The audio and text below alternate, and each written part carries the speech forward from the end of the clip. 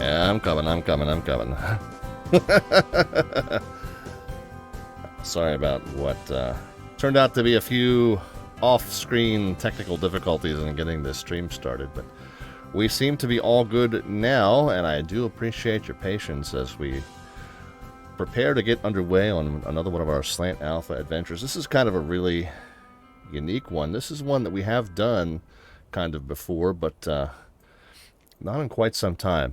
This is going to be a reenactment of the Berlin Airlift flights, and those of you who aren't not too strong in world history, and trust me, I'm one of them, but I'll at least impart upon you what I know about the Berlin Airlift. But this is an endeavor that was undertaken after World War II, and there was a blockade by the what we'll call the Soviet allies, or what would they be called? The Eastern Bloc, I guess.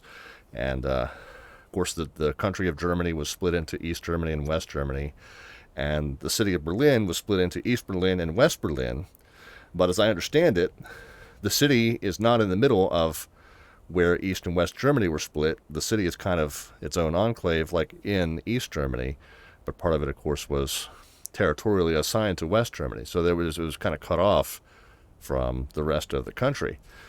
And the Eastern Bloc instituted this kind of supply blockade in order to kind of force the political hands at the time. And the response to the blockade of supplies coming over road and rail was to undertake this massive influx of supplies by air. And of course, the problem that you encounter when trying to move goods by air versus by road and rail is one of volume. You need a ton of planes, just a massive number of planes, in order to bring supplies in at the rate that you could ordinarily do so by rail, especially. And so it was an incredible logistical problem, but the Western Allies came together and made it happen basically for about a year, if I remember correctly, June 48 to May 49. I don't have it in front of me, but thousands and thousands, maybe even tens of thousands of flights taking supplies into the city of West Berlin in order to keep them operating, even while the Eastern Bloc was trying to squeeze them out of their political situation of remaining part of the Western Allies. Something along those lines. That's a real boiled-down simplification of what the Berlin Airlift was, but it was an incredible undertaking of aviation and humanitarianism to keep the citizens of Berlin with their needed supplies for food and warmth and that sort of thing. So, as part of our Douglas Overseas Tour, we've decided to go ahead and throw in. We did this once before on stream, but as part of our Douglas Overseas Tour, we've decided to go ahead and throw in another iteration of it. The Douglas Overseas Tour, by the way, started back in March of 2020, where I booted up this very same Aeroworx Douglas DC-3 for XP11, and departed out of Baltimore, Maryland, in the eastern United States. We went up the U.S. East Coast and made a couple stops in the U.S. In the following episode, we went into eastern Canada. Following episode after that, we went into far northeastern Canada, and so forth and so on. We went up through Greenland first, then Iceland, then the Faroe Islands, and then down. We made a few little sightseeing stops in the UK as we came down from the north side to the south side of the British Isles. Then we crossed over into mainland Europe, came down, and we've done a pretty comprehensive tour of the Mediterranean coast and Mediterranean islands. And at this point in the tour, we're back making our way inland through mainland Europe. We're going to do this flight then tonight, and then on our next episode of Douglas Overseas, we'll go back through Amsterdam and then to England, and then thereafter back up over kind of the way we came, and expect that I should be wrapping this tour up hopefully by the end of calendar year 2021.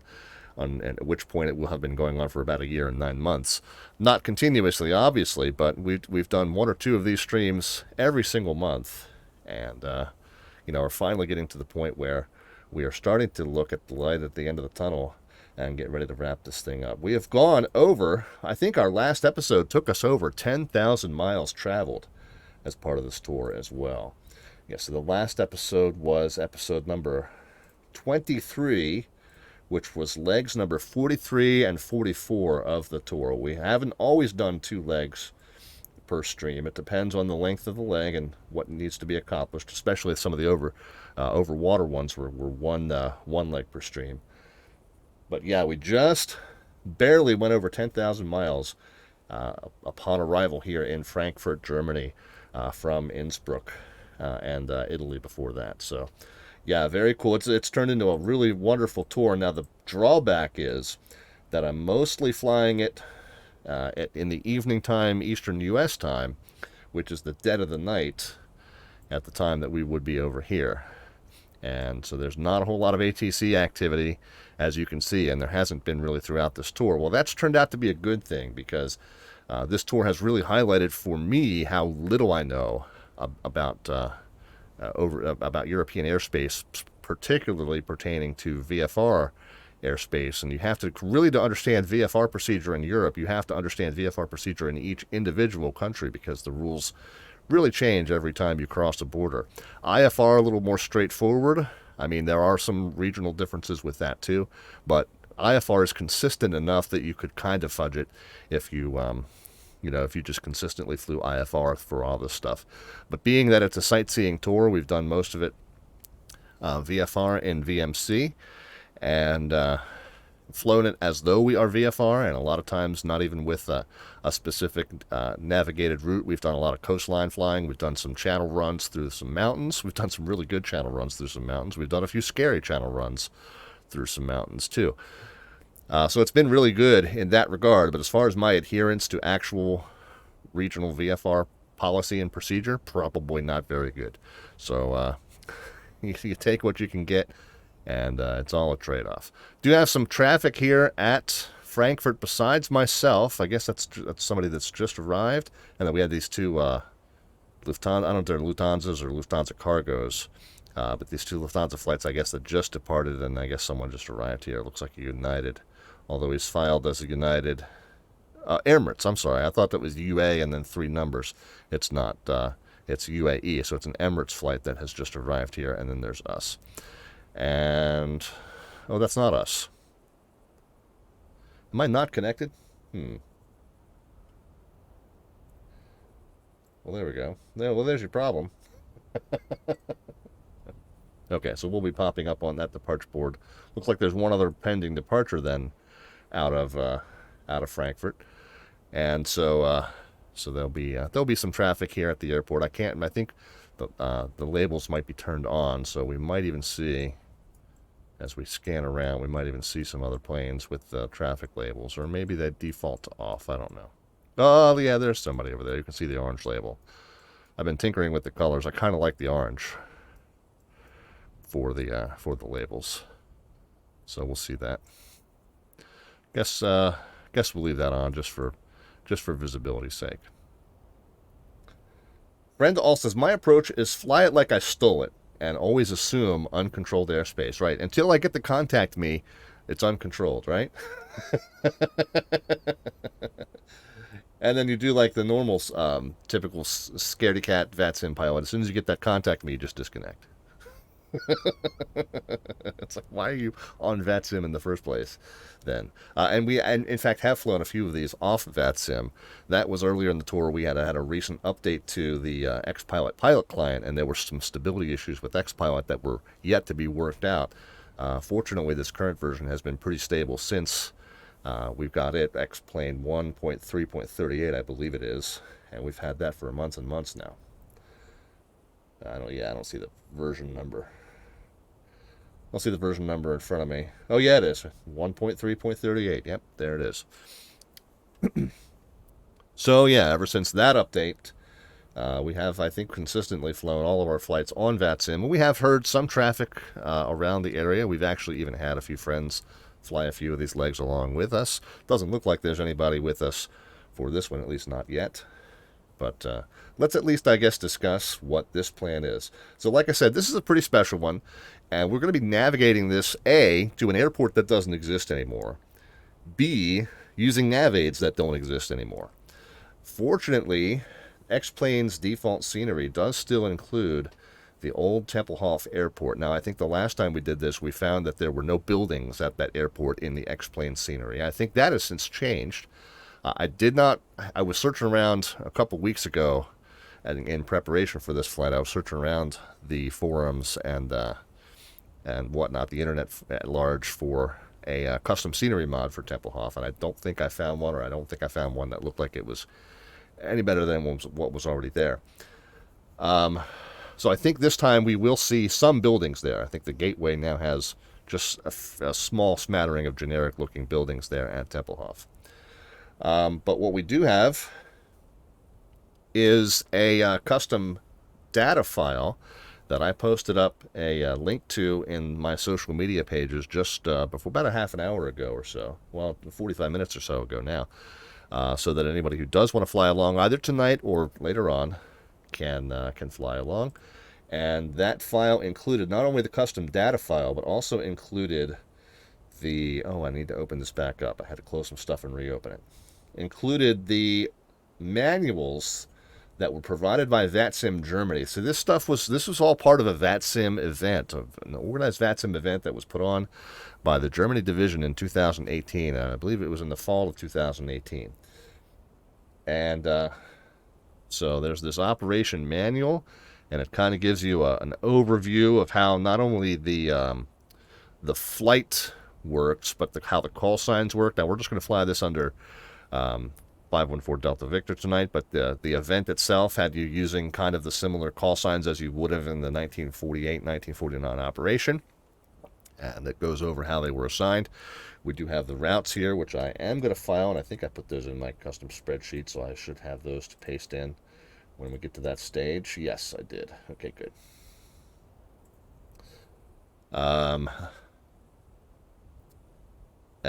So obviously it's a cargo flight, so they recommend you load your plane down like it's full and as you're going there, and then empty as it's coming back.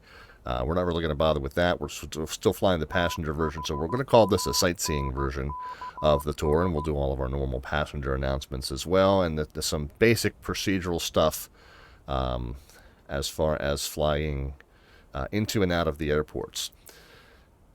Then there were some charts that they included. And again, I did post up a link to a Google Drive file where I put all these charts together into a Google Drive folder and updated. What I then did, and okay, here's the parking layout at Tempelhof. What I then did was create my own kind of version of the charts, because I felt it was helpful to kind of visualize it all on one page. Because the way the charts are laid out, it's several pages, but it's not real easy to figure out chronologically what goes where. So we're starting down here at Berlin. I'm sorry, at Frankfurt, which is in the bottom left. The blue arrows are leg 1 out to Tempelhof, and the arrows here describe the pattern that you fly based on the landing direction at Tempelhof, whether it's east or west. And then the green arrows are coming back, and normally pretty much a straight in to 2-5 here at Frankfurt, but in case the wind is doing something goofy, we'll just fly a standard, left or right pattern to, I guess probably we'll do a right pattern to 7 right, because this southern runway is where the cargo area is that we're parked at now. Is this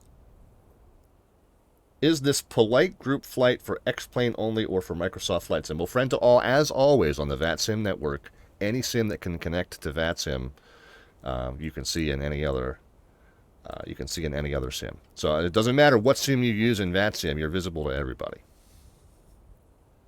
And same thing with the server. It doesn't matter which VATSIM server you connect to. When you connect to a VATSIM server, you're seen by everybody on VATSIM, regardless of what server they're connected, which VATSIM server they're connected to, and what simulator they're using to connect. VATSIM is kind of all-inclusive like that.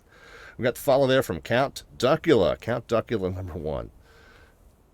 That's a blast from the past, and Bruno's is with us as well. Bruno's, how are you? All right, guys.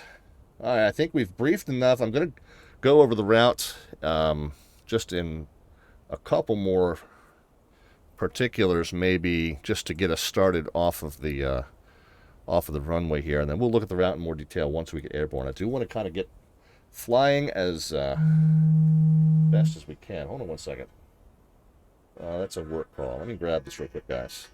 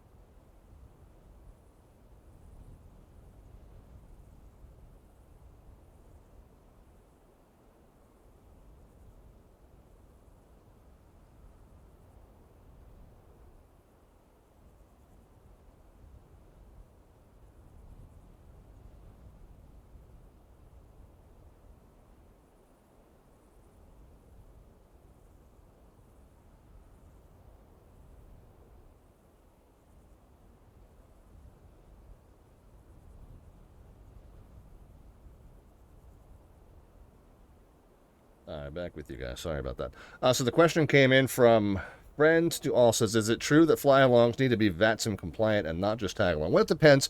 I mean, as I mentioned at the beginning of the show, friend, where I'm flying right now, there's really not any air traffic control. If we encountered any, yes, you would need to comply with whatever procedures you needed to comply with in order to fly in their airspace. And we might all be in trouble if that happens, and might all need to disconnect from VATSIM. Like I said, because I'm not real versed in VFR procedure over here. Now tonight we're flying kind of more IFR because we are following that Berlin Airlift route. But yes, you would need to comply with what with regular kind of aviation procedure and regulation if you're connected to the network and a controller were to pop on. All right. Where are we? I think I'm going to bump the starting time back as I'm already kind of past that. So let me adjust my planning spreadsheet as far as the predicted timings here.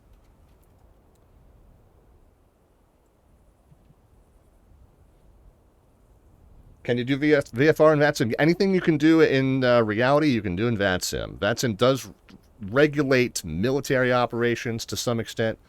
But as far as civilian operations, if it's legal for you to do in the real world, it's legal for you to do in VATSIM.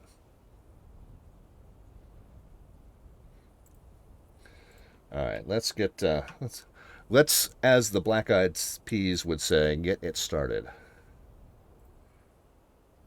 Gonna get back into my checklist here, where all that stuff is done. Oh, and I didn't set the fuel load. So I'm going to set the fuel load.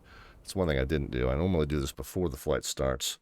My prediction, it's about 260 miles each way. Looks like 3,180 is what we need. Oh, that's payload.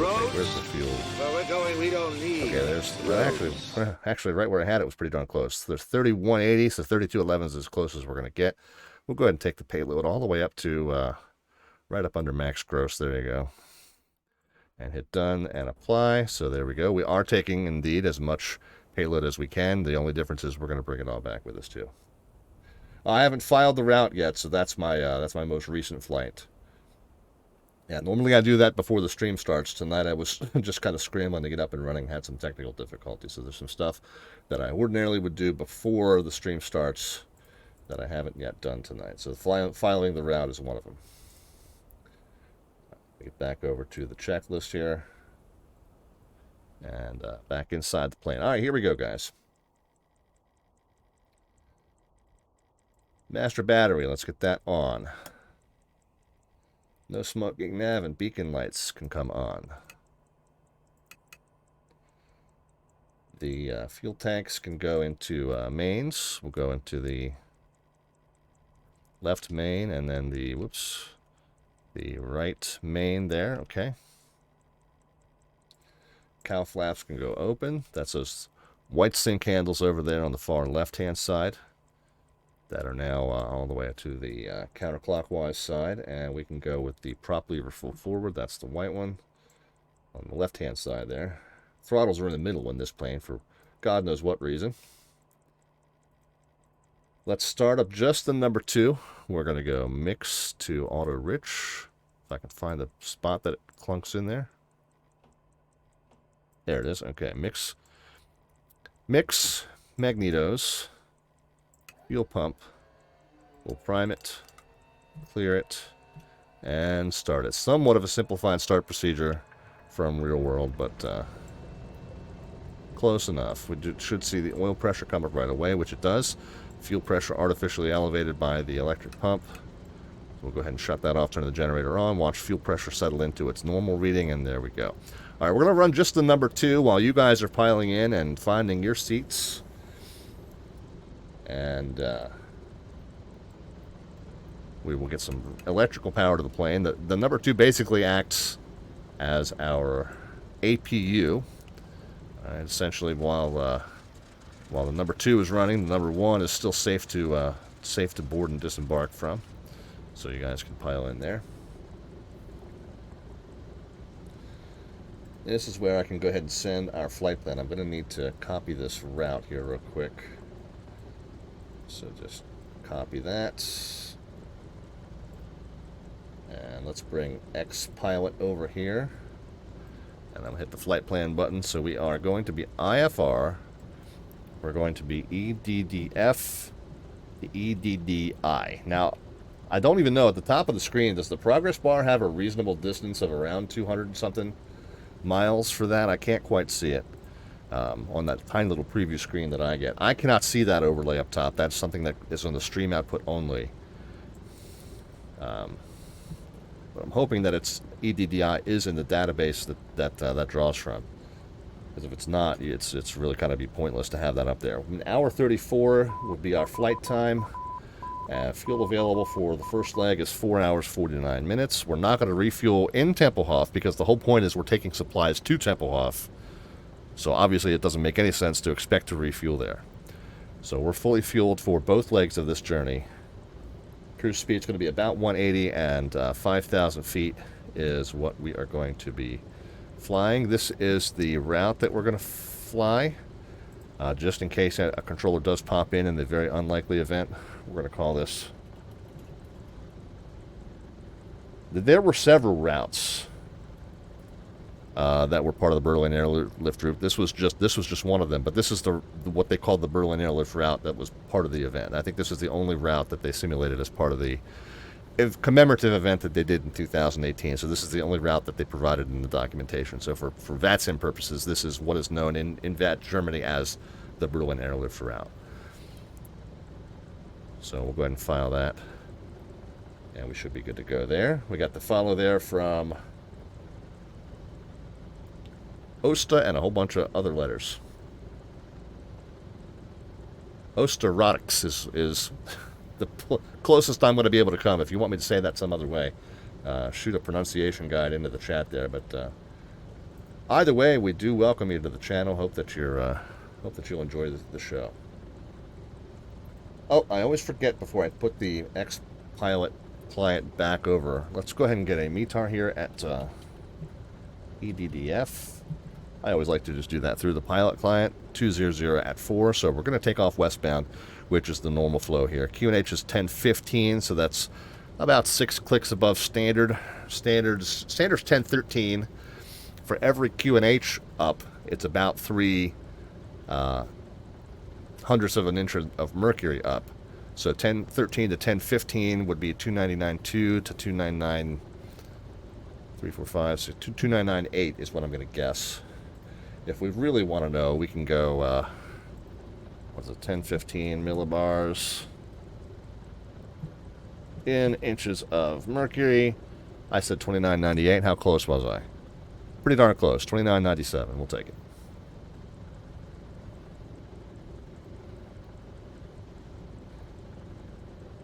Because I don't think my altimeter in this aircraft, a lot of them read in both. I don't think this is one of them. So there's 30, 987. Okay, so there's 2997. The altimeter's reading 360 on the nose. Let's see how that compares to the actual field elevation here, according to the chart. 364. You know what I'm finding out is my glasses are like really cloudy. That's why I'm kind of like leaning all over the place to read these numbers. I mean, I am getting old. No doubt about it. My vision is getting crappy, but it's extra crappy tonight, and I think that is a equipment issue. So bear with me for one moment.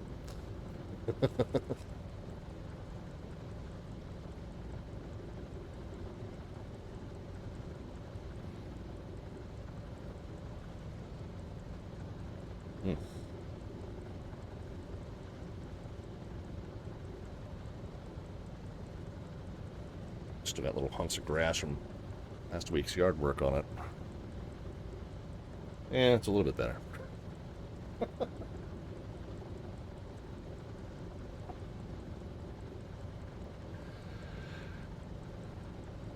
Seasoned. Yeah.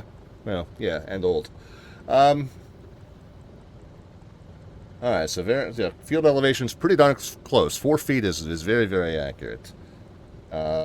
We would obtain our clearance now if there was a controller on to obtain it from. Because we don't have one to do that, we're going to set the standard kind of, I don't know, it doesn't really matter. Like 2200 is what I've always said in the States as far as IFR with no controller to assign a squawk. I think in Europe, I think they typically say 2000. It doesn't really matter. If there's nobody on, if there's no controllers around, it really doesn't matter what you're squawking. But 2000 or 2200, one of the two. Kind of the unofficial standard for well cured. Yeah, I'm that too, but that's for different reasons. Speaking of beverages, undocumented checklist item.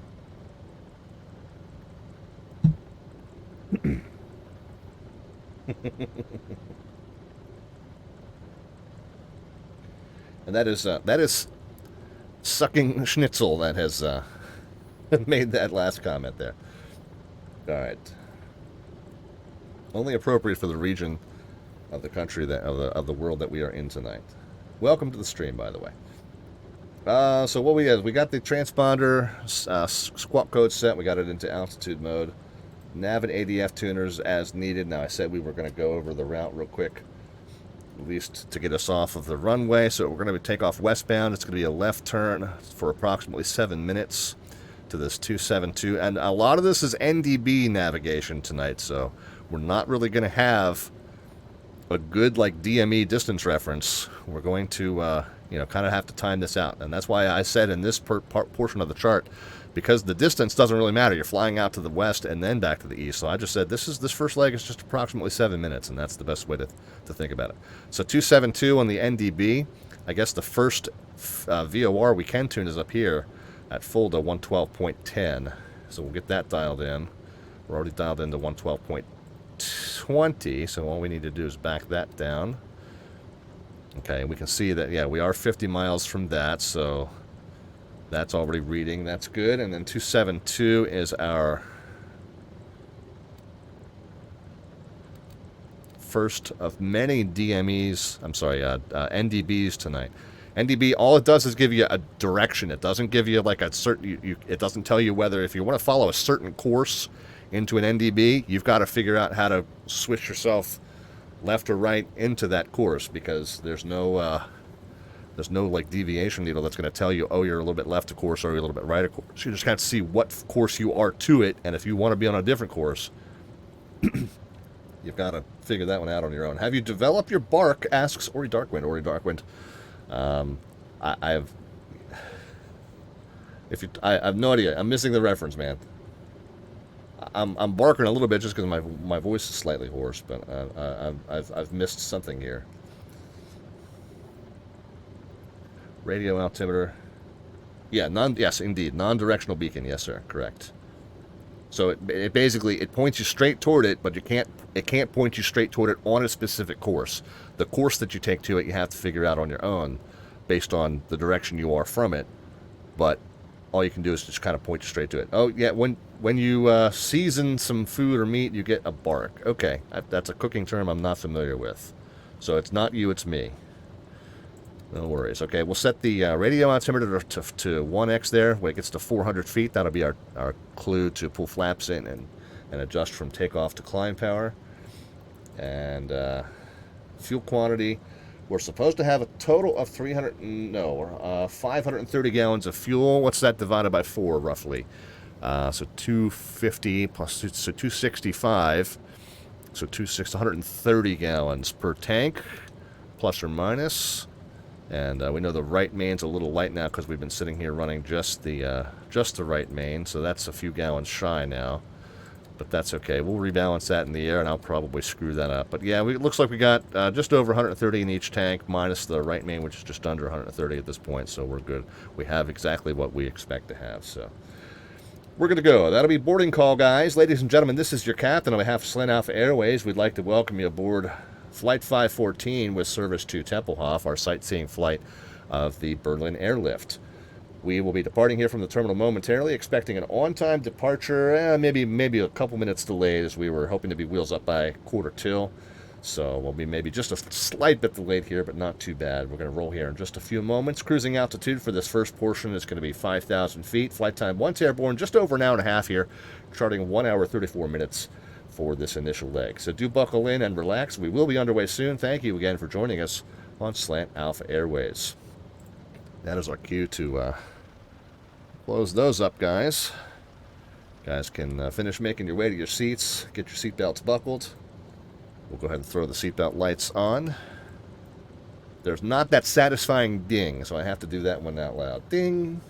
have to add that one myself. We will go ahead and fire up that number 1 now that y'all are secured in the cabin. So we'll go mix, magnetos, fuel pumps, prime it. Oh, God, dear God, please don't tell me we've got a controller. Clear it, and start it. All right, there we go.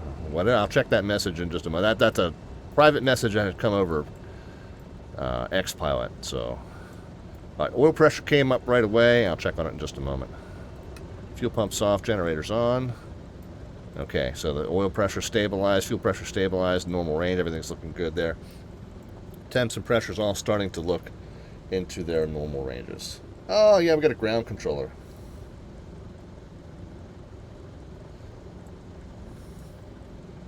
So he wants us to accept a route, a more modern routing.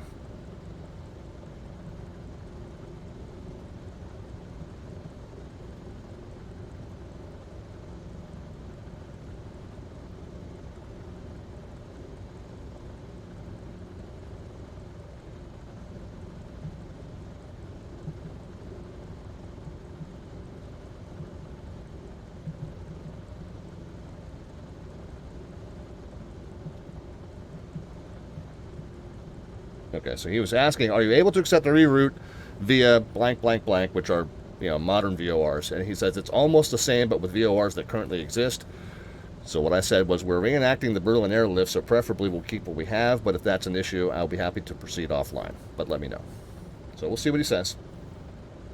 And it's only the ground controller, so really, once we leave the airport, there's no reason why we shouldn't proceed as we would like. But again, I've always said that if a controller comes on, we're going to cooperate with them. You just toga out of there, it'll be fine.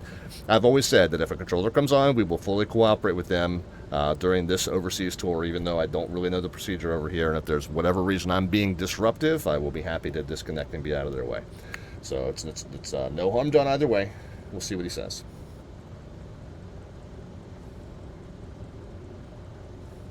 Okay, yeah.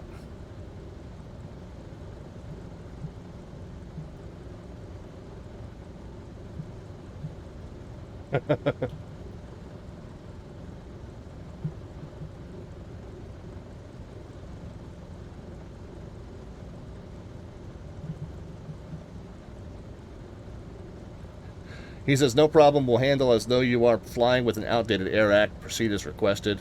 I said, much appreciated. Yeah, AIRAC is outdated by about 70 years.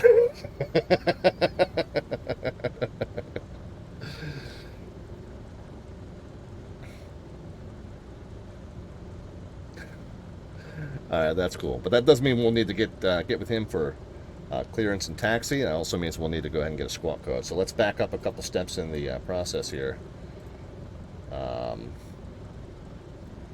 Find out what frequency he's on. 2185. Oh, there's a tower controller on there now too.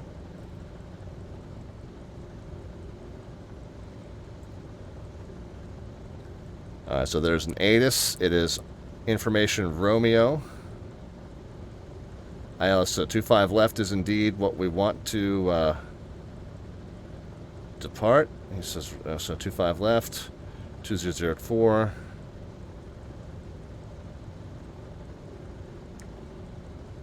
Everything else we knew. So information Romeo is fine. Go ahead and call ground for our clearance on 2185. Looks like that says 2185.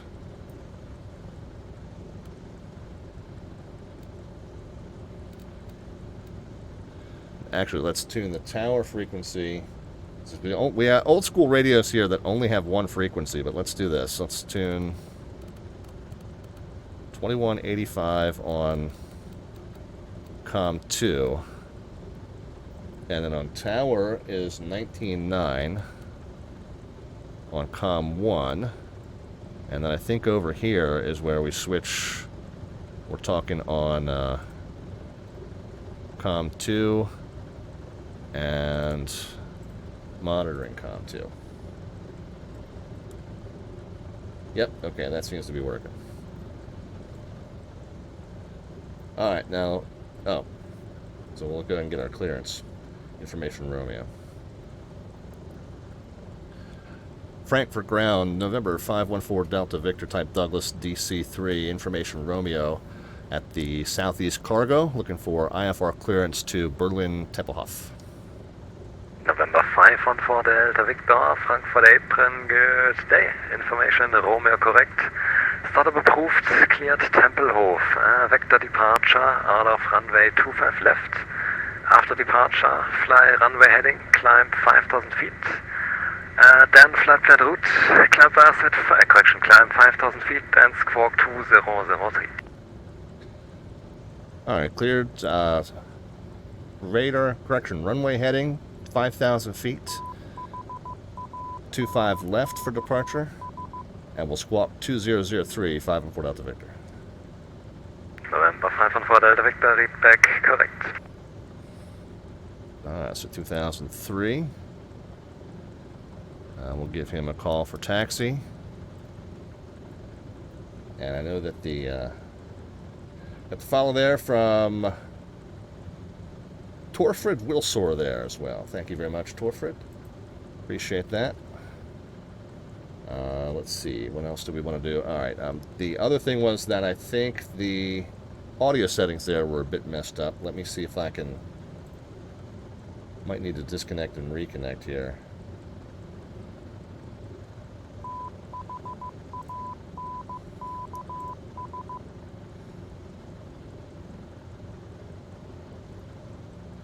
Okay, we'll see if that fixes anything. Actually, I'll tell you what. I'm going to disconnect and reconnect here real quick.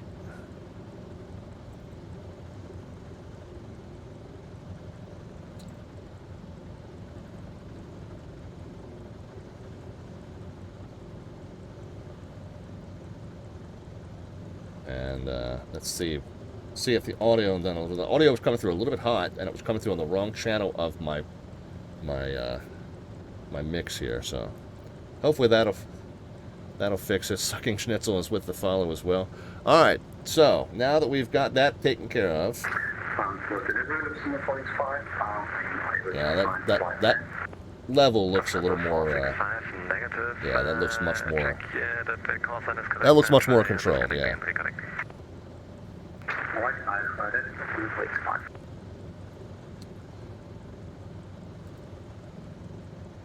Drop them schnitzels, that's right. Alright, let's get our heading synced where it looks like we're facing a 112 or thereabouts. We'll fix that on the bottom half here. Yep, a 1, 1, 2 maybe is there. Top half, I'm going to just set this to 0. I'm going the wrong way, long way around, as I always do. That's fine, though. I just really don't want it to distract me and have me look at the wrong thing, and then the 112. So I said we're going to be a few minutes late getting started. That's fine. Negative, but if you send me your sim brief, not the link, I can create the Okay, we got the heading sync. Flight controls would be checked. Not really checking yoke movement per se, but somebody... Ooh. Yeah, okay. Yeah, the yoke's getting old. That's why I'm going to buy one when I get the Flight Sim Expo. But somebody outside would confirm the free and correct movement of all of our surfaces. And then back to center, so we'll give them... Assume that they've given us the big thumbs up. The trim is indeed neutral. There we go. Flaps can be set to 1. Tail wheel will come unlocked. And our taxi route briefed to 25 left. Now, let's see where we are here. I think it's pretty straightforward taxi. Let me get the... Where's my navigaph? Yeah, there we go. Pretty straightforward taxi. We're somewhere on this ramp here. So I assume if we just navigate to the northeastbound and kind of go straight across Sierra 4 to Romeo 3, there's 25 left.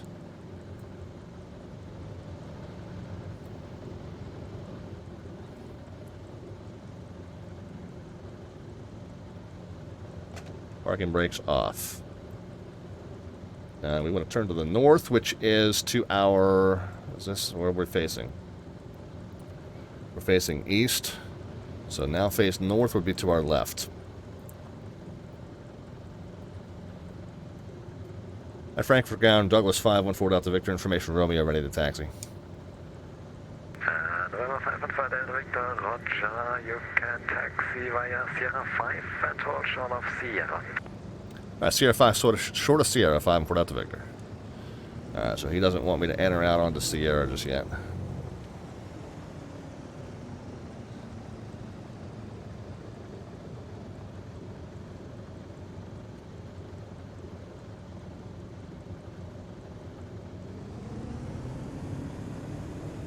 I'm not quite sure which ramp I'm coming out of.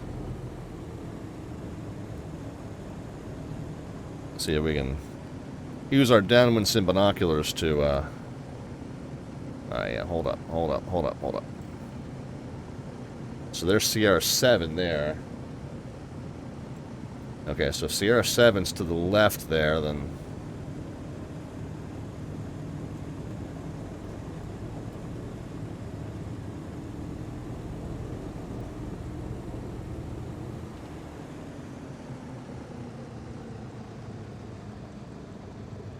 so there's Sierra 7, Romeo 5. So we want to come out. It's finger licking good.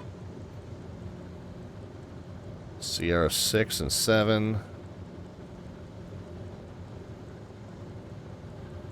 So there's Sierra 5 there. Okay, so a little bit to the right.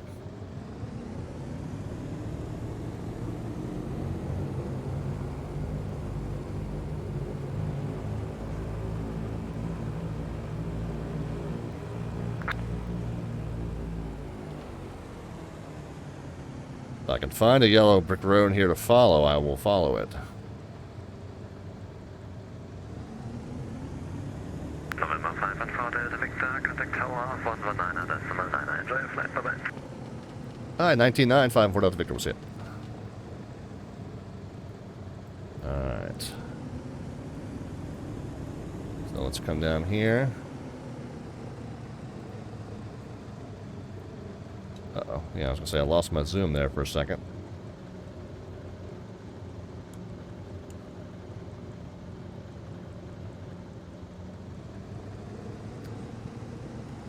Frankfurt Tower, 514 Delta Victor, Sierra 5, short of Sierra. November 514 Delta Victor, Frankfurt Tower, hello. Taxi to only 1 runway 25 left via Romeo and Romeo 3. Alright, holding point for 25 left via Romeo 1, Romeo 3, 514 Delta Victor. And just to confirm, one taxi by Romeo right from there and Romeo 3 at the intersection. Okay, got it. Romeo 3 to the holding point, 514 Delta Victor. Okay, so I said Romeo 1, and he wants to make sure I know that it's not Romeo 1, it's just Romeo. Romeo, Romeo, wherefore art thou, Romeo? They are right in front of you, dumbass American pilot.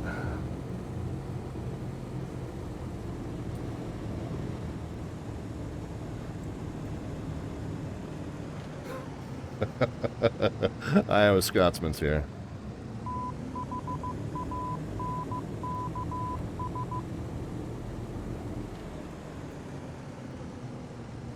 Alright, there's Romeo and Romeo 3, okay. November 514 Delta Victor, the wind 180 gauge 3 knots, runway 25 left, cleared for takeoff. 514 Delta Victor, we'll need just a moment for a run-up if that's okay. November 514 Delta Victor, roger, line up, runway 25 left and report ready. You said line up on 25 or hold short?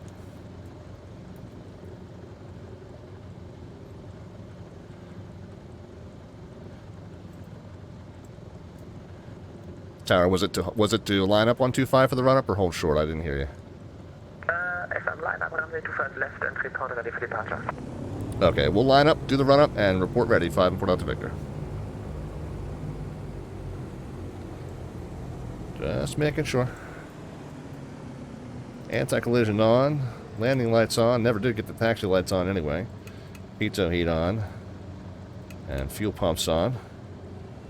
The run-up won't take us that long, but those of you who have just popped into the chat, bear with me. I do have my hands full here just a minute. I don't want to take too long on this runway.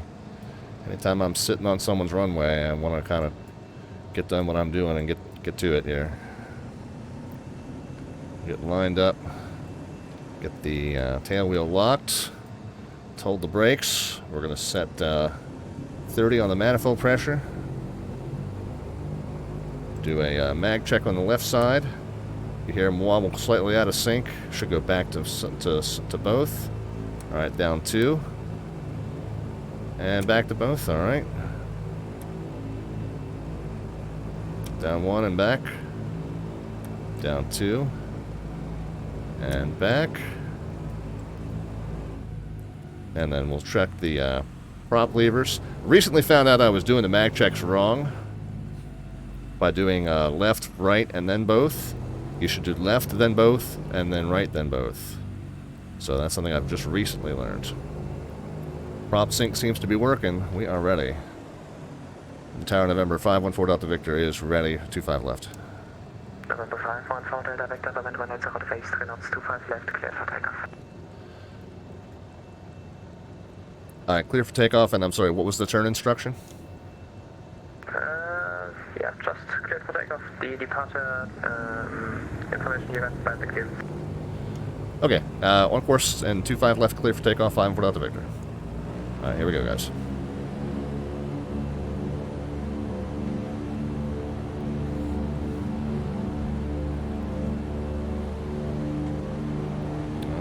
We've got a kind of a hilly runway here, as we discovered last time. A little bit of an ortho scenery issue. We'll have to keep that in mind as we keep that in mind as we come back here to land. Maybe we'll skip that first hill. All right, there we go. Up, up, and away, guys.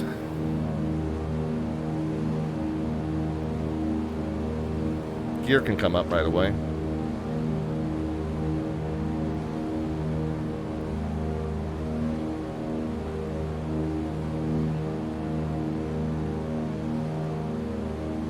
We'll get through 400 above ground level, which is right about now. We'll go ahead and get the flaps in. Get the power reduced, 25. November 514 Delta Victor, you can proceed on your flight planned route, and you can monitor Unicom because Langen is offline, so I wish you a good flight and a good landing.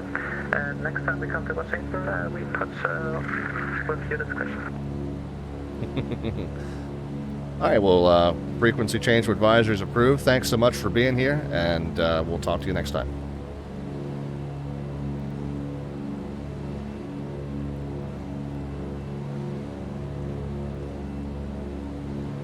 25 and 34. And on course to our first NDB, which will be about 7 minutes. And again, we're departing at about 15 minutes after the planned time, so we'll adjust that in the spreadsheet just for comparison purposes at the end.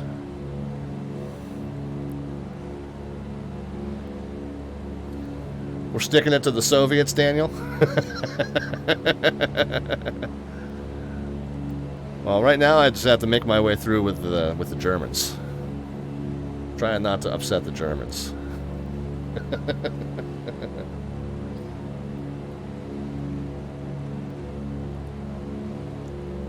Alright, let's run through some post-departure checklist here.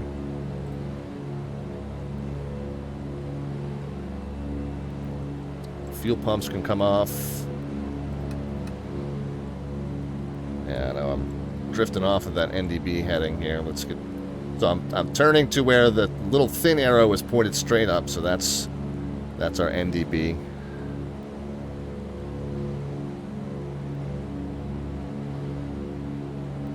Man, this thing is really...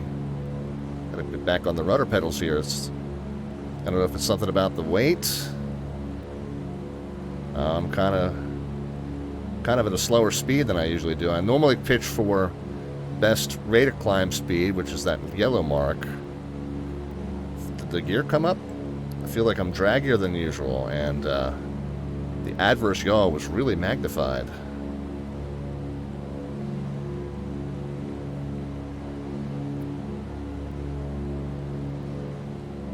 Alright, well, let's get pitched down. Let's build up some airspeed here. I want to...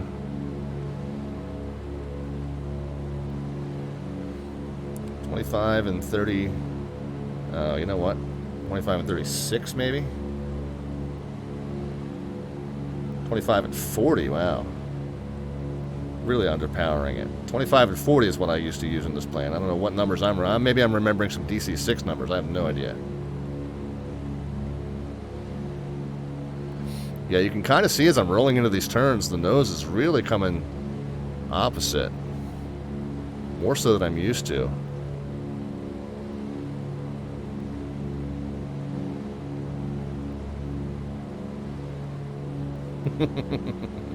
I will come back to some of the chat messages in just a few here, guys.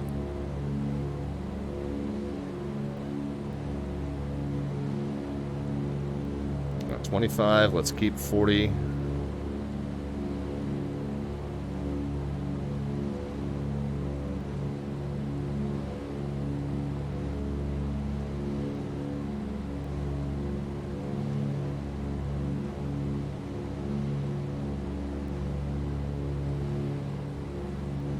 We're at 3,000. We're going to 5.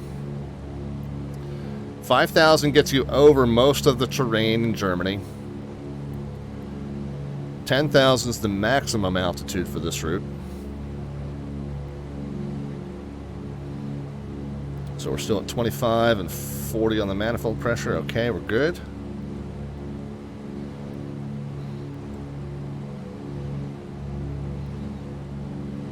Oh, cylinder head temps. Cylinders would ordinarily have gone to trail during taxi. I don't think I did that.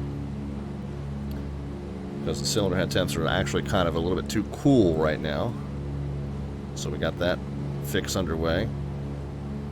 And we should be, we said the first leg was approximately 7 minutes, so we should be coming up on the point on which that NDB is about to flip over. And when it does, we're going to just navigate to the next one, which will be 380 for 16 miles. On approximately a 069 heading, so we'll go ahead and turn to that, and then that should point us more or less toward this next NDB.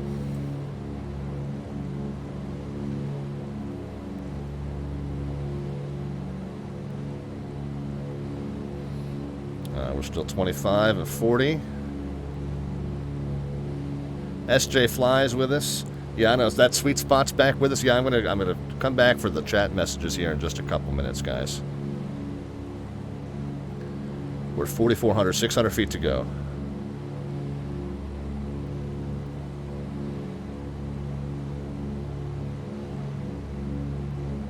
Now the boost pumps in this DC-3, the fuel pumps are on for takeoff and landing, just as a backup to the fuel pumps that the engine So the engine has a fuel pump that's what they would call gear driven. It turns with the engine itself. But okay, yeah, now that NDB is starting to flip past, you see we're chasing the needle, but it's still kind of running away from us. So that at this point now we're going to turn to about a 069. Yeah, so normally the engines have a either gear driven or belt driven pump that runs whenever the engine turns and supplies fuel pressure to itself.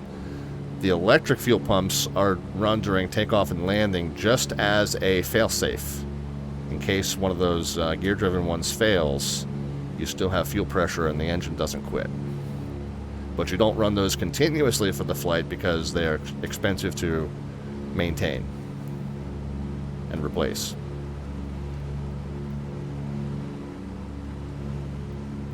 So going around, I said to a 069, so we'll keep coming around to the left here. About a 070.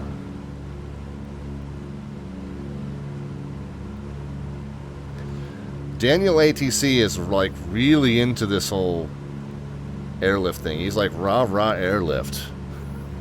He's like the Berlin Airlift cheerleader. Glad he's able to see this. If he's really that enthusiastic about this operation, glad he's here to see it. We're at cruise. Let me get the power pulled back 23. This is where it's 23 and 34, so I don't know where I was trying to use 34 as my climb power.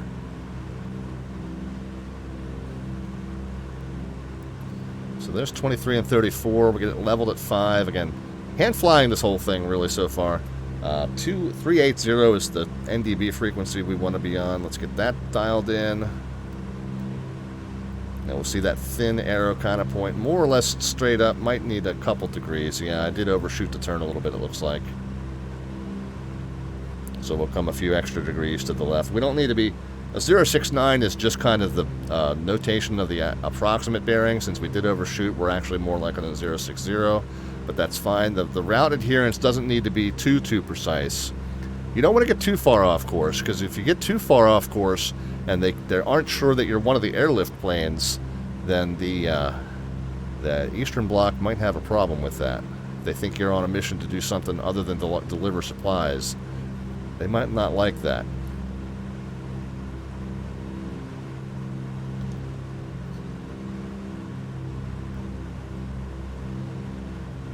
But if you stick to the route, these were the agreed routes. This is what Allies told the Eastern Bloc. This is the routes that we're going to fly. So if you don't want to start an incident over taking down a civilian supply flight, then these are the ones you want to leave alone. These corridors here, these and this and this. So if we stick to these corridors, we should be okay. They will call it the Luftwaffe.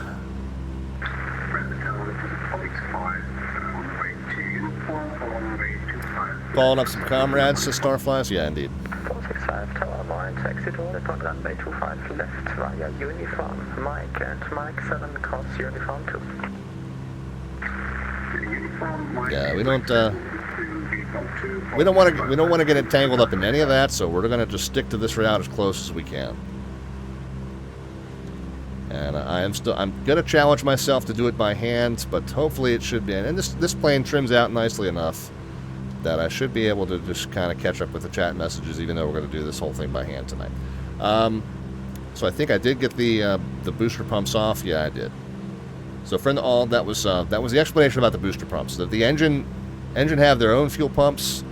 The ones that we run during takeoff and landing are just supplemental, just in case one of the main ones should fail. It's a lot easier to do with that at cruise or on the ground. So takeoff and landing, you kind of just have those extra ones on. Scrolling back, I want to catch the rest of the follows and such, the other stream activity that we had. So that was when Good Fixins came in. How are you? Daniel ATC 25 with that follow. Thank you very much. Captain Fly High is here. Says the X-Plane graphics aren't that bad. I'm used to flying on Microsoft Flight Sim. Yeah, this is X-Plane with Ortho scenery, Ortho 4XP scenery, throughout almost all the regions that I fly in of late. So, Yeah, the X-Plane default scenery does look kind of dated, but X-Plane with Ortho 4 XP is pretty good. Now, we ran into an issue in Austria. Whatever terrain data we used for Austria didn't exist, and the whole country of Austria was rendered at 0 feet mean sea level. That made flying out of Innsbruck a little less dramatic than it should have been. So, there are some issues with it. But, for the 465 via Mike 7 with 180 degrees, 3 knots, 25 left, Kate. But they're not insurmountable. If I were to reburn those tiles with a different DEM source, a different elevation data source, they would probably come out fine. It's just a little bit of trial and error sometimes.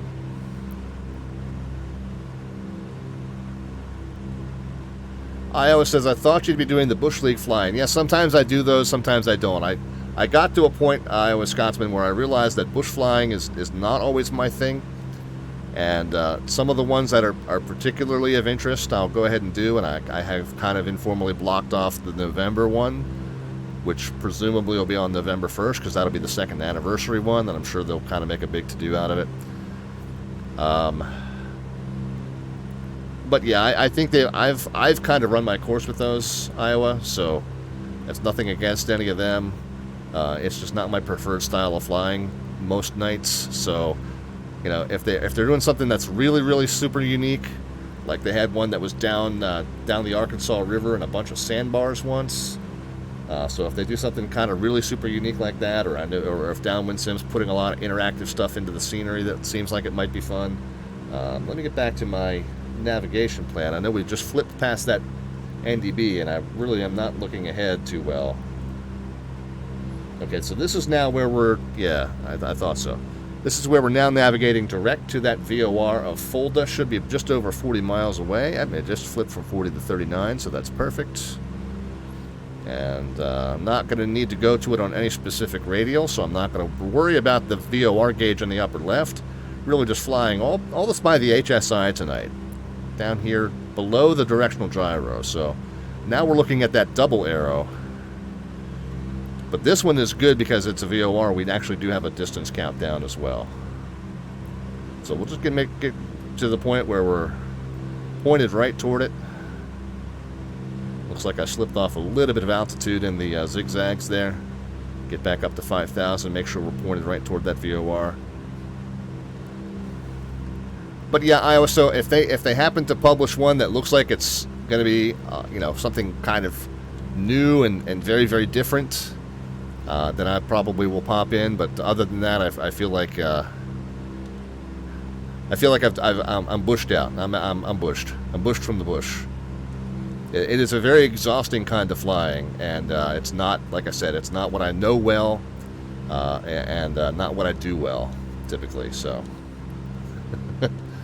so I just decided that to take a break from doing every month and just kind of focus on the extra special, unique ones that come along. All right, who else said hi? And Sweet Spot says, you should be flying over my childhood house soon. Maybe I can drop a bit of chocolate. Well, life is like a box of chocolates. You never know what plane it's going to fall from.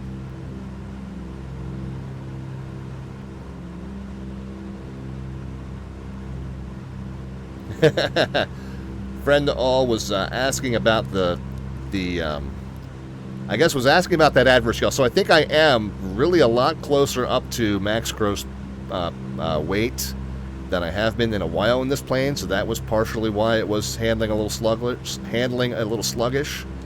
But yeah, the adverse yaw as we were just taking off seemed like it was more than I was used to from having flown this plane before. So I don't know if there was a tweak to the flight model or if it was just acting that way because we were a little heavier than usual, and I wasn't as good about getting right up to that VY speed, so that may have been another factor as well. It just seemed like it was, you know, as I was rolling into the right, you saw the nose kind of drift off to the left, and I wasn't controlling well for it because normally, you know, once you get some airspeed going, that adverse yaw really kind of becomes a non-factor. But in the initial climb, whoops, lost a bit of altitude here. Let's fix that. And in the initial climb out in this plane tonight, that adverse yaw was kind of all over the place. And so I think a little heavy and a little slow is what led to that.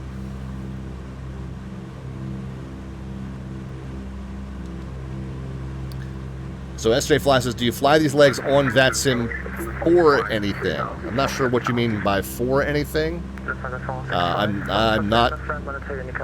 I'm keeping my own log, so it's not really for any kind of stats or anything, if that's what you're asking.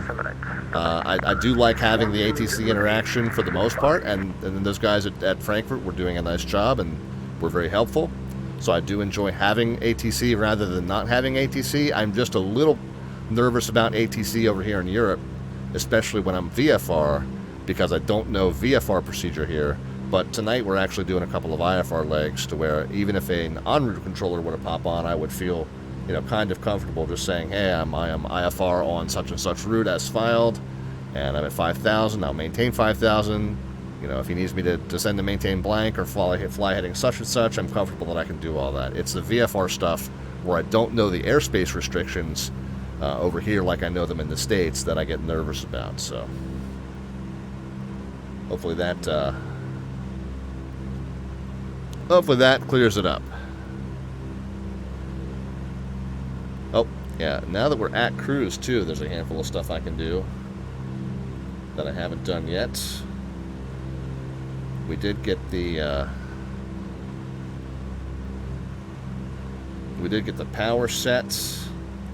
We can go ahead and get the seatbelt signs off. Go ahead and get the cowls closed, not all the way up, but closed some. Yeah, we're aiming again for that 200 cylinder head temps, so we'll see if we can get the cylinder head temps up to where they should be. Get a little bit more efficient fuel operation. Of course, efficient means auto lean as well in the mixture, so we'll get that done.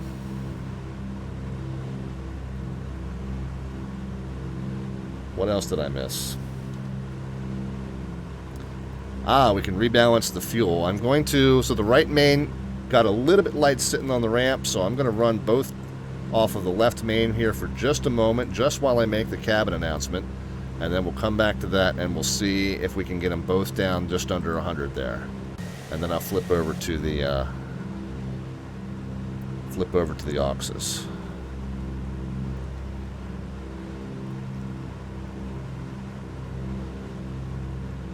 And we'll go ahead and set the radio altimeter to 10x, and I think that should be it. So we got the fuel balance that we're still checking on. Cylinder head temps could still use a little bit warming. Yeah, the manifold pressure seems to have slipped.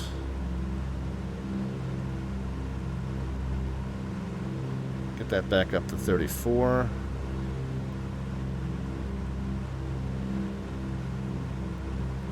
All right, there we go.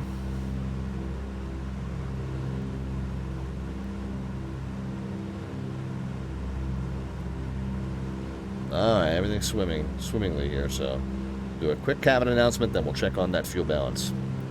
Ladies and gentlemen, we've reached our cruise altitude of 5,000 feet. We have turned off the fasten seatbelt signs. Your cabin crew is going to come around now with a fine selection of Red Bull products and bratwurst and Beck's beer. So relax and enjoy the flight.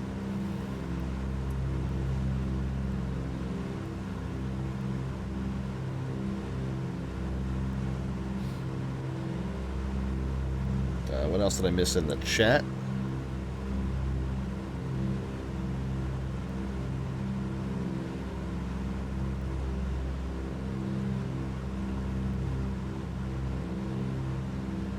Okay, so Sweet Spot says I'll fly over his house on the return journey. Got it. Red Warhawk is back with us.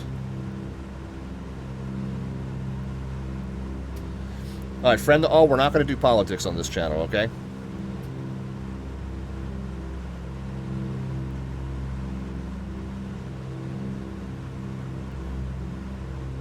I know Daniel was kind of having fun, with the historic spirit of the event, and so we'll You know, we'll allow those, but we're not. Let's not start talking politics. It's the wrong channel for that. We're gonna get those potatoes with a taste of freedom. That's right. And Cowie Games loves that DC-3 engine drone sound.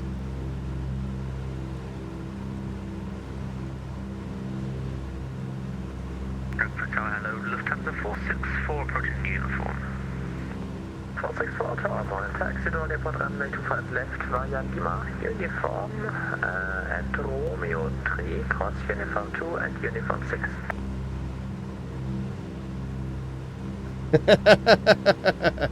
That sweet spot's probably going to fall right asleep. It is a very mesmerizing and soothing sound, isn't it? We'll disrupt it a little bit. We'll flip to an outside view. There you go. There's our DC-3, churning along over the German countryside. Let's see how badly we've screwed up that fuel balance now. So left main just over 100. Right main just under 100. Okay, we'll run the left main. I'll tell you what, that's close enough that if I let it run any more, I'm going to forget about it. You're still down? I don't think so. It's tucked up in there. That's up. That's as up as it gets. If it were down, you'd see the indicators here.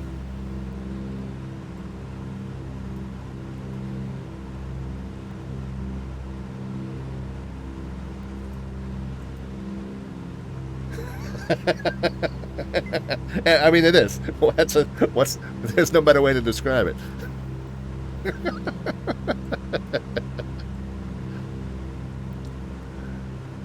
Alright, let's do one last poke at that. Yeah, alright, there we go. That's as close to balance as we're going to get. Let's go ahead and switch them over to the aux tanks here, guys. Right aux there. And left aux there. Somebody's getting a bit personal. According to Iowa Scotsman, Cowie says, my sister's Saab had an exhaust leak. Made it sound like a World War II bomber. If you slowly accelerated, it would sound like it had just gotten hit and was going down.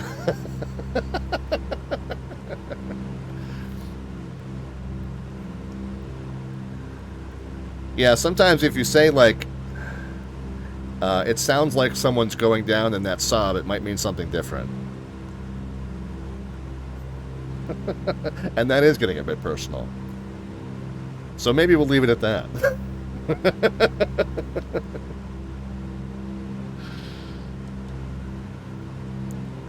That's two streams in a row, guys. 2 streams in a row. I've said something like that. I'm sorry. I'm sorry, Mom. I'm sorry. You raised me better.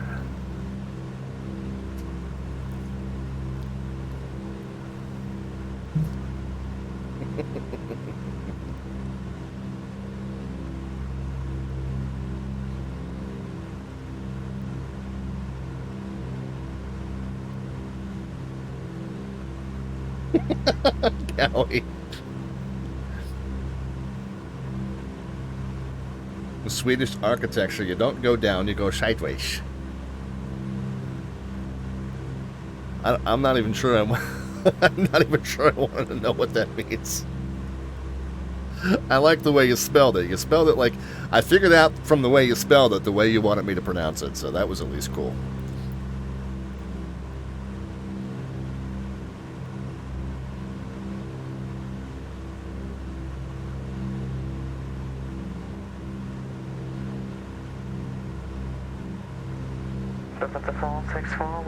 The only thing I know about Swedish architecture is that, you know, is that you have to buy all the parts separately, and it takes about 40 hours to assemble.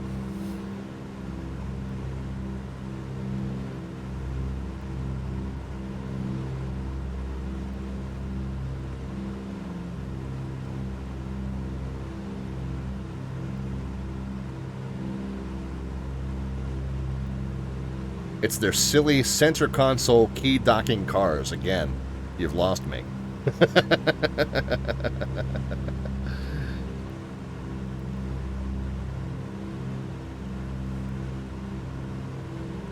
Ben Otto is here. We have an Otto on this channel. We now have two. Otto is the name of our automatic pilot, Mr. Autopilot. Right now, I'm not letting him fly the plane.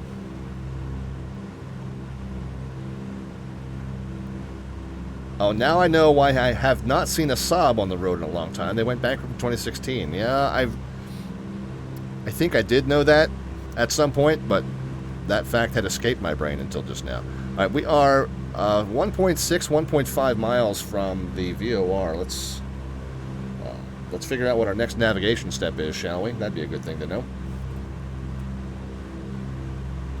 From Fulda, it's 182 miles. We're going to go north and east on a 052.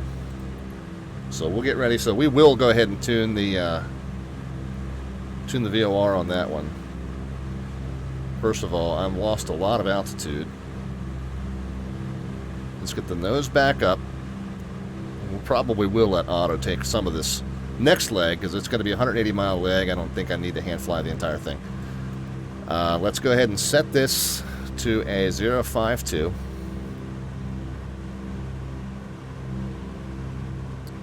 That's a 04. It's a 05. There's a 52.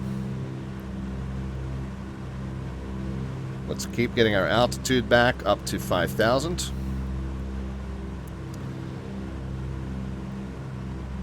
If we are left of course,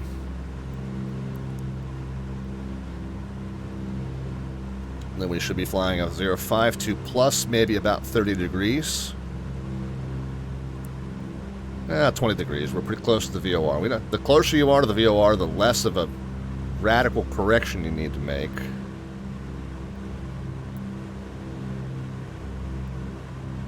Man, I'm really being sloppy with the altitude. Need to zoom out a little bit so I can see the horizon a bit better.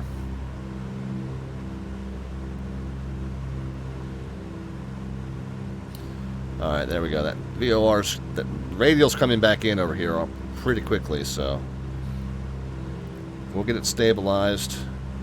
We'll get it back. I can see it. Every time I bank it, I'm losing altitude. I just need to add a little up trim here.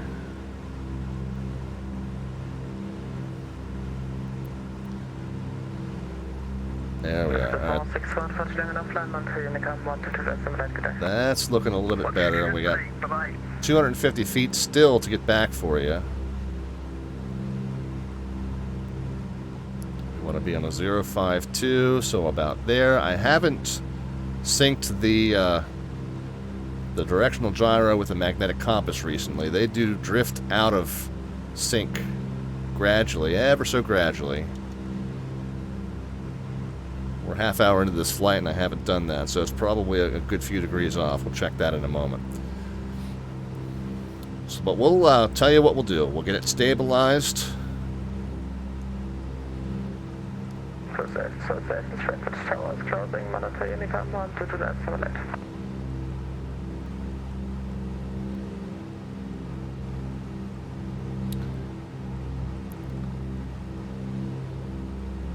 Alright, so I am right of course now, so probably off by a few degrees. There could be a wind correction going on, but it also could be that my directional gyro is just off by a few degrees.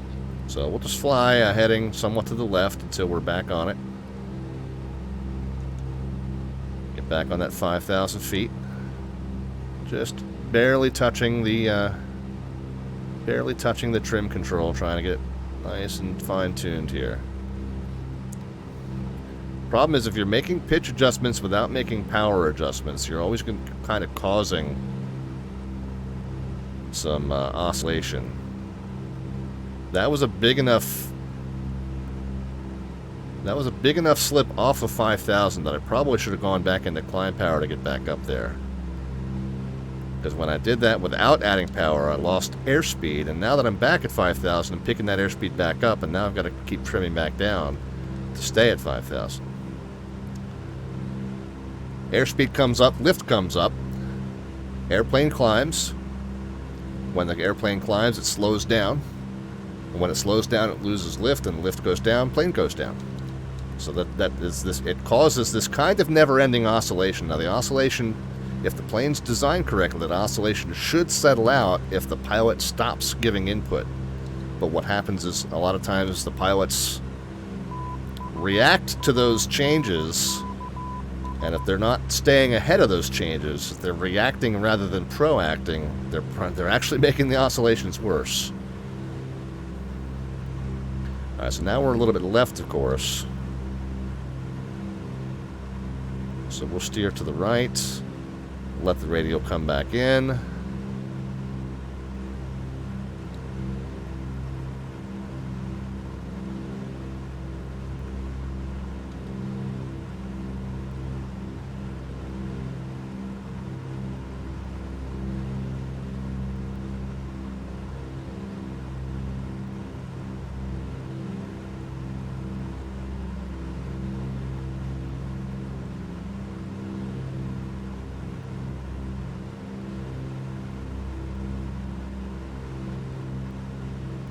I'm feeling good about the altitude now. Let's see, how are we on the radial?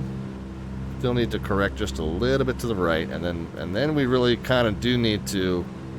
It looks like the directional gyro might be pretty close. Doesn't look like it's off by much, if at all. But just ever so slightly to the right. I'm looking at this gauge right here. Just looking for it to ever so slightly drift back into the center. Okay, now it just looks like it's centered, so we can kind of fly more of about a... I'm going to set it to about a 0.45 here, because that seems like it was what was holding the course.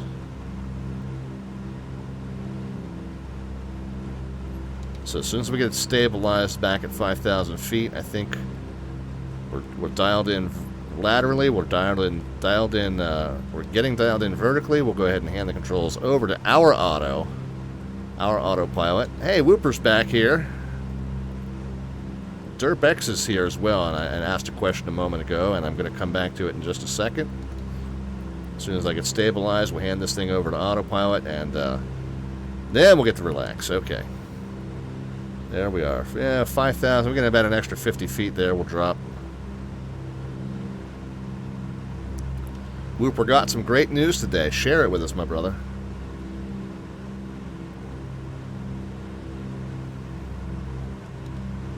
There's 5,000. Trim it out. Alright, now we'll hand it over to Otto. So who was ever asking about the gyro pilot, the answer is no. There's kind of a... almost a, what we call a non-realistic workaround, but it's not... So it's not inconceivable that you would have a Warbird era plane that you would retrofit a modern autopilot into. This is really more for VATSIM convenience than anything else, but it is capable of tracking VOR radials and such, and even flying an approach. So localizer and glide slope tracking capability. So yeah, it would have to have been retrofit. This wouldn't have been standard equipment in 1939. But there it is. The gyro pilot is over here, but it's not really implemented. I know somebody asked that, and I never got a chance to answer it, but there you go, whoever that was. Sim Caesar with the subscription, thank you so much. Alright, let's come back. The little rascal has spirit? The little rascal does have spirit. Spirit? Yes, he did, sir. Hello. Spirits, bravado, a touch of daring do. Oh, about 11, sir. ITAV hit the follow a little bit ago. Just now catching up with that.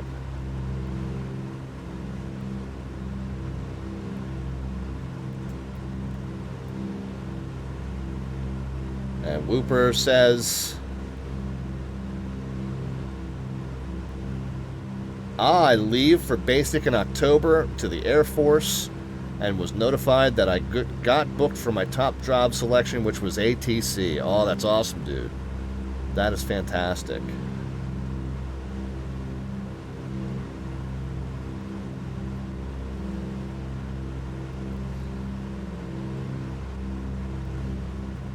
Sweet Spot says, in 1939, you would have had a dude over here. Yeah, that's true. That's true. You wouldn't really have had many VOR radials to track, though. So, with the VOR radial capability, with the existence of VORs, came the autopilots that could track them automatically. All right.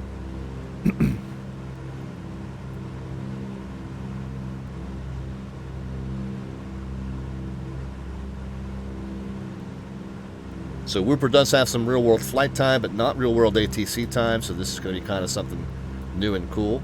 But yeah, a lot of the, obviously the terminology all translates, and, you know, as a controller, you don't need to know how to fly, but if you know basics about aircraft performance, that's a plus, and so that, you know, you'll have that under your belt. So that's very cool, man. That is outstanding news. Just amazing. I assume it means that there may be a time where we don't hear from you in a bit. So if that's the case, we will not worry. Well, we will worry. Of course we'll worry. But we'll hope that everything is going well, of course. Hopefully, and hopefully you'll get a chance to check in periodically. Obviously not every time that we're on. But hopefully you'll be able to check in periodically just to let us know how things are going.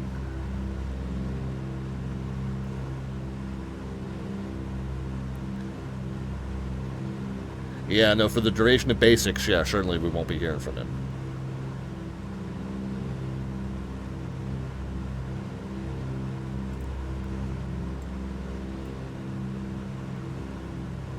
Fail upward and become a pilot.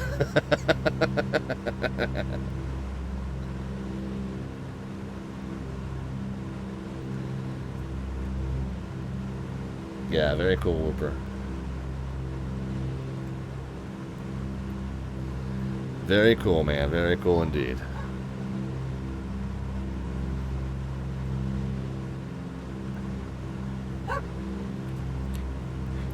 And I second that. Parking brake is here.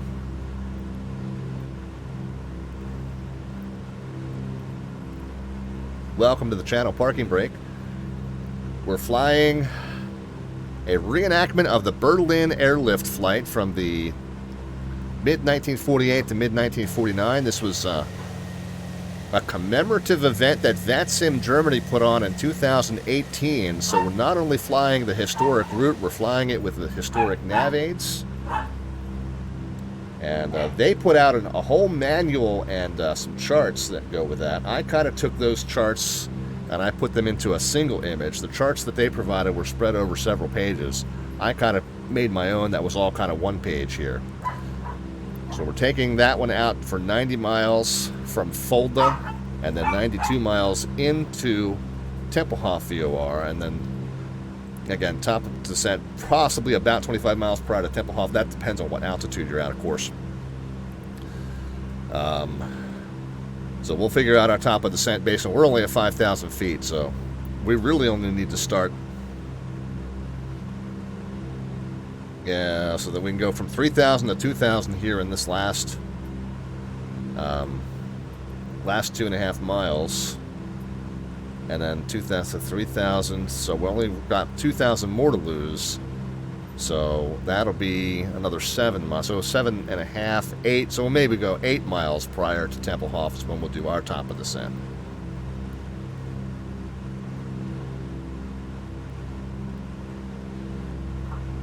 And then we'll need to kind of do a weather briefing. There's not an observation station at EDDI. I guess the closest one is EDDB, which is Berlin-Brandenburg. That's the brand new airport that opened. The furry co-pilots are enjoying the flight. Hope that y'all are as well. We got a little ways to go yet. I might even take a quick break out of the cockpit. We're taking this out 90 miles and then in 90 miles, and then we'll be kind of starting our descent. Yeah, FAA is recruiting for controllers as well. That's true. Says Daniel ATC. That is true.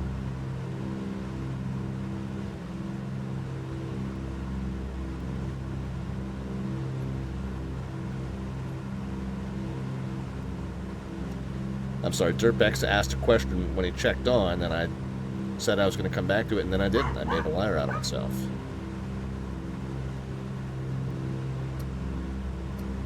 Now I can't find it.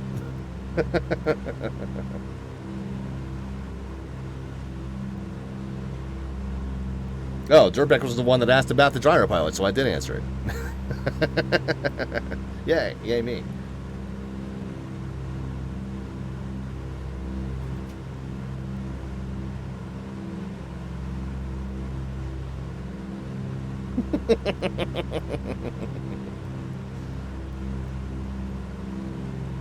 Alright, I think this is probably going to be a good time for me to step out. We're going another 50 miles, just about, almost 50 miles out on this radial.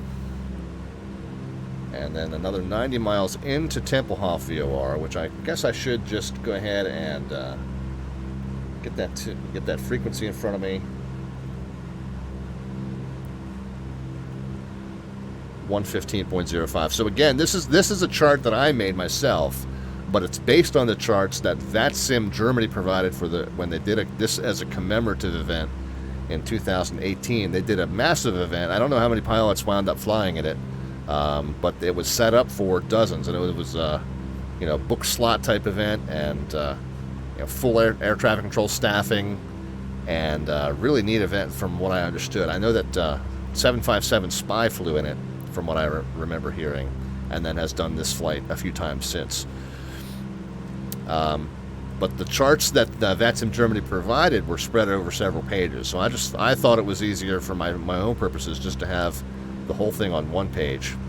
And so that's that there, and all that stuff was posted up in our social media pages right before we went live on the stream. So if you ever want to, nobody flying along with us tonight, but if you ever want to try this on your own, all those files are there in my Facebook, Twitter, and Discord.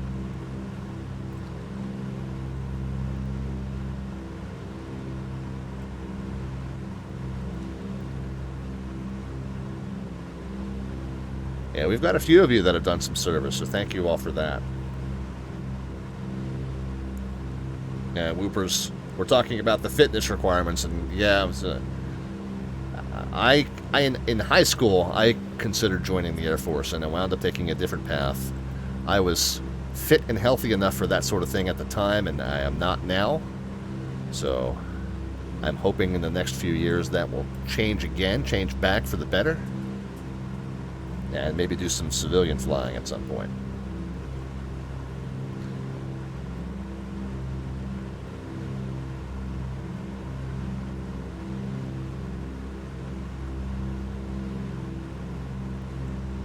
Alright, take a quick break. I'm going to recycle some liquids, get another refill on the beverage, and we'll be back to start our weather and descent briefing here into Tempelhof Airport.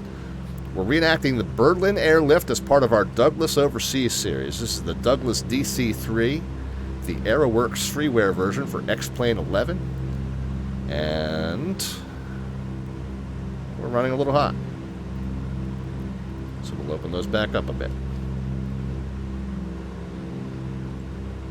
Alright guys, but there's plenty of flying left to do, so do enjoy the rest of the time to chat amongst yourselves as I take a quick duck out. We'll be back with you in just a couple. Sit tight.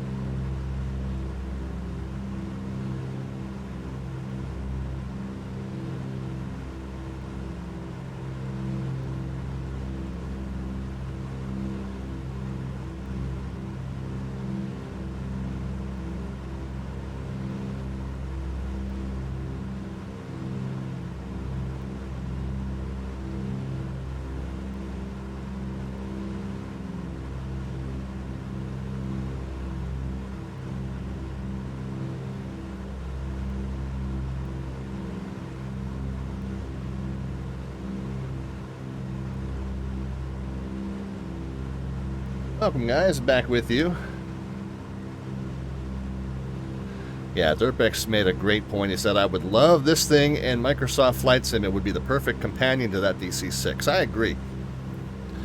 We saw months ago, Dirtbex, months ago, that there was a development group called Aeroplane Heaven that was working on one. I'll have to find the preview shots. We thought at a glance that it was this exact model ported over.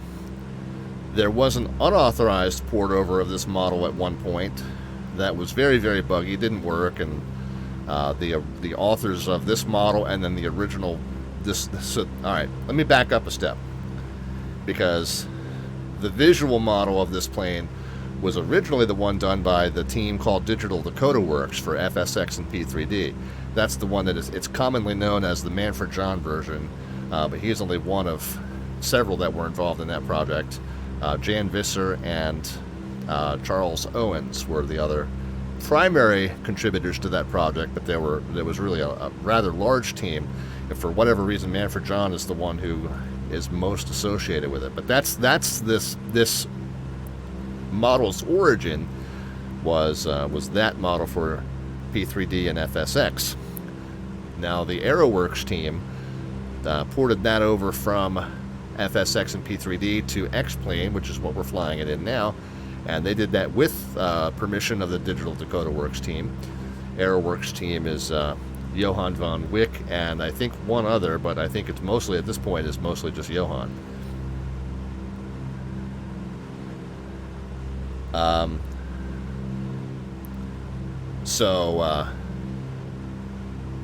There was someone who had taken this model, either the FXX version or this version, probably the FSX version, and did a port over of it to Microsoft Flight Sim 2020 without the Digital Aeroworx team's permission, and it was really buggy, and it wasn't at all realistic flight model, and it didn't work right. A lot of stuff didn't work. It would crash the desktop every time you touched this or that, and the Digital Aeroworx team was like, we don't want this associated with our model, okay? This is making us look bad, even though we're not the ones that did it. Take it down, cease and desist, blah, blah, blah. Presumably, I don't know if that team did cease and desist, but a lot of the places that were posting it for distribution took it down under the request of the Digital Aeroworx team. Aeroplane Heaven has posted some preview pictures that at a glance looked like another port over of this exact model. When we looked closer, we could see that there were enough differences in the cockpit that it wasn't exactly the same model. The dimensions are actually a little bit better. The dimensions of this cockpit are a little bit off, and the Aeroworx team has said as such numerous times. I think we're getting close to our switchover point. 70, 71. I know we got a little ways to go yet. With the 20 miles yet. 7 minutes. Anyway, so the Aeroworx Heaven one, at a glance looked like it was this model ported over, but we were hoping with permission, or we were hoping it wasn't just another ripoff of Digital Aeroworx.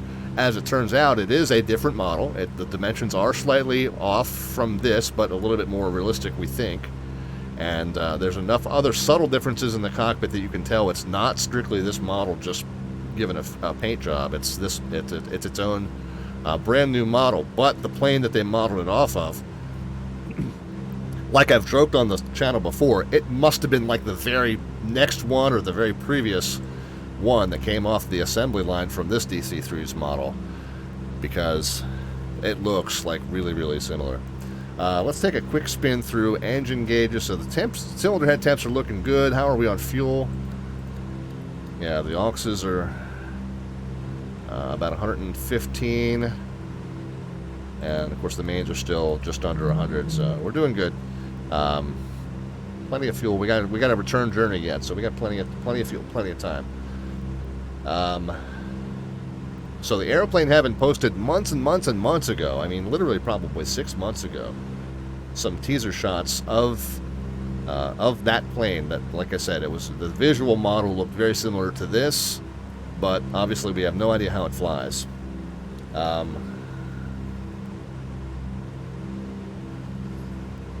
Starfly says, judging by their 140, I'll be passing on their DC-3. Okay, so their 140 now is that Starfly's. Which platform is that 144? Just out of curiosity. Oh, James Martin's got his OTS recommendation for IAD approach. Very cool, man. So next time we fly in and around Dulles, we'll hope to talk to you. That's awesome, dude. Friend to all is hoping surprised to see tools to convert plane models from X-Plane to Flight Sim 2020. No idea whether they're legal or if they work. Whether they are legal would probably depend on whether you had the permission of the X-Plane modeler to do it. Starflies doesn't like... it's the Aeroplane Heaven 144 Flights in 2020. Okay. Well, good to know. Means that, depending on the price tag of their DC-3, we might go in cautiously. Bartel11 is here. Bartel, thank you so much for stopping in. How are you, man? Those of you just joining, we're reenacting the Berlin Airlift flight. This was a VATSIM Germany event back in 2018. And we're flying our Douglas DC-3, which is really the Aeroworx C-47 Skytrain. We affectionately fly it as a civilian DC-3. But flying it up the German countryside on the old historic Berlin Airlift route from Frankfurt, Germany, up to Berlin Tempelhof and back, following the historic nav-aids that were involved in that particular route. There were several routes, but this was the route that was featured in that VATSIM Germany commemorative event 2018. And we got our hands on the training materials and the data file that you need in order to reactivate those decommissioned NDBs. Where's my compilation? So they came. The event came with some charts. I just combined all those charts into kind of a single one, so that you can see it all on one page together. Just about coming up on this switchover point, 90 miles out from Fulda and 92 miles out from Tempelhof. And so that is when we will make that switch. I'll see if I can find the teaser shots of that Aeroplane Heaven DC-3, but Starflies was not too impressed with the quality of their 140. So, and again, the teaser shots were just of the visual model. There's no indication from the teaser shots how it flies. I'll tell you what, I'm so happy with the DC-6 that when I finish up this event, I can guarantee you I'm going to be doing a lot more flying in that DC-6. And friend of all is asking if anyone has experience with planes modeled by Iris or their Pilatus planes. Now I know Melvin Leroy, and I haven't heard whether he's on the stream with us tonight. I guess he's doing now. He's probably not on the stream tonight. He and Downwind Sim are doing that Bush League backcountry fly-in tonight that I have been a part of for a while. I'm kind of just taking an informal pass on this one.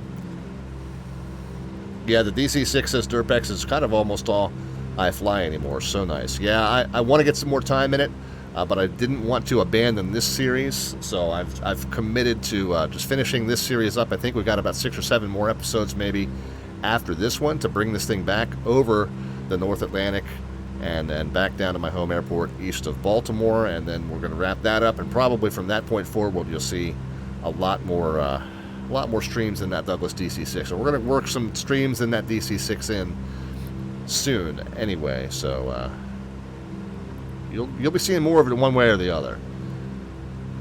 But as soon as we wrap up this series and also wrap up the Wings Over New England series, we will be working in probably some more of those DC-6 flights, and I have an idea for another ongoing series that we might be doing. El Puru is here, says, greetings from Lanham. Is that Lanham, Maryland? Or some other Lanham?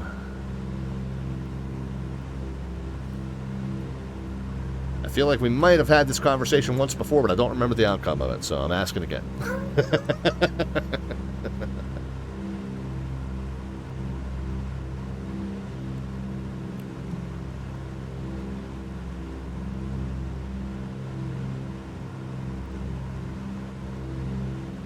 Are we making the navigation switch? Yeah, so we're at the point where we need to make this navigation switch. Let's, yeah, we're a few degrees off on this before you make any kind of navigation switch, you want to check. Magnetically, we're flying what looks like a 0, yes, this would be 060, 050, so about a 049 there. Yeah, it looks like we're about 6 or 7 degrees off. So let's fix this one first. So left, yeah, 1 degree right of 50, right? Yep. Okay, 1 degree right of 50. And then we'll let the plane decide what heading it wants to fly, and we'll see that it all shook out, and hopefully it's all the same. Once they're all in agreement, we'll set the plane into heading mode. So we'll get ready to do that by setting the top half of this gyro pilot. This kind of functions as your target heading for your autopilot. And again, it's not exactly the way the real thing behaved, but good enough for now. Alright, so now that's a 044 maybe, it looks like. 044 and a 044. Okay, so we got agreement all around. Let's go ahead and pop that into heading mode. We'll tune in the next VOR up the line that we're going to track inbound to, which again is a Tempelhof VOR 115.05. And again, that's probably long gone, but with the custom data file that came with that, the custom data file that came with that, ooh, it just barely popped in. And so we're a little bit left of course also. I'm going to go ahead and just... So what I would ideally do is I would put in about a 10 degree right correction. We would wait for the needle to slowly come back into center. Let's do that. When you just pop it straight into nav mode, 2, 3, 4, 5, 6, 7, 8, 9, 10. When you pop it straight into nav mode... Oh, man, what am I doing? I'm affecting my aileron trim, and I didn't mean to do that. So I will have to hopefully make sure that the plane... I wonder if I've bumped that in the past and done that. Yeah, these look like aileron and elevator trim buttons, and I was bumping that. Interesting. I didn't know that click spot was way up high, way up in that support beam, that support post area above it. So that's good to know, good to know. Alright, so we've got about a 10 degree right correction going in. Again, we are tracking a 052 into Tempelhof. And so if I had popped it into nav mode, the autopilot would have made a correction on its own, but it would have made kind of a pretty severe right turn and a pretty severe correction to get back on it. So what I'm trying to do is just use heading mode to create a much more gentle intercept. The danger there is that I'm going to forget that we're doing that intercept, and we're going to continue to drift off 10 degrees to the right until I remember. So hopefully that won't happen. You set a target heading on the gyro pilot? This is true luxury, says Dirtbex. Yeah, indeed. Again, not exactly the way the real thing would have behaved for sure. Definitely some magic happened in the retrofit of this little Dynon Avionics autopilot. Again, I don't even really know how realistic this unit is. But for our purposes, it's nice to have because it does allow us, like I said, the ability to track VOR radials. So it makes flying this thing on VATSIM a little easier. Anyway, we were talking about Pilatus. So I know that our friend Melvin Leroy, who's over flying the backcountry, the Bush League Backcountry Flying Series event tonight, which is event number 22. We've done that on the first Monday of every month pretty consistently for almost 2 years now. But if you want to drop in on his channel, friend to all, Melvin Leroy is his name, MELVINLEROY, and I know that he flies some Pilatus planes in X-Plane. I don't know if it's the modeler that you're asking about, but I know that he flies, I think it's a PC-6 that he likes an awful lot, and you want to ask him about it, you're more than welcome to. He's a great friend of the channel, so if you leave mine to go to his for a little while, I won't be disappointed at all. Melvin has done a lot of flying with us in DC-3s as well.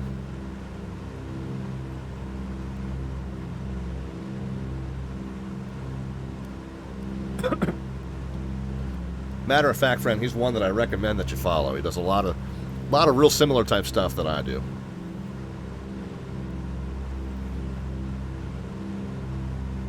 Oh, we said we were going to try and find those teaser shots.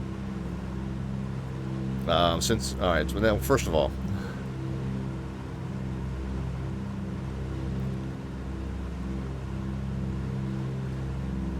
that's a Mon Rockster? Mon Rockster is here, says, howdy, Slant. Says that in a very familiar way, like he knows me. I don't know that I've ever seen this Twitch call sign here before, but welcome to the stream, and if I know you by some other name, let me know. But welcome, welcome, welcome. Happy to have you here. Since we're back to the point where we're very close to being on that rate. Now, it looks like we're still deviated slightly left of course. It's telling us to correct to the right. So, by the way, if I ever say left of course, right of course, and you're looking at this and you're going, it's showing the opposite.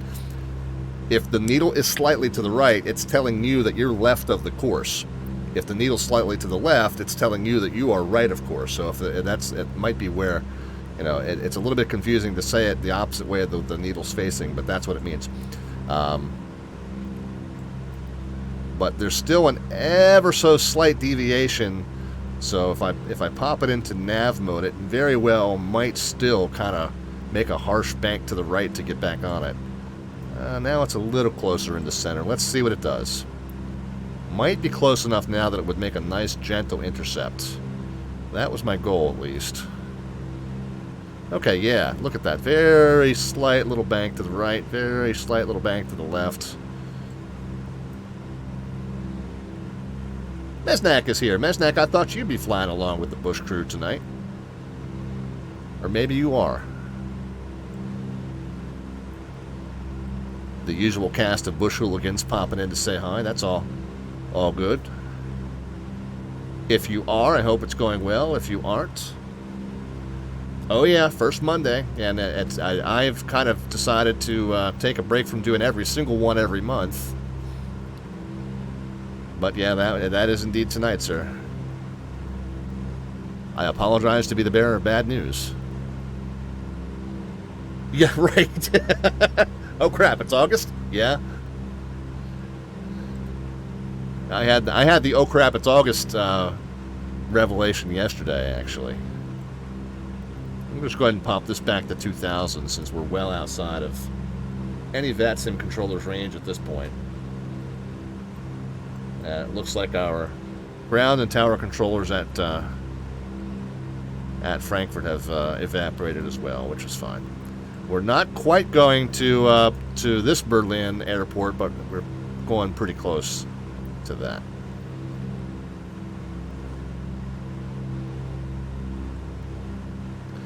Into the soup. We better pop some anti-icing stuff on, I would think. Well, in summertime, let's see. If we're less than 10 degrees, where's the outside air temp gauge? Over here somewhere.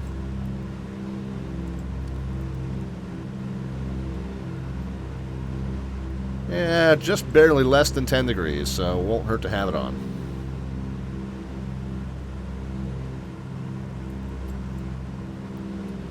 Thought it was still March, yeah. Hey man, post-COVID, I have no idea what day it is or what even year it is. Alright, and what's our progress into Tempelhof? So we want to start our descent probably, what did I say, about 8, maybe 9 miles prior to the VOR, so we've got some time yet. Alright, good. We also need to figure out what landing direction we're going to use at Tempelhof. Default is west, pretty much, but we'll take a peek and see what the prevailing winds. And obviously we're not going to have an observation at Tempelhof, but we'll pull the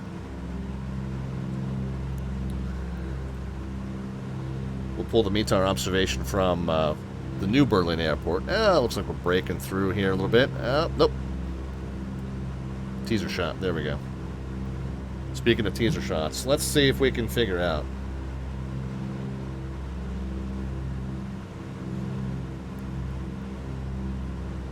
Friend says, I sent a link as a DM for the DC-3, the last one that was relevant, I think. All right, let me check. I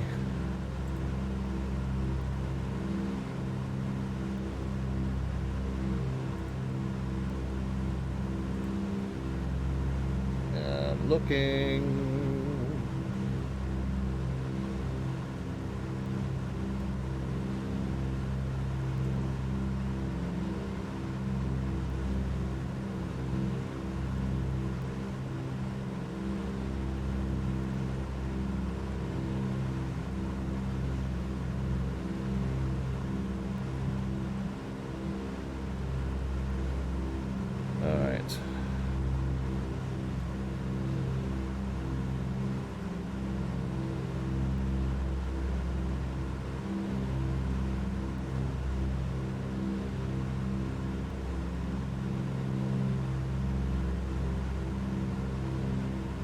Alright, I found it. FS Elite was the carrier of the...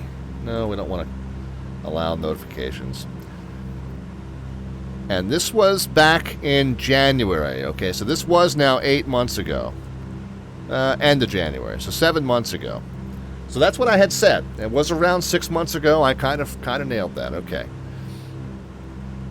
So... Again, I haven't heard anything more about progress on this thing. But let's look at the interior shots, guys. I mean, obviously the exteriors are going to look nice. We know that. Let's look at these interiors. The interiors are what really kind of sold me. I don't want to say sold me. They wouldn't sell me, but they wowed me. Let's say it that way. They wowed me. And we can maybe put the yokes in. I mean, we can zoom this out here. Back up the view a little bit.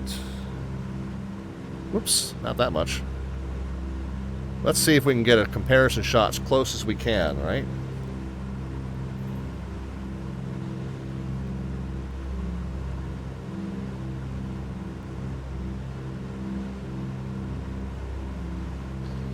So this is the aeroplane heaven for MSFS 2020, and this is... the levers are almost in the same position, too. That's hilarious. So yeah, you can see it's very, very similar, but the shape of the cockpit's just a little bit different. The arm that holds up the yokes is at a slightly less bent angle. I think the whole cockpit's a little narrower, right? The gauges look pretty similar. The placards look pretty similar, but not exact. Engine gauges are laid out slightly differently. Gyropilot gauges are laid out slightly differently. I mean, it's darn close. It is really darn close. But you can just kind of tell it's not quite the same model. You know, the levers in particular, the color levers, they look a little different. Even that whole center pedestal is shaped a little differently. So, oh yeah, Mesnek, I always kind of forget to change that. Mesnek points out that I'm flying, the stream title says I'm flying Microsoft Flight Sim today. I generally have gotten to the point now where I just leave it at that, even though I fly a mix of Flight Sim 2020 and X-Plane on the channel. The stream title does say X-Plane, but the category I always forget to change. So at least the stream title is honest about what I'm flying. All right, let's look at the next one.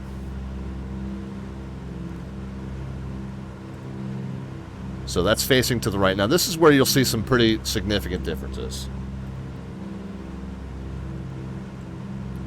51 miles to go, so we still got some time. I'm really happy with X-Plane lately, more so after my last MSFS attempt, which was a nightmare. Yeah, I know. A lot of people have been having some problems with it. I haven't had the bad experiences that many have, so I'm still very happy with my kind of hybrid approach of, you know, flying one some days and the other days. Let me see if I can just get this thing into position as close as I can to match the other shot.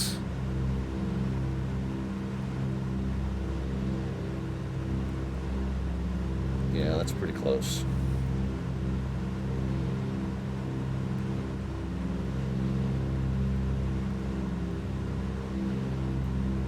Well, all right, let's... Because it looks like the window dimensions are a bit off, but not as off as... Yeah, my perspective is kind of skewing it. Should we come out? Maybe... No, I don't think we're that far back.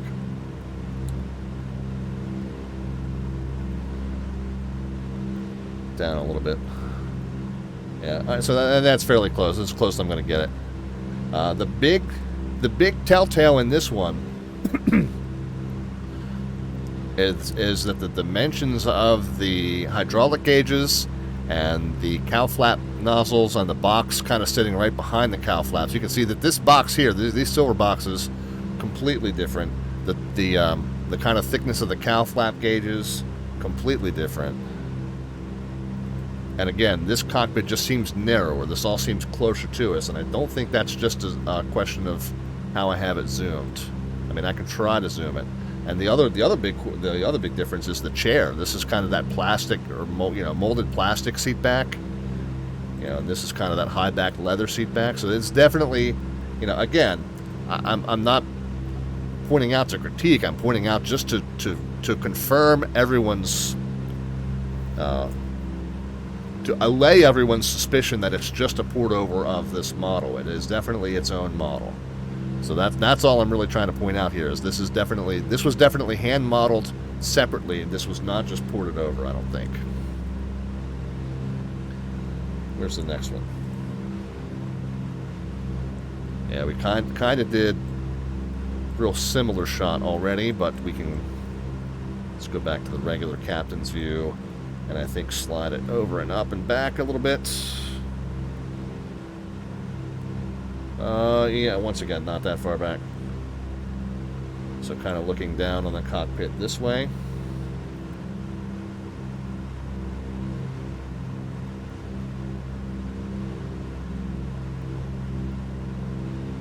Alright, that's... Yeah, let's back it up just a little bit.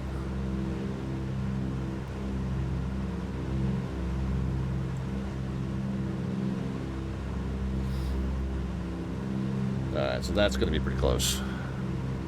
So again, very similar. I mean, obviously, similar mount to the wet compass there. The vibration suppression mount to the wet compass. Again, I think the cockpit dimensions are just a little bit more authentic in the Aeroplane Heaven version. You can again see the difference in the way the yoke arms bent. Obviously, again, the different seating, different levers, slightly different shape to that center console. So again, everything I'm seeing here says that this is its own model. This was not just ported over. I think that might be it. Okay, so there's one more. Yeah, the overheads are very different. So if you kind of see that shot there.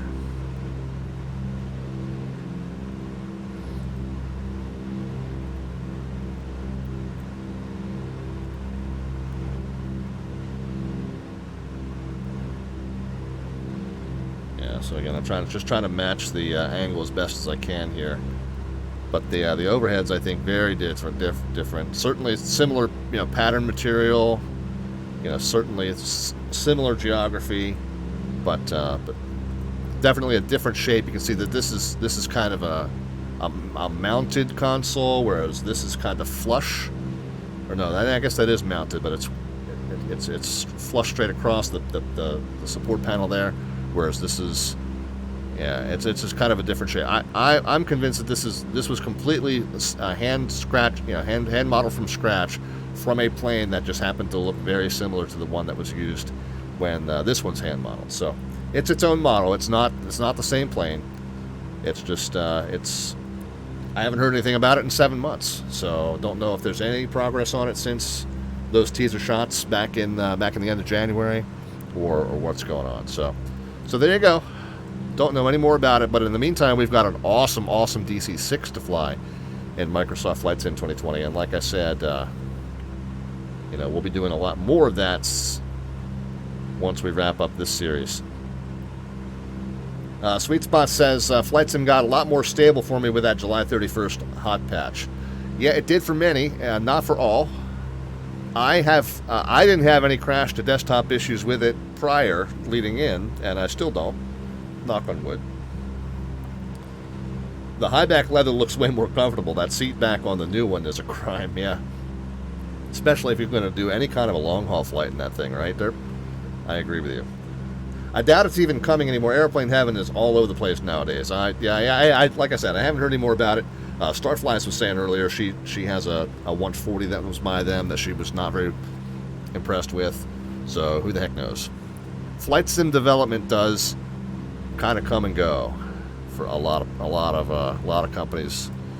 Really just kind of end up, and I say companies, a lot of these are like just 2 or 3 friends that get together and start putting something together, and it just never comes about. Flight sim development takes, on average, about 3 times as long as people think it does.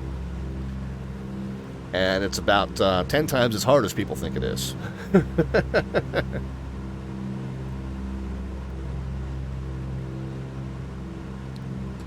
So it's not really a surprise that a lot of these little projects, people take on these pet projects and they get the physical modeling done and they're like, it looks perfect, now let's make it fly. And then it's like, Anybody know somebody who knows how to, do that? And then they find somebody who can make it fly, and they're like, it flies, but it doesn't fly anything like a real DC-3 does. And then they're like, anybody know somebody who knows how to do that? Well, SJ Fly did get in and out of Bayport without getting a contact me from New York Center. Either means that you did it correctly or that you snuck in unnoticed.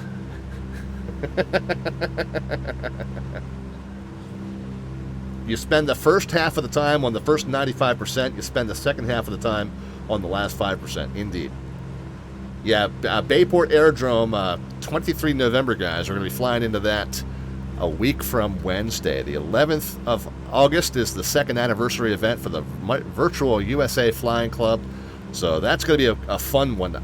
My plan for that, by the way, we're going to depart from Schenectady up there by Albany. We're going to come all the way down the Hudson River. We're going to do the Skyline route in Microsoft Flight Sim 2020, which we have done a couple times. I don't think we've done it southbound on stream, but we have done that Skyline route a few times, and so we'll do that again. We're going to come down, like I said, southbound along the Skyline route in Flight Sim 2020. Then we'll cut underneath the Kennedy Bravo and then out to Bayport that way.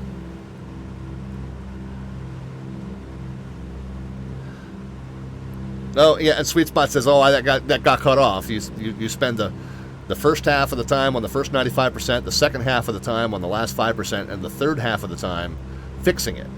Right, and each half represents the amount of time that you originally thought it would take. and that therein comes it takes 3 times as long.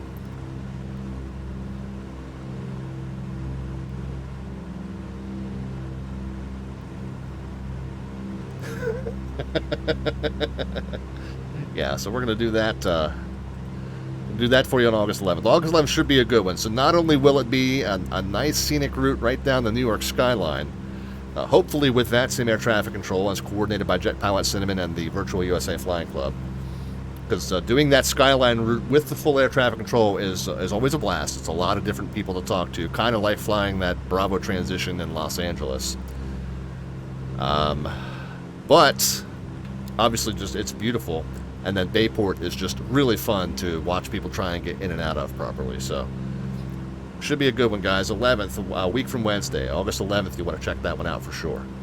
All right, let's go ahead and start our briefing into Tempelhof. Again, we're not going to have a METAR report there. So the closest thing we got is Berlin Brandenburg.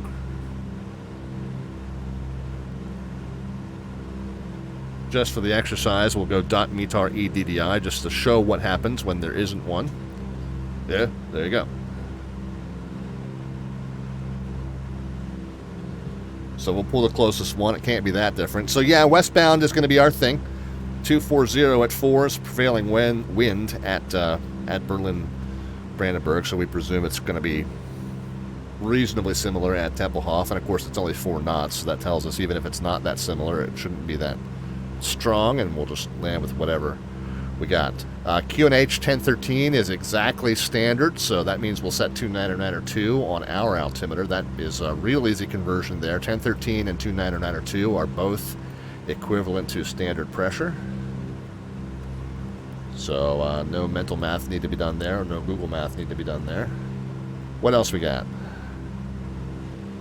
Clouds and visibility okay. Well, we'll judge when we get there. Cav okay typically means I get snuck up on an ambush by cloud banks, and that's been pretty much what we've been seeing all along here. Cav okay typically means you have VMC up to at least 6,000 above of ground level. And we're at 5,000 above sea level, and we are not in Cav okay conditions, but we're also not exactly at Tempelhof either, so we'll see what it looks like when we get there. The good news is that we do have a somewhat instrument approach procedure. It's not really as formally laid out as a complete instrument approach procedure would be. Mesnak, hey, thanks for checking in, man. We'll talk to you again soon. It's not as formally laid out as a complete bona fide instrument procedure. However, what we're going to do is we're going to overfly this Tempelhof VOR at 2,000 or above. We're going to overfly Planter NDB at 2,000, like at 2,000. So we'll probably hit Tempelhof more closer to like 2,600 or thereabouts, because we got 2.5 miles between the two to lose the additional altitude. So we'll plan to hit Planter NDB at 2,000. We go north heading 000 for a minute. We go east heading 090 for a minute. We go south heading 180 for a minute. At that point, we're descending to, or actually we're going to be at 1,500. So we're going to descend on the eastbound leg from 2,000 to 1,500. We got 500 feet per minute to lose there, because we got 500 feet to lose, and we got 1 minute to lose it, so that's 500 feet per minute descent. And then we turn to 180, fly it at 1,500. And then eastbound back to Planter VOR NDB. And once we cross over it, I don't remember the distance from Planter to the runway, but it's not much. So we'll plan to cross over that NDB probably 1,000 and maybe even less. I think the idea is to be at 1,000 or less at the NDB the second time, because that gives you 1,000-foot vertical separation from the plane behind you who is starting the loop. So we'll plan to be at Planter 1,000 the second time over, and then field elevation is just under 200 there. So we'll end up on kind of short final there, 1,000 feet, and we got 800 feet to lose. So probably about a 2-mile final there. And doesn't matter which runway at Tempelhof, and all of the parking and unloading and loading areas are kind of the semicircle that's up here north and west of the runway. So whatever runway we landed on, we'll roll it to the end, turn off to the right, and do our thing there.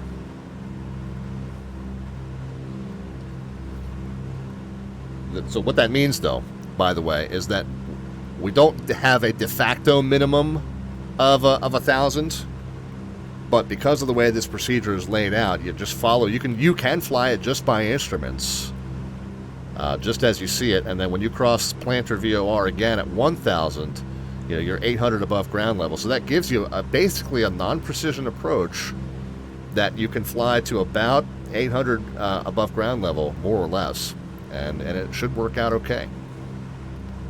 But again, this is all the procedure we have. We don't have like an ILS here. I mean, there may be one. There may have been an ILS at Tempelhof before it closed, but at the time of the Berlin Airlift, this was all the procedure we got. So we'll fly it by that. Now I think, like I said, it's reporting Cav okay, and as we get closer in, it's starting to look a little more Cav okay. So we'll see what happens. Worst case scenario, though, we could fly this, like I said, with reported cloud ceilings of around 800 feet. Maybe 900 feet, maybe 1,000 feet, but something along those lines. And in theory, we should be able to do it. Alright, 6 miles in from Tempelhof VOR. I'm going to go ahead and take controls back from auto. I am going to fall behind in the chat, guys, as I now make this my airplane. Heaven help us. Aeroplane, heaven help us.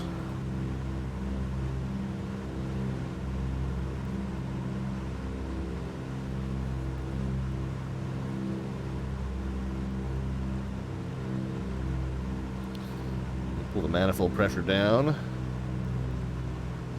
Pull the RPMs down. Again, you got to pull the RPMs down in the descent so that the wind pushing on the fans doesn't turn the engines.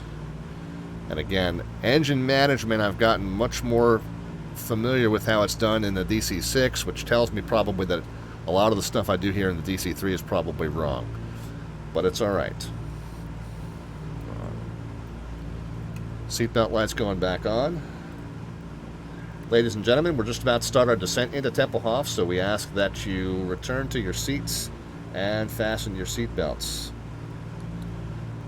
The weather there's actually in the mid-50s Fahrenheit, so it's kind of a chilly evening. And very light winds and mostly clear skies.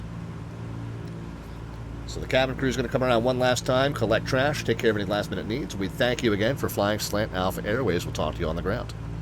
Got the raid there from Ground to Air Nerd. How are you, Ground to Air Nerd? Hitting us with the raid. Thank you so much. We're on our descent into Tempelhof Airport in Berlin. We're kind of reenacting the Berlin Airlift. And just started our descent. So those of you joining from Ground to Air Nerd stream, we are flying the Aeroworx DC-3. It's actually the Aeroworx C-47 Skytrain. It's a freeware version of the C-47, which we typically fly affectionately as a civilian DC-3. It looks like we're just about passing that VOR now, so I'm going to stop chasing that needle. We want to be... we're 47. Oh, no, we're 37. And I wanted to be closer to 3, but we need to be down at 2. Shoot, yeah, we need to get down, guys. We need to get down. Got some follow. I'm gonna. No, okay. At the VOR, yeah. All right. So at Planter 329. All right, that's what I got to tune in real quick. Probably should have done that a long time ago.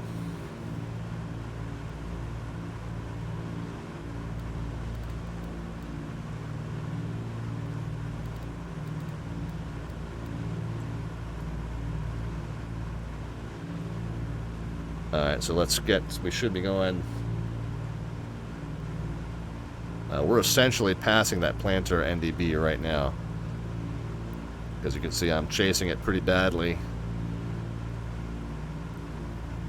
To the west, I'm not going to chase it terribly. I'm going to just chase it to here, dropping to 2,000. And then we're just going to make sure we fly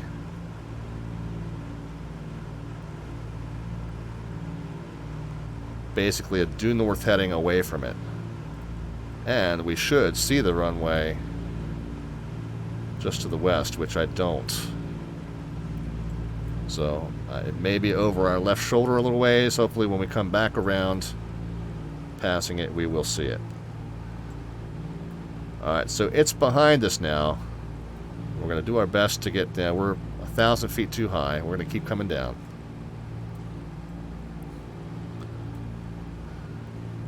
Left main, right main. Whoops. Yeah, bear with me, guys. So we're a little bit too far north now. So let's say we passed over the NDB there as the second hand passed the 6. We're going to fly just due north until that gets around to 1 minute. We know we're supposed to be at 2,000 feet, and then on the north, the eastbound leg, we're supposed to be dropping to 1,500 feet. So we can catch up with the altitude. That's no problem.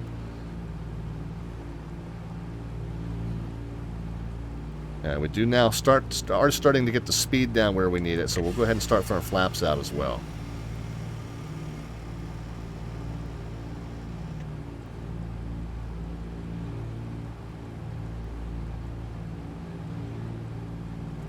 I have no idea. The call sign that just followed us, we thank you very much for being there. It's Blivix Ed, I think. I have no idea how you want me to pronounce it. I'm going to just take my best stab at it, and that was it. Okay, there's a minute past the NDB, so we'll turn to 090.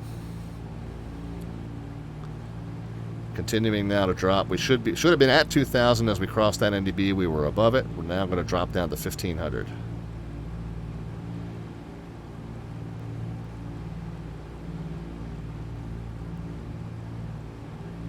So MCM OEM, yes. We're in the lane. 47 miles to the Neptune Mastiff. Give me a ping, Priscilla. One ping only, please.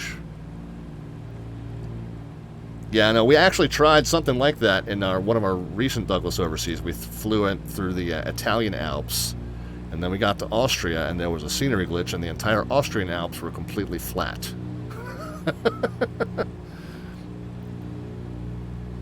So that was a little strange. So now we're 1 minute eastbound, and we're still trying to be at 1,500. So I'm still got some altitude to lose. Getting down to 100 knots. We'll go flaps 2 in gear. Go ahead and start that turn to the southbound side. Should be at 1,500 on this southbound leg. So let's get down to it.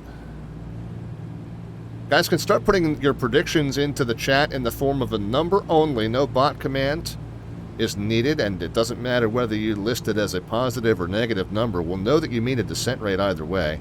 Just a number into the chat representing the vertical descent rate in terms of feet per minute when the wheels touch. And the closest prediction gets an entry into our landing rate raffle, which we're going to pull on August the 25th. So just those numbers, positive or negative. Knowing that I've got a nice long runway, and I'm going to be rolling it to the end on purpose anyway. So I'm probably going to take a little bit of a liberty with that runway. But also know that I haven't flown this plane in a week or two, so so hedge your bets cautiously either way. All right, so on the southbound side, trying to be at 1,500 feet. We finally got down to it. I'm a little slow. Want to be closer to 100 knots here, so we'll add some power back in. And really, so I think I overflew that planter VOR and I missed the airport, and I went too far. So we're going to continue southbound until that NDB is right off our right nose on a 270 heading, and that's what we're going to fly to. At that point, we'll start dropping from 1,500 to 1,000. We'll go ahead and get our fuel pumps on. Oh, I didn't auto enrich. Come on, back into the auto enrich detente, please. Thank you.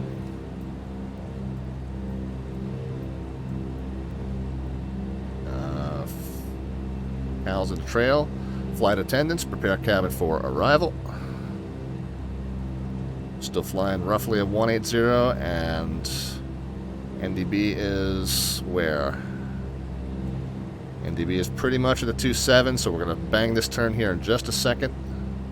This needle's not tuned to anything useful, so if it's coming into center, that's just a coincidence. Let's get back down to 15. Alright, we'll bang that right turn. Let me flip over to my mix cowls. Tail wheel is locked. Fuel pumps are on. Flight attendants were alerted. We'll say we have our taxi clearance, our landing clearance, so taxi lights on. And so it's just flapping gear deployment from there, so we should be good. We'll do our last minute landing checks here in just a moment. So we're turned, we overshot just a little bit, so the runways might be a little bit off to our right. At this point, we need to be dropping to 1,000.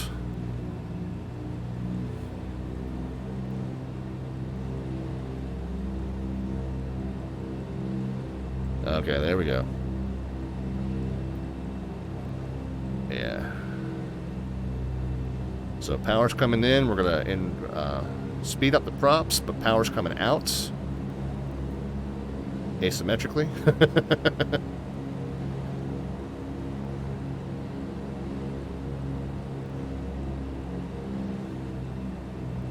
go third notch of flaps.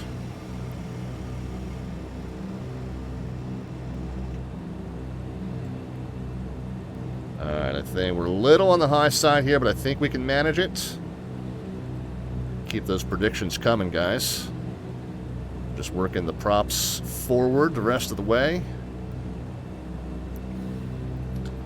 And I feel like we're getting blown a little bit right to left, so we're going to correct for that. And I think the descent profile, yeah, we might still be a little bit high. Doesn't look like we've got any kind of pappies or anything, so we're going to have to just eyeball this all the way in.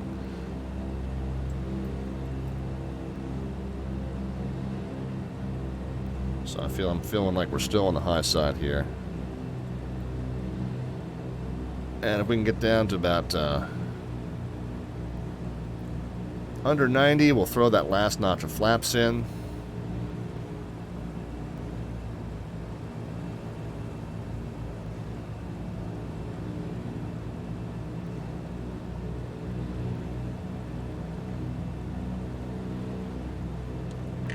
Alright, there we go. I think that descent profile is looking a little bit better now, although we're still, man, still getting blown way to the right. Way from the right, I mean.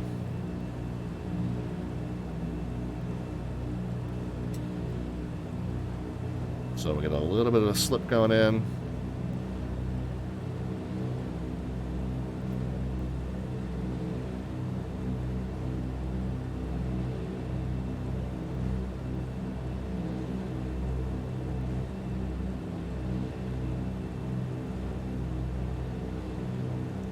Last call for those predictions, guys. In order to count, they got to be on the screen before the wheels touch, and there's a buffering delay, so you got to kind of get them in sooner than that. All right, we're at 75, slowing to 70.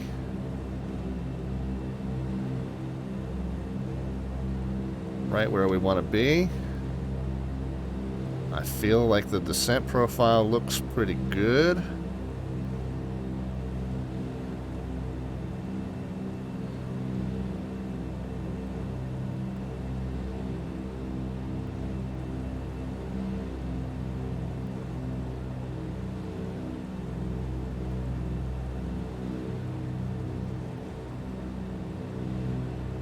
El Puma, I think, is going to be the last one that counts, guys. El Puna, sorry. I made you a kitty cat.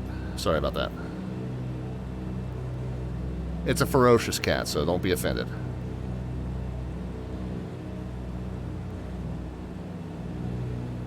Alright, crosswind correction kind of coming out here.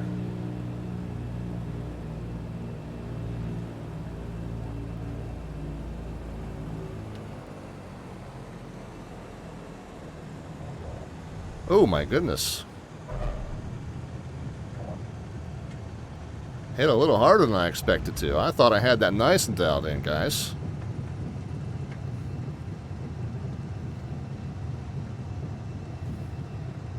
I thought I had that nice and dialed in. 185.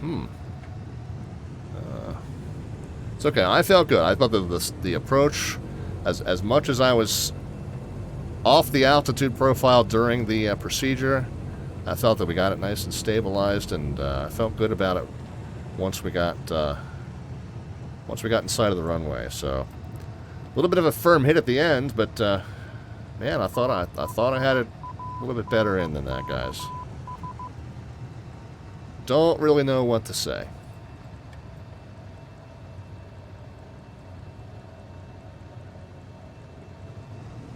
Smoke and Stroke It is our winner, who had the least amount of faith. No, Derpex. Derpex would be. Derpex came in with the 142. It looks like that's the highest.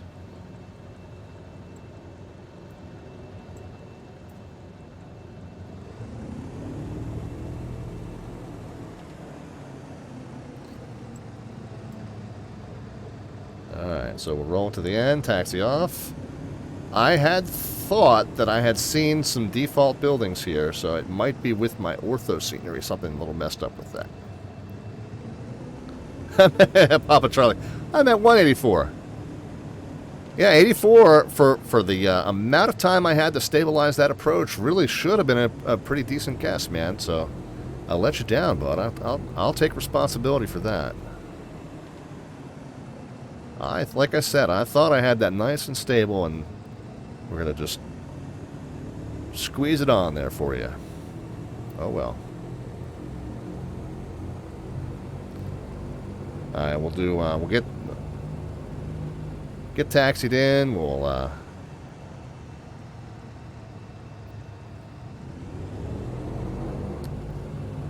just gonna kind of find a spot over here on the northwest side. No, yeah, we can get across the end of the 9 left runway as well.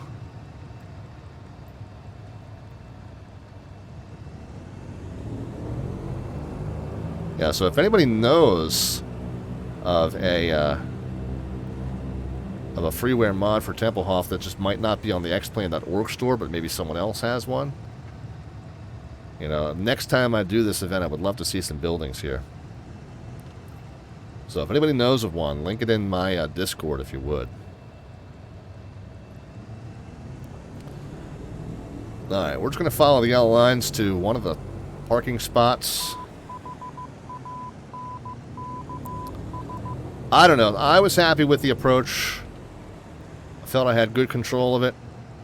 The crosswind kind of came and went, and I felt like I reacted appropriately. The center line adherence was fairly good.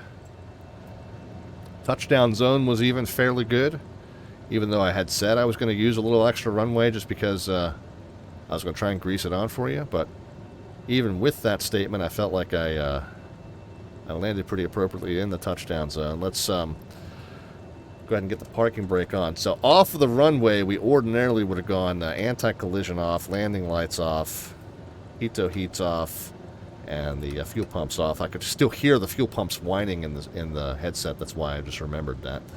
Then we go parking brake on. Then we can go taxi light off. And we'll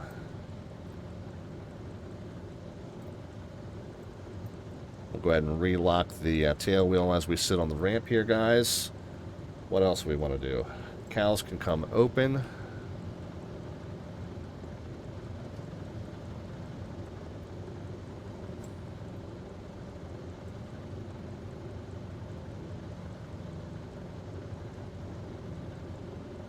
And okay, whoops, lost my screen over there. But yeah, 2000. We'll turn the transponder back into just on mode for now, and we'll pull the we'll shut down just the number 1 since we're just going to do a stop over here at Tempelhof. We'll pull the mix, magnetos, and generator. We'll get the doors open for you guys. You can pile out and go take a stretch break. I would say run into the terminal and use the little pilot's room, but I don't see a terminal here. So you might need to sneak into maybe one of these houses and use, see if you can, you know, ask real nicely. They may let you in to use the facilities, and I may have to do the same here. But there we are. Loading and unloading our cargo here that we've dropped off in Berlin. And of course, this is really more of a sightseeing flight for you guys. Pile out and then pile back in. Let us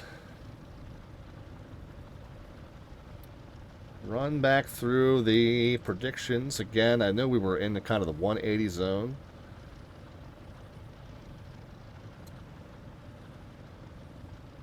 Yeah, Dirtbags was the highest, 142. Very good.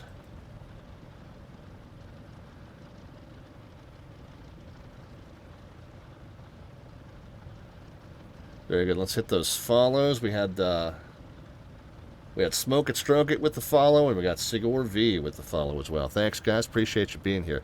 We are a general aviation flying stream. We typically fly for you Mondays, Wednesdays, and Fridays at 7 p.m. Eastern Time, which is 2300 Zulu time. And a mix of XP11 and Microsoft Flight Sim 2020. Tonight it's XP, the Aeroworx freeware C-47 Skytrain, which we fly affectionately as though it were a civilian DC-3, and indeed the differences between the two are pretty subtle, so normally we get away with that. All right, let's get ready for our second leg. Oh, let's tell you what. Before we do that, let's. I think I did get the. Yeah, we can get the fastest seatbelt signs off, so that now releases you from your seats. Although I know most of you ignored that and got up and left the plane anyway, which is fine. We'll reset the trim. Let's check on the fuel and ETA. The ETA was on the ground at 9:19 Eastern, on the blocks at 9:24 Eastern. However, we then departed 15 minutes later than that. So I think we probably would say that our prediction was about 9:45, and yeah, we wound up pretty close to that. We should have at this point 335 gallons in the tanks. So let us check and see what we've got in the mains. Right around 90. Of course, the right main is already starting to go lower. I'll tell you what, let's run that off the left main while we're sitting here so that we can kind of rebalance that. So right around 90, would say 180 gallons there. And it looks like the auxes have just under 180 in them as well. So that's 360 gallons. I said 335. That has left us with about 25 extra gallons of fuel. We were 25 gallons more fuel efficient than we intended to be on the way out here. So we'll have to try and burn a little extra fuel on the way back. How's that, guys? As that sweet spot's going to head out, sleep is incumbent. Drop some chocolate when you pass by MTR. Okay, very good. We will do that. Prediction for the Frankfurt landing is 87. Well, we will hold on to that just for the entertainment purposes. That sweet spot, to be eligible for the raffle ticket, you'll have to be here for the landing, though. But yeah, we'll see how it stacks up, and we'll let you know. All right, very good, guys. Let's go ahead and get the second leg filed. We are on our way back to Frankfurt, Germany. We're going to send our second flight plan.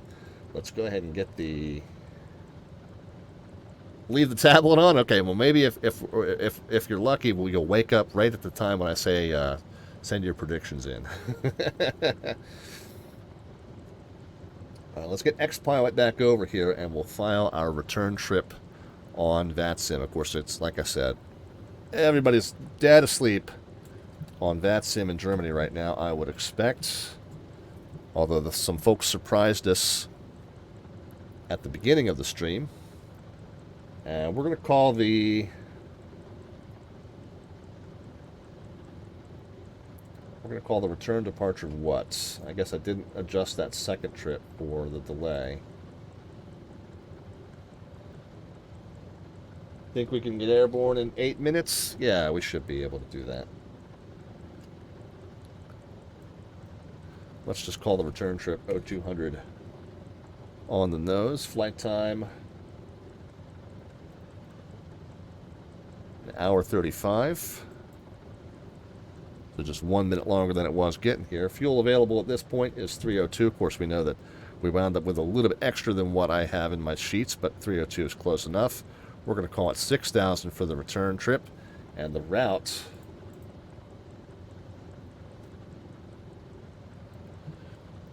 Again, the route comes from the VATSIM Germany documentation for the Berlin Airlift flights that took place in 2018.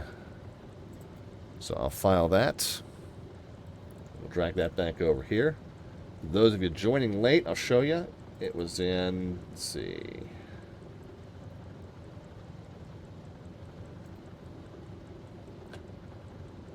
So what they provided, first of all, a navigation data file that reactivates some of these old decommissioned VORs and NDBs that you need for navigating these routes. Some of these stations have been shut down for decades. But here's the Berlin Airlift manual. And again, it was a VATSIM Memorial Flight. 2018 is when it was held. But we've got a hold of these charts and instructions and the data file so that we could kind of reenact this for you after the fact. I was not able to participate in the event itself, unfortunately. Didn't find out about it until long after, but I was able to track down the files at least. The airlift, what's the airlift.vatger.net, that's no longer in existence, unfortunately, but I did. I had a friend who had held on to a copy of these files, and so I've kept them, and I put them up on our social media right before the stream went live in case any of you want to try this at some point. And then the second PDF is the charts. This is, of course, the ground chart at Frankfurt. which I had through Navigraph. And then this is just the route that we took. And again, this is the route out of Frankfurt going north and eastbound. This is the route coming back to Frankfurt. And then this is route kind of coming through toward Tempelhof, and this is the kind of route coming out. And then as far as the stuff at Tempelhof, where we did that kind of loop, this is where that came from. So instead of having 3 different pages, and then here's, like I said, the ground map at Tempelhof. So we're somewhere up in here, and we'll just taxi out to the east and take off 27 right. So I think that'll be our plan, and then just diagram of parking location. So there should be like a big covered terminal where they would load and unload the cargo there. But again, we don't have any of that information. So what I did, this was my own kind of conglomeration of all of that, just to get it all onto one page. And again, I included this in that upload that I did for you as well. But this is just all the charts that we were just looking at, but all combined into one diagram.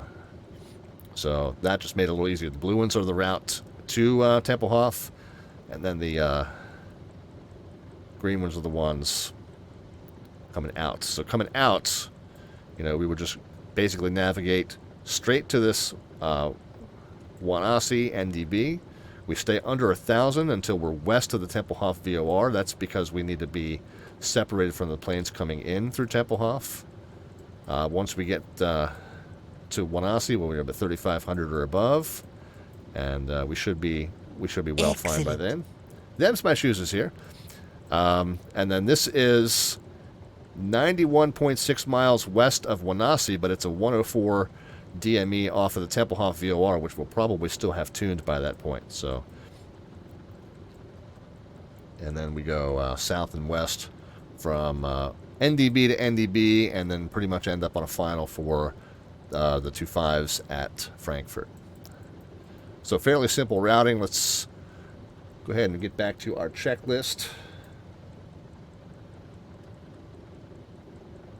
Yeah, oh, and by the way, the note about staying under 1,000 until west of the Tempelhof VOR really only applies if we're departing eastbound here. So if you're departing to the east and you have to make this sweep, then you just have to make sure that as you make that sweep, you stay under 1,000 because of the planes coming northbound off Tempelhof. And that's why I put the note on this arrow here, whereas if you're departing westbound like we're going to today, we'll basically just go straight to Wannsee, and then we can just go straight up to 3,500. Of course, we're going to go straight up to 6,000 for our cruise altitude on the way back. So don't have to really worry about this under 1,000 thing. That's applicable if you're departing eastbound, because you could have the potential to conflict with the inbound traffic that, in the case of going eastbound, would be going out this way and then this way. So again, these guys are going to be 2,000 or above and 2,000 here. So the guys making the swing on this end of the turn need to stay at 1,000 in order to have that 1,000 foot separation, and then out in that way. But us, we're going to be departing west. We're going to be well clear of all that mess over here. Don't have to worry about it. And so we don't have to worry about that note here. That doesn't apply to us. We're just going to go straight up to 3,500 and then straight on up to 6,000 anyway. And that's 3,500 or above too. So we could already be at 6,000 by that point if we want to be. All right. Is this a masterpiece that we should hang up on the fridge? Go ahead. I'll autograph it for you. You might not like the way I do it, but I'll do it. All right, let's go. I said we're going to be airborne by top of the hour, and we're not even close. All right, let's catch up as best as we can, shall we? Let's go ahead and pile back into the plane, guys. We're going to have our last boarding call here in just a moment. Flight plan's been sent. Oh, I got to update that progress bar. I always forget when I fly on X-plane. I do have this nice progress bar at the top that I don't have for MSFS as we go back to EDDF here. So you guys can at least kind of see whether I'm flying in the right direction or not. We already know the the METAR here. So we're going to go take off westbound again. We know we're on standard altimeter. No other real pertinent information we need to know. Field elevation is supposed to be, according to that little chart that I put together, 190 feet. Yep, that's almost dead on to what we're showing, so good to go. We'll go ahead and, no, we can't sync, yeah, so Yeah, the gyros are kind of dead right now with the number 1 engine turned off, so we'll resync the gyros after we get that number 1 fired back up.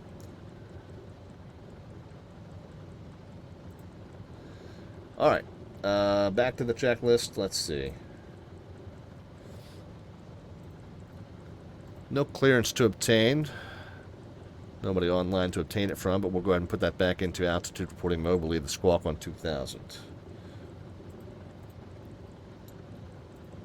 Nav and ADF tuners, like I said, we are going direct to that direct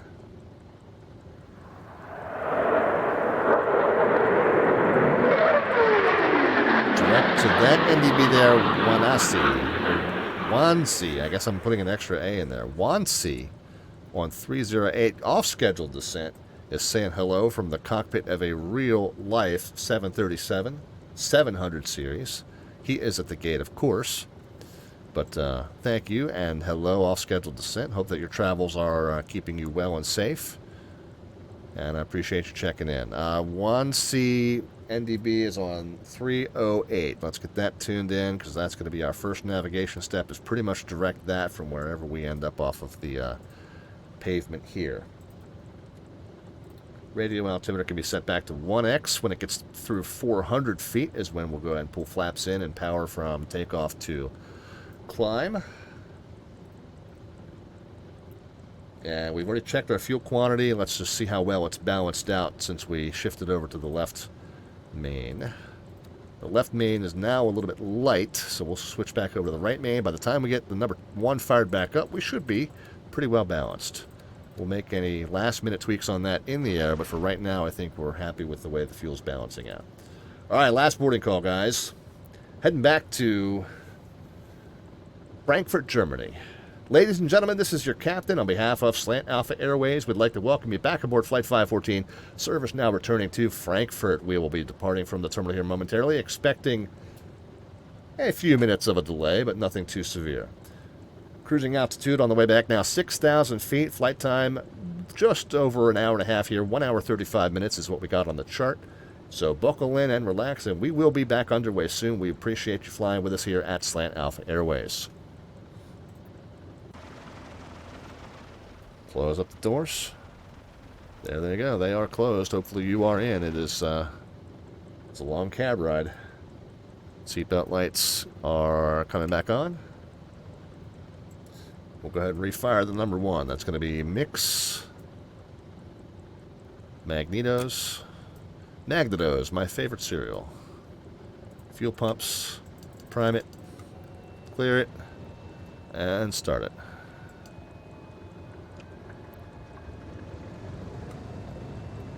Alright, the oil pressure should come up right away. It does. Fuel pressure artificially elevated by the electric pump, but if we shut that off and put the generator on, we should be good to go. Fuel pressure now stabilized at its normal reading, so all is well. What is next? Now we can resync all those headings. So the magnetic compass is reading hair less than 020, so maybe a 019 or thereabouts. I'm going to set the target heading up top to 0 just so that I'm not setting the wrong thing. On the bottom half, it looks like maybe 1 degree off. That's good. This one's probably a little further off. Yeah, this one drifts out at a little bit higher rate there. That might have been why we overshot that runway, because we were maybe about 10 degrees off on our gyroscopic heading there, gyroscopic heading indicator. But we found it on the return trip, so that's good. And again, if you flew that in instrument conditions, when you get back to that planter VOR and you're going east to west, and you cross that VOR, I'm sorry, that NDB rather, at 1,000 feet, if the ceiling's higher than 1,000, or if the ceiling's 1,000 above ground level, that should put you on a pretty good final for the field. So it's not bad as an instrument. It's a very non-precision approach, but it's not bad as an instrument approach procedure to get you down safely to 1,000. Then you're on your own. All right, flight controls, we'll call them checked. Trim, I think, is neutral because we neutralized it after touchdown. We did. The flaps can be set to 1. 1. Oh, did we never stow those? Okay, that's something we should have done when we cleared the runway. So they're now reset for takeoff. That's good. Go ahead and unlock the tail wheel. And we know our taxi route, and we'll go ahead and get the taxi light on. Away we go. All right, I'll tell you what, we're still tuned to the Frankfurt Tower frequency. The one thing we can do now is to go back to 22.8. And make sure we're on COM 1. Yeah, COM 1 and COM 1. Okay, yeah, we are. Alright, so we will go ahead and let everybody here know that we're on the roll.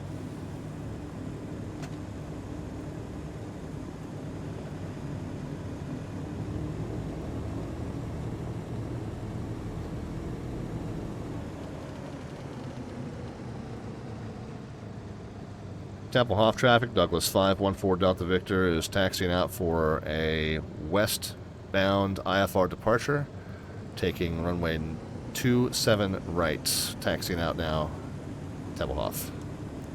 Okay, that was kind of a sloppy BS call, but you know. Taxi clearance, taxi call on VATSIM really doesn't need to be anything more than, you know, we're taxiing out. Coordination on the ground at VATSIM is done by see and avoid.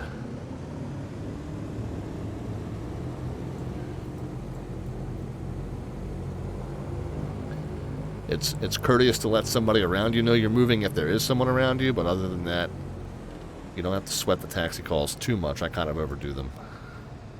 Alright, this is the tiny little road that we are taking out to our departure runway 27 right.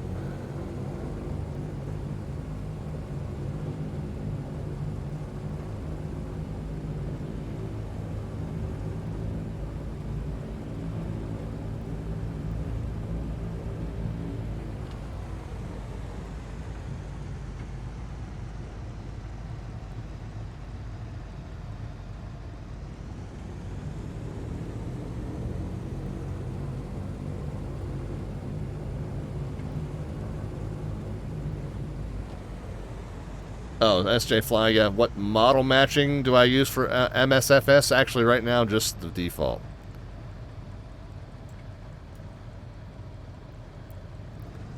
I'm kind of biding my time on that. I'm not one that obsesses over other players being represented exactly as they should be. I like it if they're in something that's close. I like it if helicopters look like helicopters and GA planes look like GA planes and airliners look like airliners. And we don't always get that. But I'm not one that obsesses over them looking exactly correct. And there's not really a good comprehensive model matching solution out for Microsoft Flight Sim 2020 like we used to have for FSX and P3D. So I'm kind of just biding my time on it, and I don't want to spend too much time chasing my tail, since anything that you're working on now is going to be a intensely work in progress, and you're going to spend more time updating it than you are actually flying with it. So I'm kind of just not worried about it at the moment.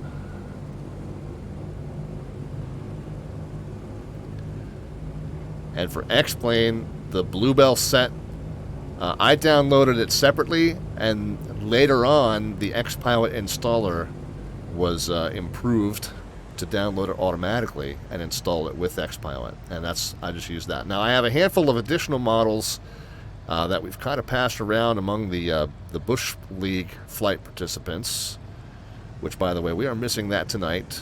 I've decided to kind of beg off of them here and there for no personal reasons. I hope no one reads into that.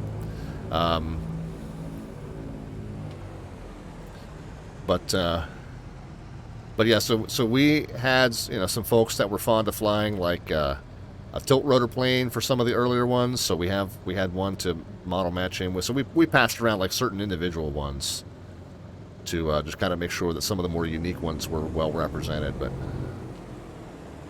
Tempelhof traffic, Douglas 514 Delta Victor is taking runway 27 right for an IFR southwestbound departure, Tempelhof.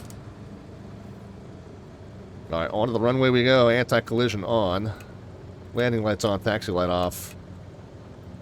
Pitot heat on, and fuel pumps on. Cals can go into trail. And I did a halfway decent job of lining up the runway while I was yammering on and doing all that pre-flight stuff. That's not too bad. We'll go ahead and get the tail wheel locked. Spin through the temps and pressures. They're all looking good. We'll go ahead and set our takeoff power. Here comes 45.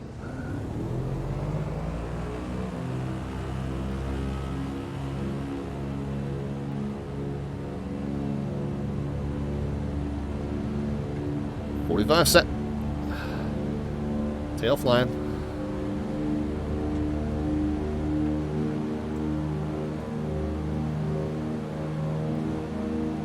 Let's keep center line. And away we go. Gear up.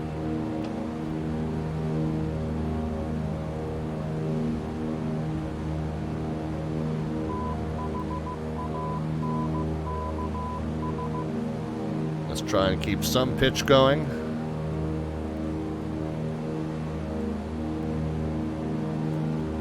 And let's do a better job of getting up to that VY of about a 105 to 110 there, that yellow mark.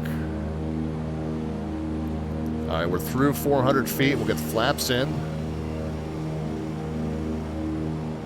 We'll get down to 25 and 40.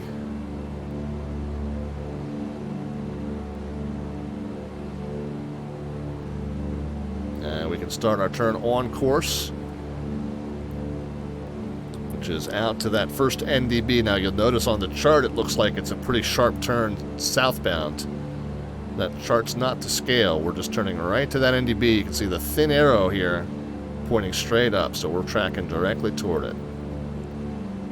I had to take some liberties with the scale of that chart to get it all on one page. Dax Pilot's with it. How are you, Dax Pilot?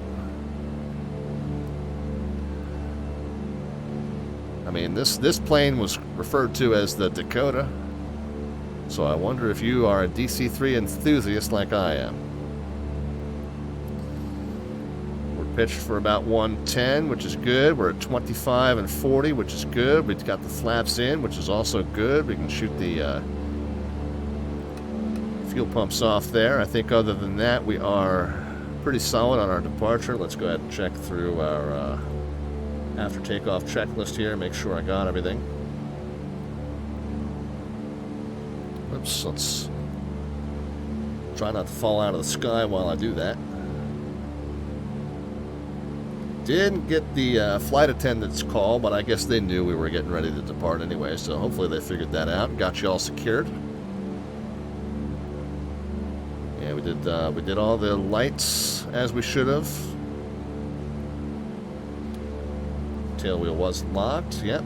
Flaps up, fuel pumps. Okay. We're good up to 6,000, guys. We need to be at least at 3,500 by the time we cross over this first NDB, but I think we're going to be okay with that. Ooh, I love it, says Dax Pilot. Yes, sirree. We are flying the Aeroworx C-47 Skytrain on the xplane.org forum. We fly it affectionately as though it was a civilian DC-3. We've got this beautiful custom livery that was done for us by a friend of the stream. So it is the Slant Alpha Adventures Airways livery with my grandfather's name right up under the captain's window there. Grandfather flew in World War II. He did not fly DC-3s. He flew for the United States Navy. He flew Corsairs, Hellcats, and Wildcats, but certainly was a early inspiration of mine. He was stationed in the Atlantic aboard the USS Bogue, and the USS Bogue was the most prolific sub-hunter in the Atlantic War during World War II. So him and his wing mates and the crew aboard the Bogue, very well decorated, and like I said, he was one of my early inspirations when it came to my love of aviation.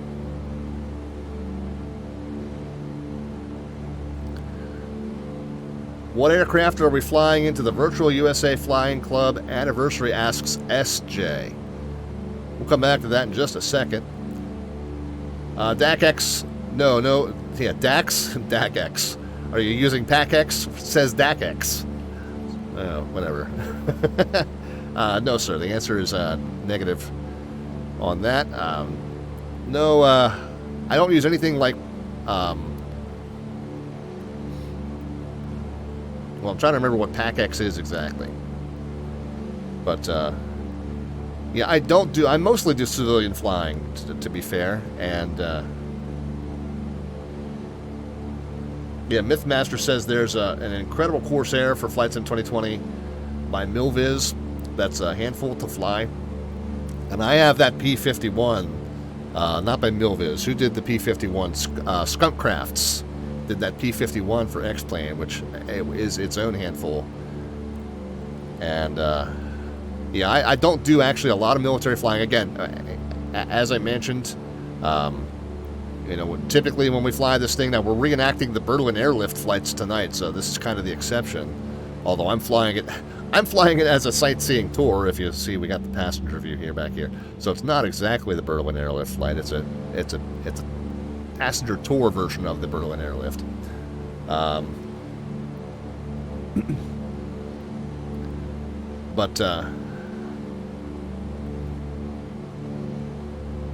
But yeah, other than that, other than this particular flight, this particular Berlin Airlift mission reenactment, I don't typically do a lot of military flying. We fly this thing, even though it is modeled as a C-47 Skytrain, we do affectionately call it our DC-3, and we fly it as though it is the civilian variant, which is not really that different from the Skytrain.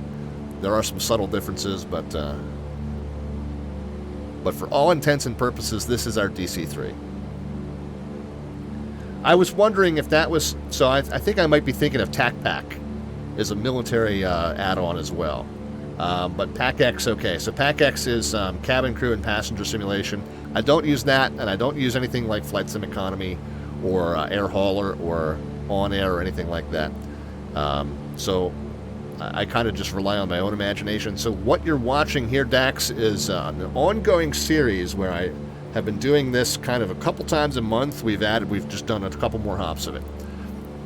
Started it back in March of 2020. We're calling this thing Douglas Overseas. And we started it at my home airport just east of Baltimore, Maryland, USA. We've flown it in a series of hops up and over the North Atlantic by way of Greenland and Iceland and the Faroe Islands. Okay, we're over that first NDB now. We need to be turning basically to a 265 to Braunschweig. Coming up on our cruise altitude of 6,000 as well. 369 is the frequency for Braunschweig.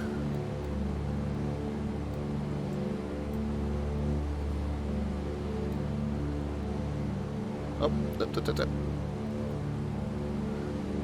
bring it back. There we are. So you see that thin arrow pointed straight up, right down here. So that's how we know we're pointed directly to Braunschweig. And we're coming up on 6,000, so we're going to get ready to level off here. Now my manifold pressure has already slipped down from 40 to 34. I've been a bad pilot. I haven't been adjusting that manifold pressure up as we've climbed, because the air gets less dense, so the manifold pressure tends to fall. But if you want to maintain full climb power, you got to gently bump it up every 1,000 feet or so. I did not do that, so we slowly lost manifold pressure. Fortunately, though, we still had plenty of climb performance to get up to 6 easily, so no problems there.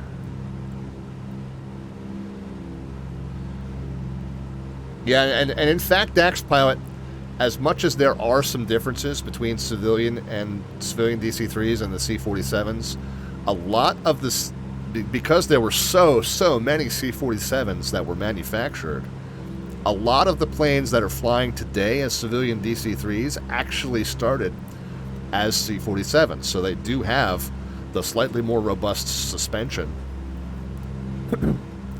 that the Skytrain does, and a couple of the other very subtle differences. So to say that a C-47 and a DC-3 is not the same thing, it's really kind of disingenuous.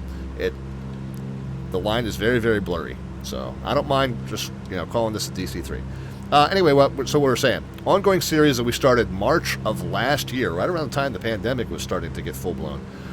We started this series just east of Baltimore, Maryland, flew it up and over the North Atlantic. We flew it all the way down and around through the UK and then mainland Europe and all around the Mediterranean coast and many of the Mediterranean islands we've visited. Some really cool places. And slowly but surely, like I said, maybe about 2 streams a month, and typically anywhere from 1 to 5 legs a month, a stream. Yeah, 1 to 5 legs per stream, depending on how closely together those stops were spaced. And about 2 streams a month on average, we've devoted to this Douglas Overseas series. We've got about 7, 8 more episodes, I think, after this one. Maybe 6 or 7 more episodes after this one to wrap that up. But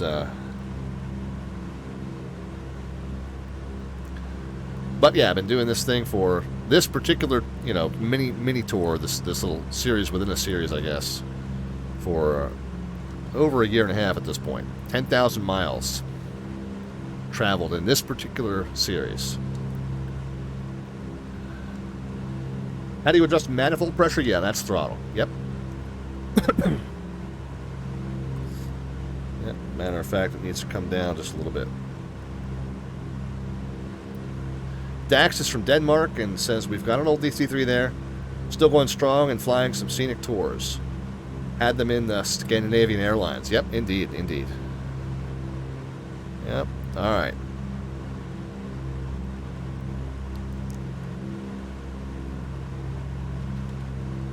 I am going to, let's see, we are at our cruise altitude, so we did get our power down. Some other things we can do is we can get the cowls closed up into, nearly closed. We'll go ahead and pull the mix into auto rich. Just find that click spot there. There they are. I think we're nice and stable at 6,000. We don't have a VOR radial track, so I think the best we can do is heading mode, maybe, to track toward that NDB, so we'll have to periodically adjust that ourselves. So if we want to do that, I guess we need to spin this around till it's about a 265 or thereabouts. Looks like we need to correct maybe about 5 degrees left. We got to follow there just then. I'll check on that in just a moment. I'm just getting ready to hand the controls over to our autopilot, or as we like to call them, to auto.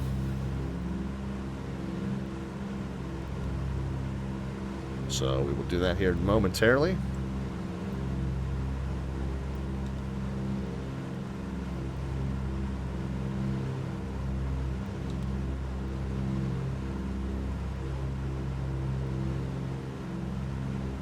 Alright, so there we are. Nice and stable on our altitude. Autopilot's coming on. Level and heading mode. So yeah, it looks like I overshot the heading correction there just a bit. So we'll see how all that shakes out. Make sure we're tracking directly toward our NDB there. And we probably need to resync the directional gyro with that magnetic compass anyway. It looks like it's a few degrees off. So we'll get all that sorted out in a moment as soon as the autopilot kind of shakes out. Let's just make sure that our cylinder head temps are okay. Yeah, right around 200. So we're good there. We want to go back into the left aux tank and the right aux tank. Let's check on our fuel balance. The mains are down. Okay, the left main is a little bit light. I'll tell you what, let's run both engines on the right main just to rebalance the mains. Okay, because the right main's got a few extra gallons, the left main's a little light. Not too much, about 2-3 extra gallons. I'm being really, I mean, this is really close enough. I'm just being really extra anal about it. So we'll let the right main come down to where the left main is, and then how are the aux tanks looking? Almost perfectly balanced, just under 90 gallons each. So as soon as they equalize on the mains, we'll switch over to the auxes.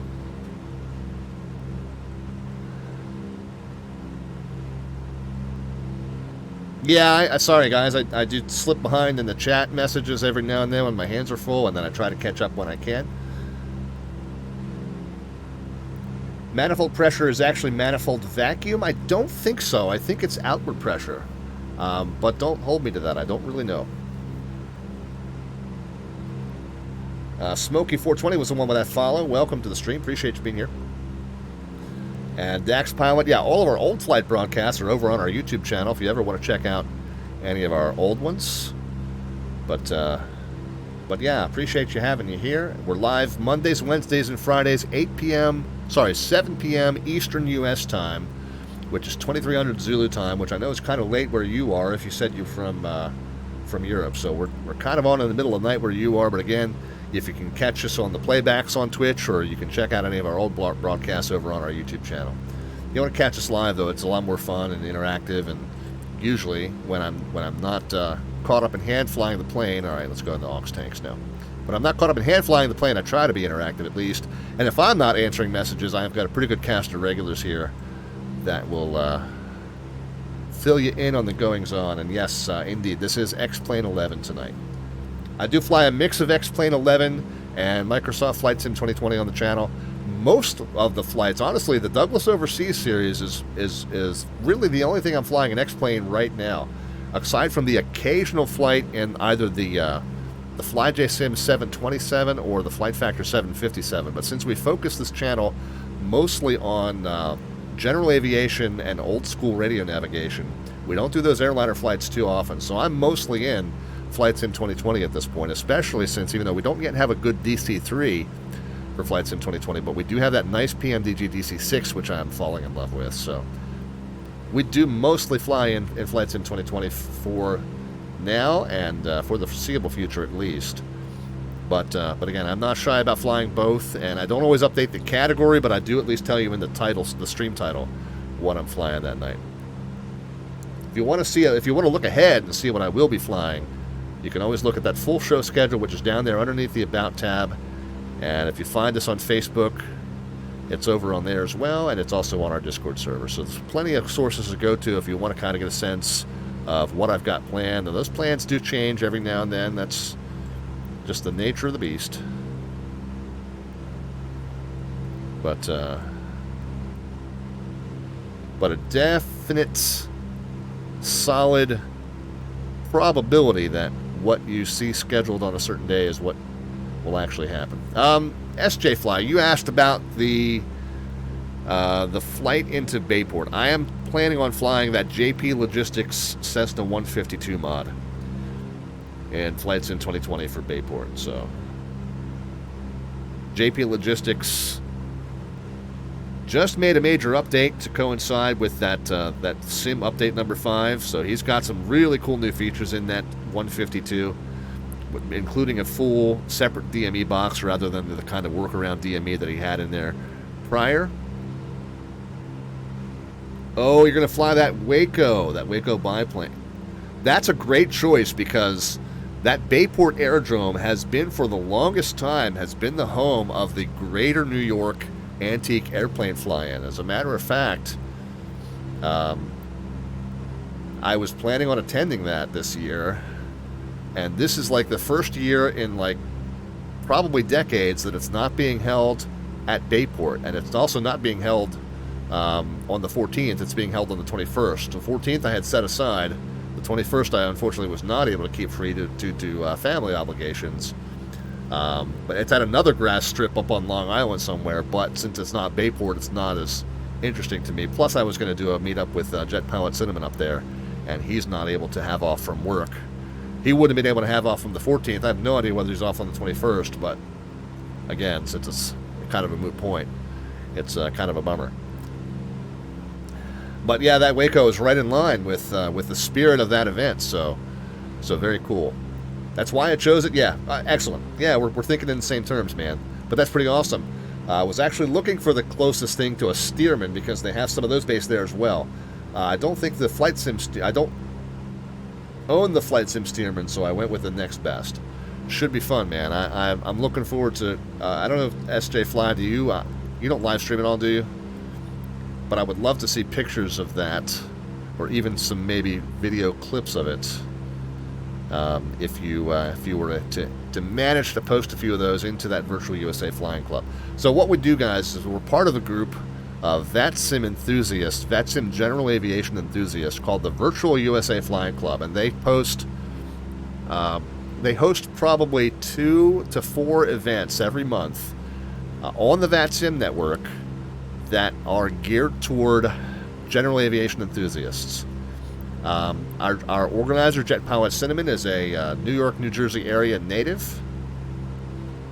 Flying or slant alpha, yeah, you definitely will be. Or if you even have a DME in there, which if you don't, you're flying at slant uniform. You might be flying a slant eyeball. But the Virtual USA Flying Club, organized by a general aviation enthusiast. Oh, there is a DME. Okay, there you go.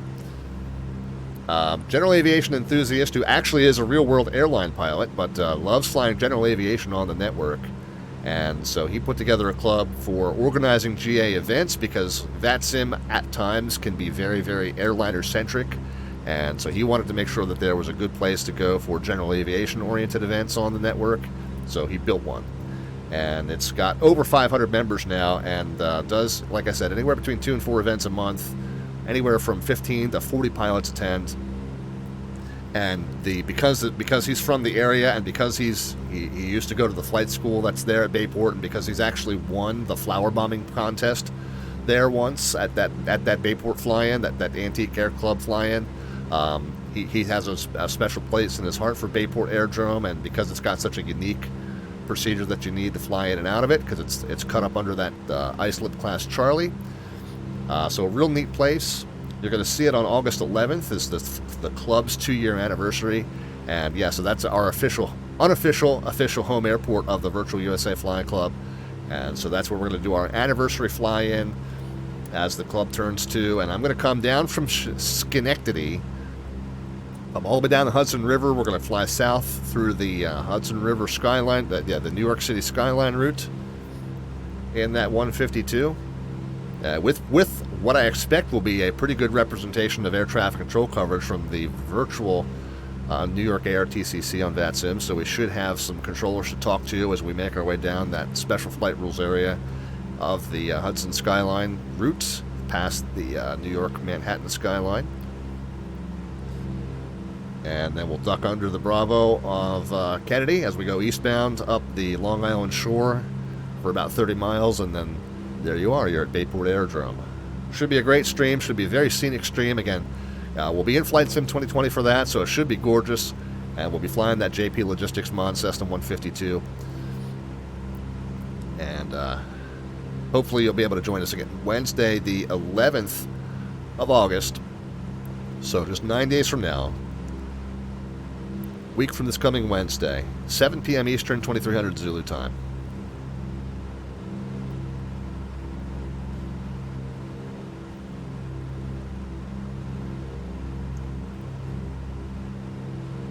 Yeah, you have any ideas? SJ Fly says, I might just join you on that same route.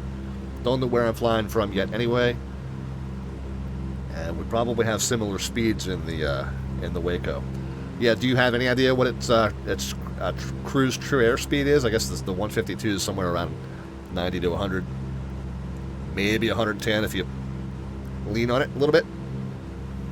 Rental power, as they say. Alright, how we doing?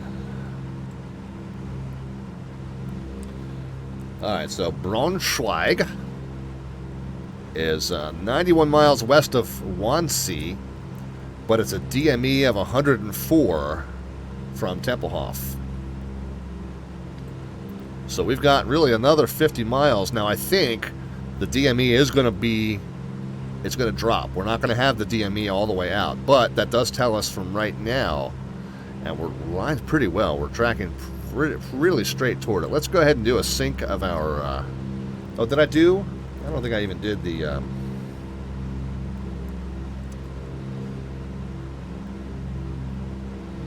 oh, 4-day. I think it's got to be at the beginning.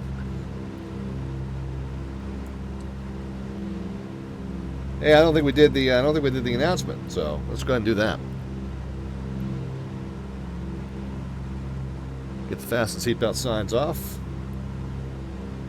Ladies and gents, we have reached our cruise altitude some time ago, actually, at 6,000 feet. And we've just now turned off the fasten seatbelt sign. We had massive turbulence just until now, so that's why I had you in your seats. I think it's all safe now. The cabin crew's going to come around one moment with a fine selection of Red Bull products. And let's stick with the bratwurst and the Beck's beer, because it seemed like a good meal for the first leg. We'll do some on the way back to Frankfurt. Or maybe we'll just do some Frankfurters. All right? They'll be coming around with those in just a few. So relax and enjoy the flight.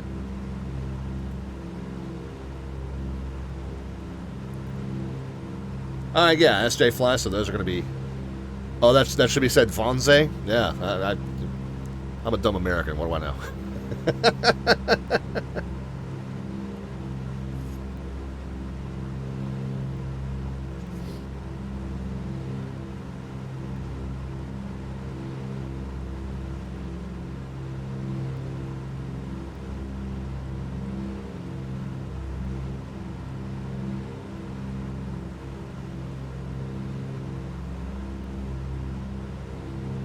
Gotcha. All right, well, since we've got 50 more miles, I am going to take a quick break.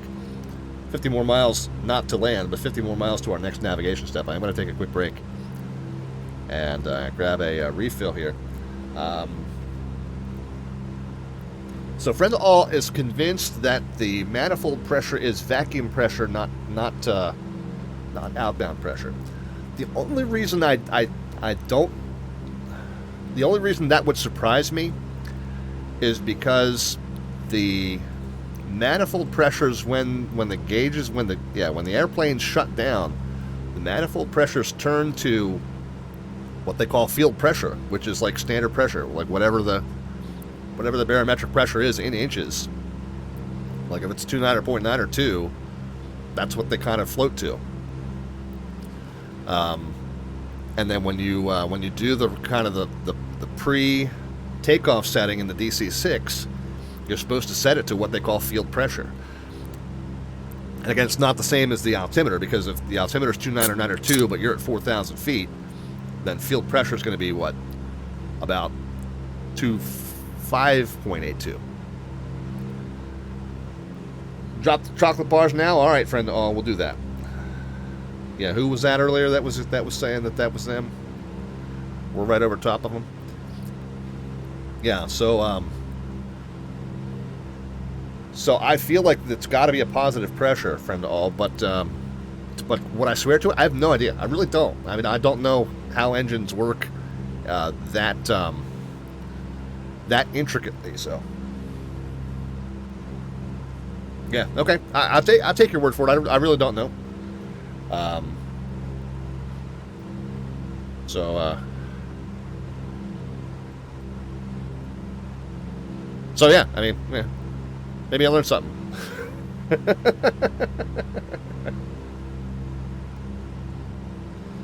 If I flew in real life, would you prefer to have old school dial and arrow RNAV or AeroNav or glass cockpit? I would do it MythMaster. I would do it the same way I do it in the sim.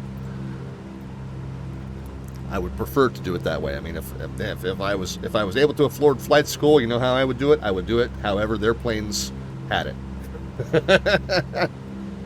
But yeah, my preference definitely would be the old school steam gauges, indeed. I find that the glass cockpit readouts are just a little bit too cluttered sometimes. I like the simplicity of, if I want to know my direction to that, I look there and there it is.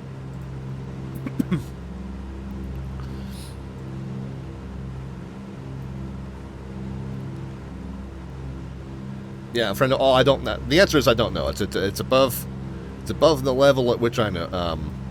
I've studied. I've never been much of an engineer type person. I'm not a handyman. If I take something apart, it's not going back together. So it's beyond my knowledge level, man.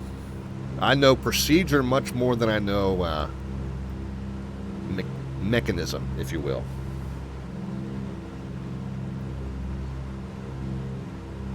I'm gonna let's go ahead and sync these up. That's what I was about to do, and then I lost my train of thought. So this is our correct heading, which is about 6 or 7 degrees south of west. And I say it that way because on the ones that kind of read backwards like that, I always kind of cross myself up as to what they are. But let's set this to about, like I said, 6 or 7 degrees south of west. And that's what that is reading as well. And, well, plane's turned by now because we've been fiddling with the dials. Now we're going to have to let it all settle back in, and then we'll adjust them all toward each other again, and then we'll lather, rinse, repeat until they're all in agreement. And then they'll start slowly drifting back out again.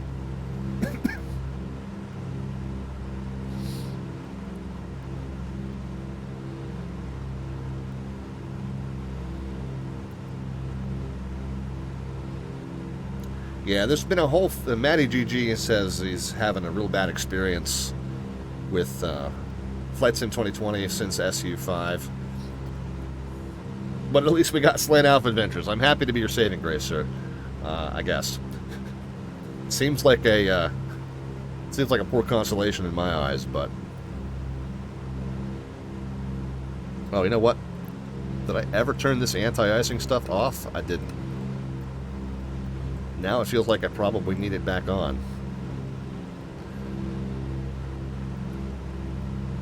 Of course, we're probably out of whatever that is. Whoops. It's alright. I don't think it's simulated to that level of fidelity here, so it is hovering right around 0 degrees. Yeah, so we'll go ahead and turn the anti-icing on. I was definitely not paying close enough attention on that first flight. When it cleared up, I should have shut those off.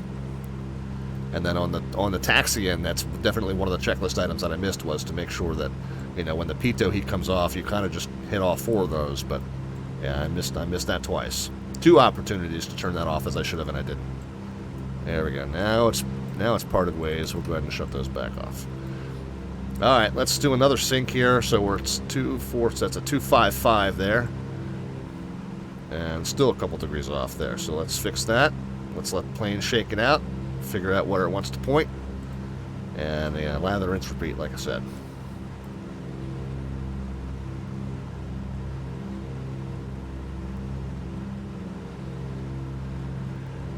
Yeah, I like friend to all have found. Well, honestly, I haven't found much of a difference at all.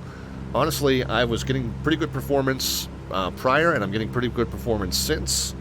The only thing is that the Carenado Mooney needs an update, because right now we cannot manipulate the fuel selector. That's the big kind of bugaboo that hit me from it.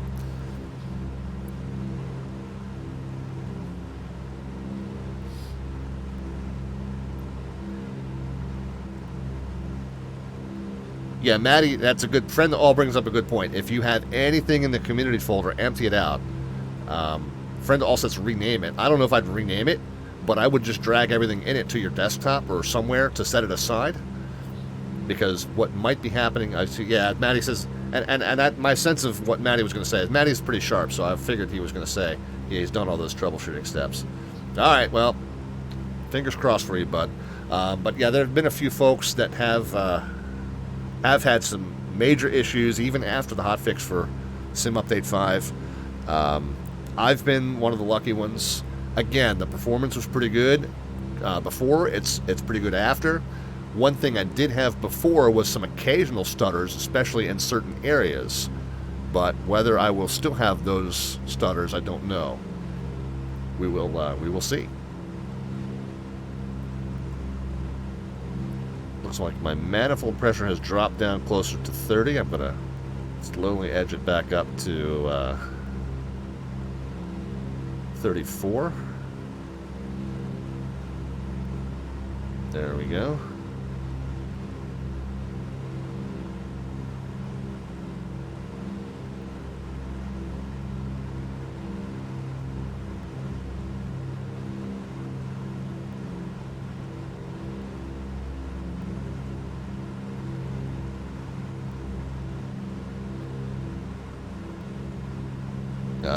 Still have 25 miles for that next navigation step, so I still have time to duck out, even though I said that 25 miles ago.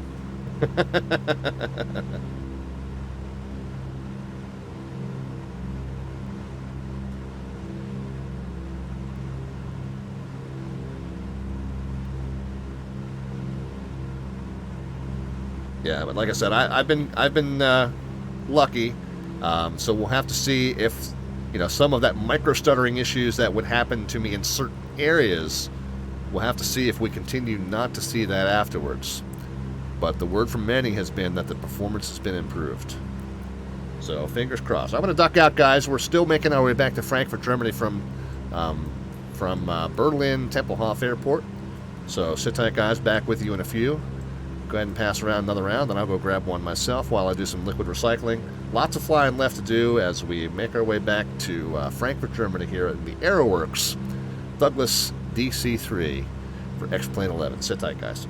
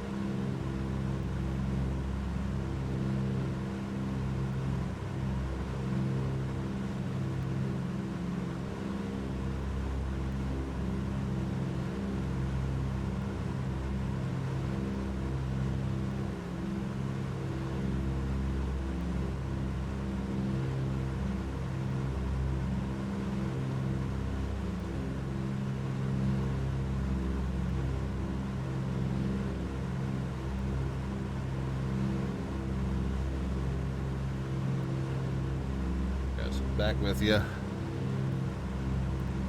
Kind of flitting in and out of cloud layers, so you notice they popped the anti-icing back on. And you also might have noticed that I went through another iteration of syncing the headings. Looks like we're... That's 270, that's 260, that's 259. Looks like the bottom half of the autopilot gyro is working, is synced rather than working. They're all working.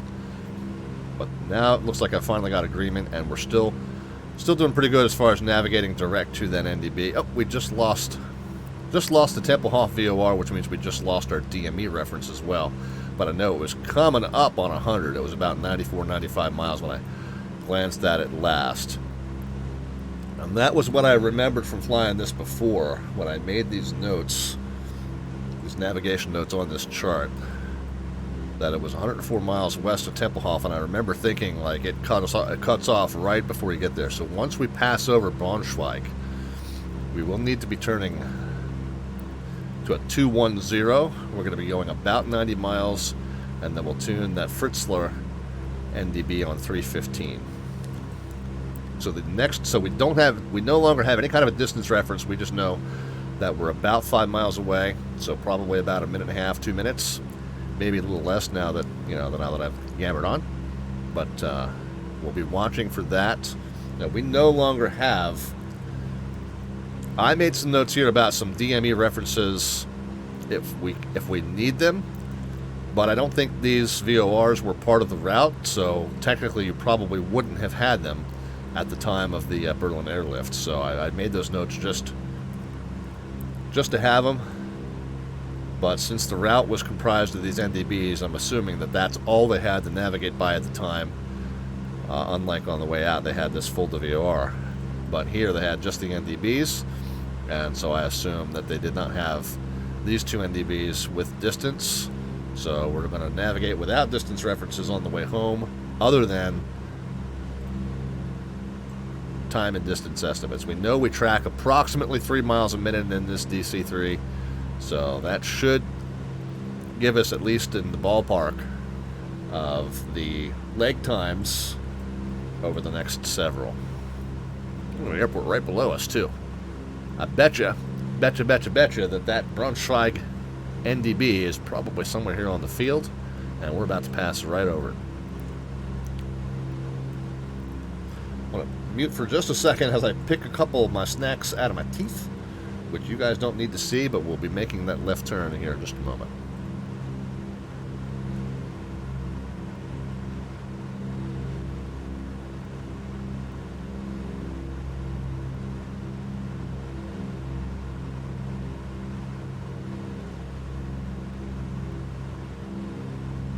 Back with you.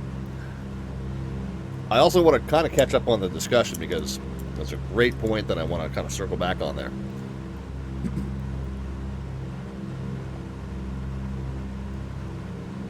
Oh. As long as I don't waterboard myself with my drink first. Whew. Sorry about that. But since we know both timing-wise, and because we kind of assume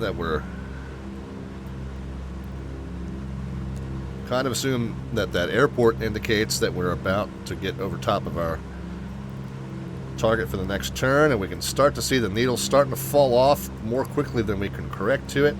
So you just get to a point where chasing it has become futile, and we're just going to turn to the next heading that we have, which was what? Had it. Where's my... Yeah, it's in a... I keep looking for it, and I keep losing it on my desktop, but it's in a tab that says Photos. So 210. So we need to keep coming way around to the left here. We'll come to a 200 for just a minute, just to correct. And then we'll come back to that 210 heading. We passed over that, by the way, at 55 after the hour, so that we'll keep track of that. We're going to go 86.5 miles, so just about 30 minutes.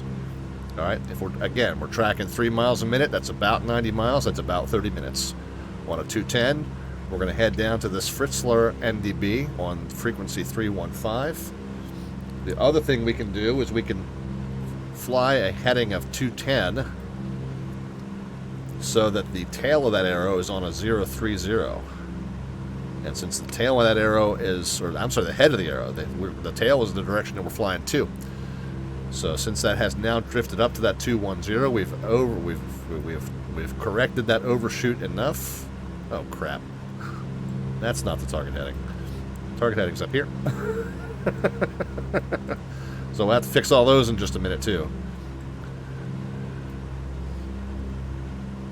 But yeah, if we're coming out of that on a 210 and we do that perfectly, then the NDB should be at a 030. So we're darn close. We can maybe correct a little bit. It's always going to trend toward the 6 o'clock position. So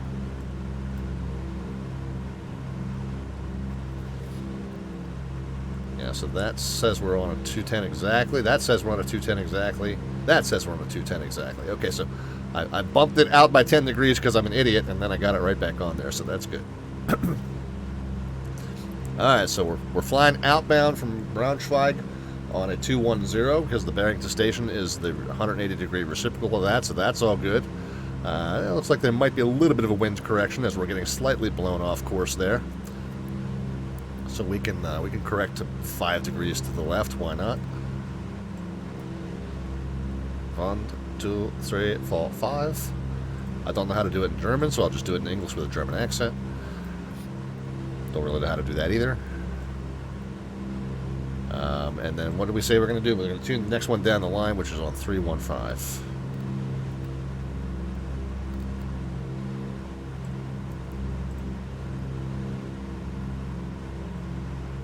Yeah, what he said.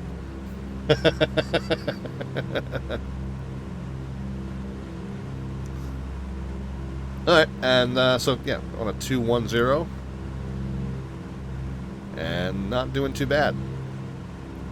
I felt like there was a little bit of a wind correction coming off of our last station, so instead of adjusting those couple of degrees to the right, I'm going to just kind of press on as we are. And we'll check it in 10 minutes or so, and we'll see how it's progressing. Did I get oh, you know what? I know what I just... Did I do it again? No, I did change into the aux tanks. Okay, thank God. I just had that moment of panic like I left both of the engines running on the same tank. Maybe the accidental 10 helped. No, I did. I'll tell you what. Let's use the cheat map here for a second, then I'll show you the correction that I did make.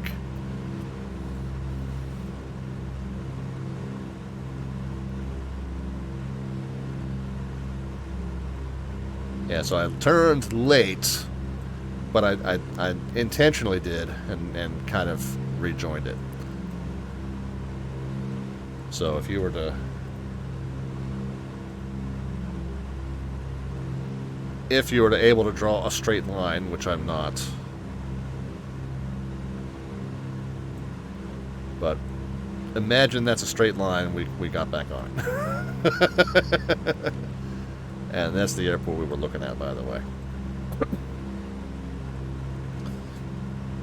I try not to pull up the cheat map, but every now and then it's kind of nice to see an actual ground track of where you did what you did, just to explain. And since I knew where I was, it's not as much of a cheat. But I had the moment of panic, like I had set both of the tanks to run, both of the engines to run off the same tank in an attempt to rebalance, and then forgot and left it there, which is what I do almost every stream.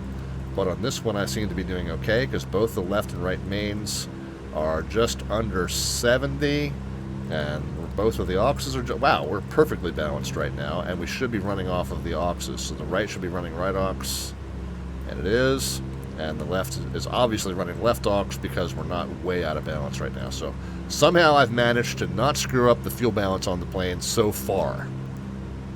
But there's still lots of flying left to do.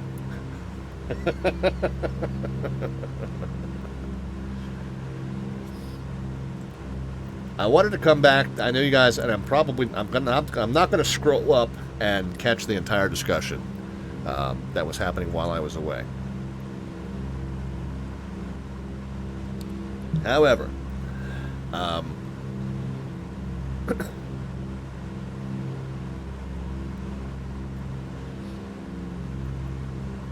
I do want to come back to one important thing about that update.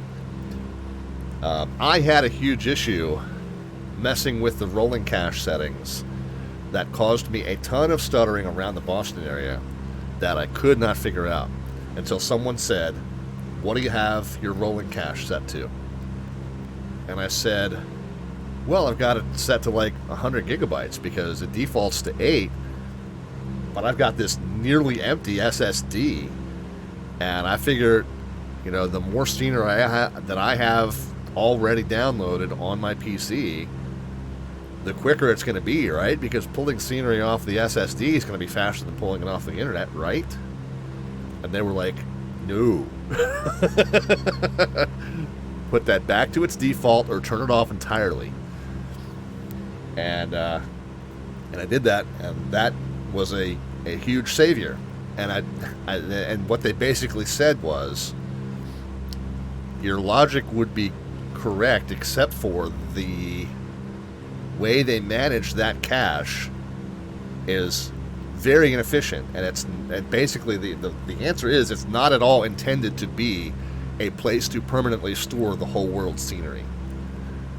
And I was just like, hey, the more I store locally, the less I need from the internet, better it is. But that's not the case at all, because managing that entire cache costs more than it saves.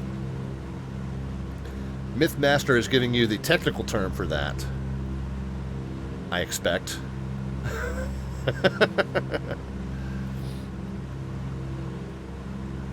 But yeah. No, I figured you were. But this is what I was told, and I don't even remember. It might have been you that helped me with that. I don't remember who it was.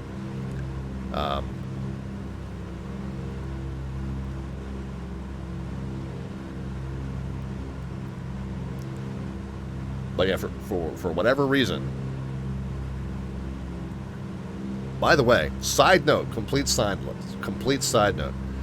I just realized there was a headphone problem, and that's probably why I've been shouting more than usual tonight, and that's probably why my throat's a little sore.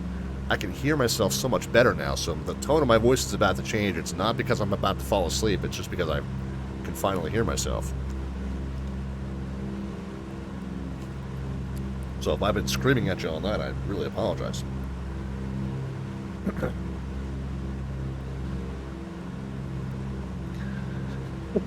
Yeah, don't mess with me, man. Yeah, so... Alright, Joey. Joey gets a timeout. Anybody who makes a deaf joke right now gets a timeout. No, I'm kidding. At any rate, yeah, so that was a huge issue for me, and I think I was probably far from the only one who came to the same erroneous conclusion that increasing the rolling cache size was a good thing. So what I saw in the discussion as it flashed by while I was snacking down on my snacks was that Microsoft seems to have disabled the ability for users to mess with those settings now. Is that what I saw?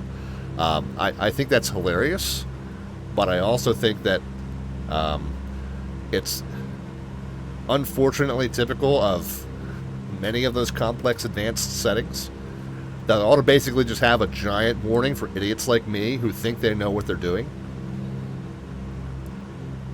that says, if you don't know what you're doing, don't touch this setting. Oh, and by the way, if you think you know what you're doing, also don't touch this setting.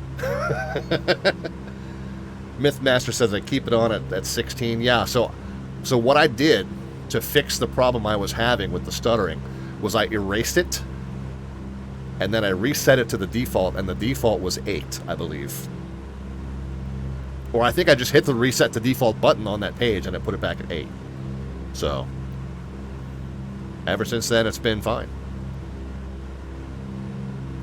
Ever since then, it's been fine. So it shows what you know just enough to be dangerous. That describes me as a pilot, and it also apparently describes me as a Microsoft Flight Sim 2020 tweak artist.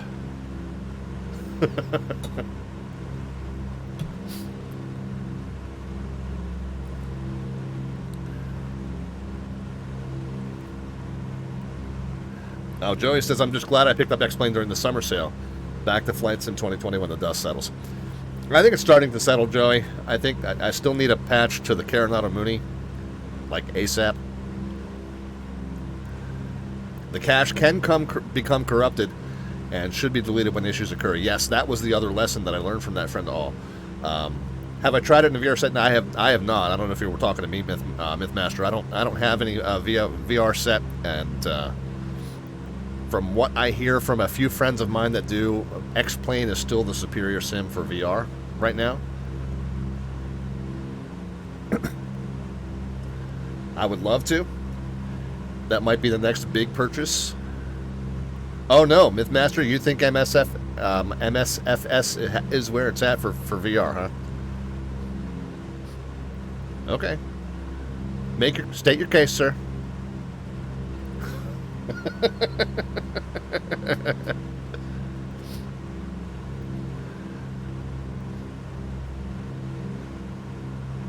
Alright, are we still a couple degrees to the right? Yeah, I think so. Whoops. Just knocked that knob out by one. You saw it. Might have seen that knob move if you were really looking at it, like I was. Okay, so it looks like we've drifted a little bit extra left, of course, so I think I am going to correct back toward the arrow here just a little bit. We're going to put in maybe about a 5-degree correction here. 1, 2, 3, 4, 5.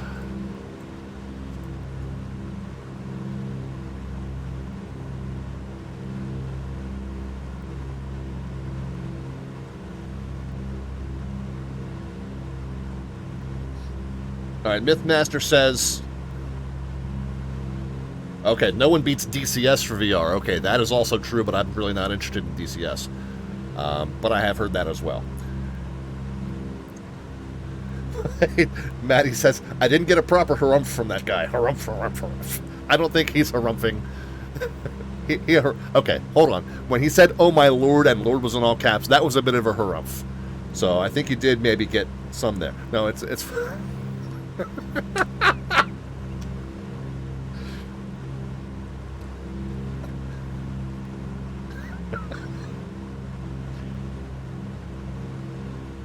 Whoa, did we just... I think we might have kicked ourselves off of autopilot here. What's going on? Yeah, somehow we kicked ourselves completely off of heading mode. So...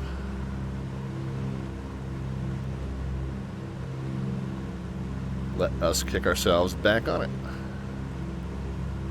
Oh my goodness, why is the plane...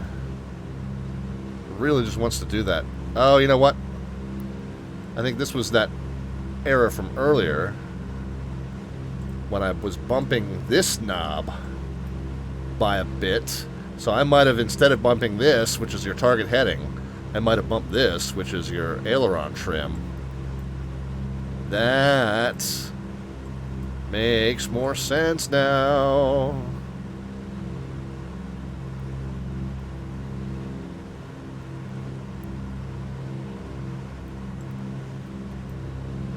Alright, well now we're way off course, though. Now we definitely need to go back into heading mode. Okay.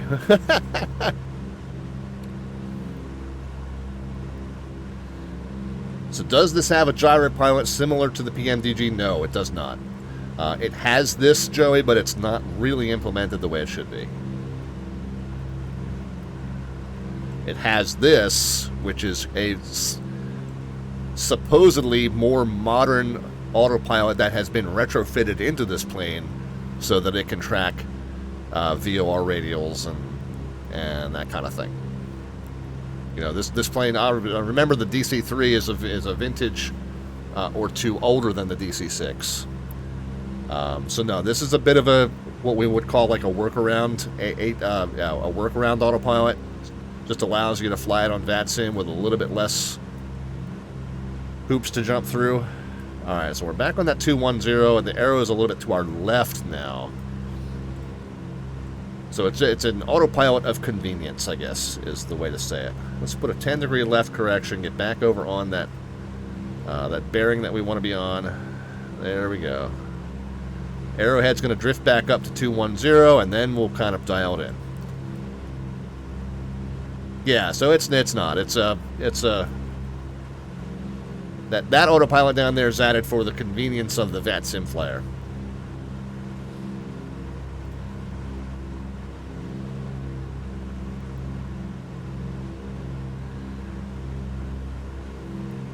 Anyway, so back to what Mythmaster's point was about X-Plane. Says it is good, but the numerous models tend to break in VR and they tend to have a lot of glitches. Now, I have not found that, Mythmaster. I watch a lot of Downwind Sims streams.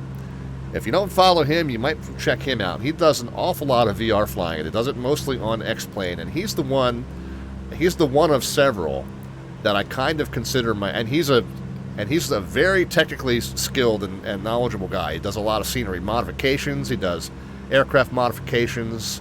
So he kind of knows his way around the front and back of X-Plane pretty well. And his opinion is that Microsoft Flight Sim just isn't quite up to par. But again, he's coming at it from a little bit more of a technical background, and there might be certain things that he's looking at or that he considers shortcomings that the average user would. Maybe, possibly. I don't know. Maybe you could get on his channel and discuss with him in more detail. But again, Downwind Sim is his name. No hyphens, dots, spaces, whatever. Just all one word, Downwind Sim. And but yeah, and he's a great guy too. Yes, perfectly. Yep. Twitch.tv/Downwind Sim. You'll find him. Actually, he's the one who makes fun of me for zooming in to see stuff. So he's the one who has made us those.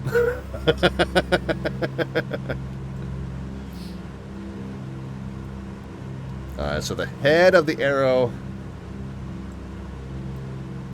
not quite back up to 210 yet. And by the way, that is the one shortcoming that he says X-Plane does have in VR, is that the acuity is not quite where it needs to be in order for you to see clearly, fully zoomed out. And of course, when you're in VR, there's not a good way to zoom in and see stuff. So I say zooming in is a compensation for the fact that my real life eyeballs are not limited to, 25, 60 pixels, right? My real life eyeballs see in a lot better resolution than 25, whatever. I'm throwing out the wrong number, but you know what I mean. Whatever the correct power of 16 is.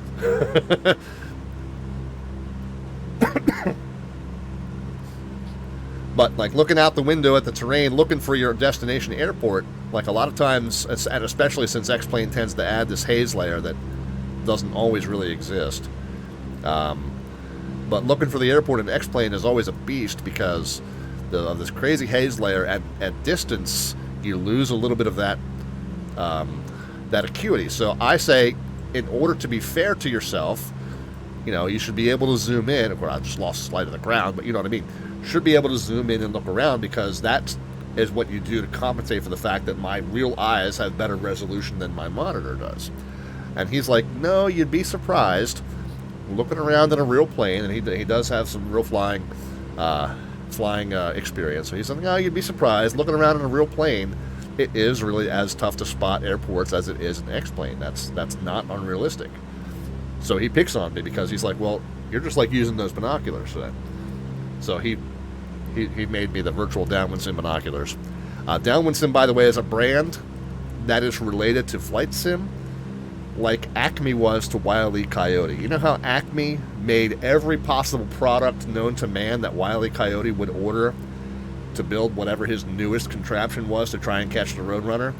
Downwind Sim also makes virtual versions of all that stuff for us.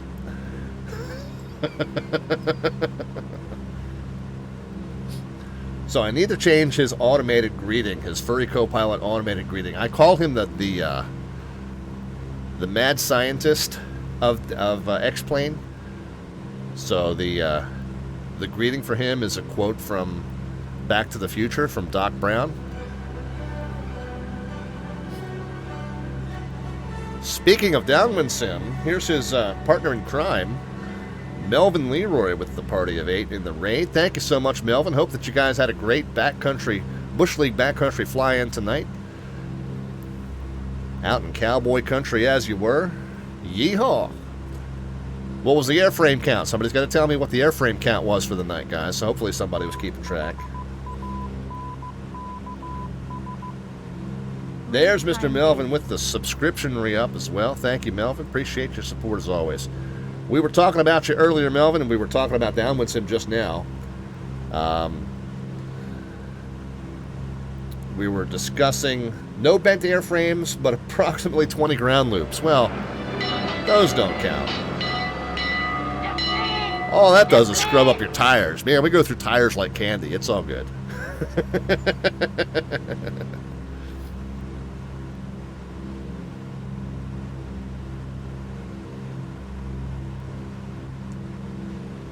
You can bang up a wingtip or two. Hey, no problem there.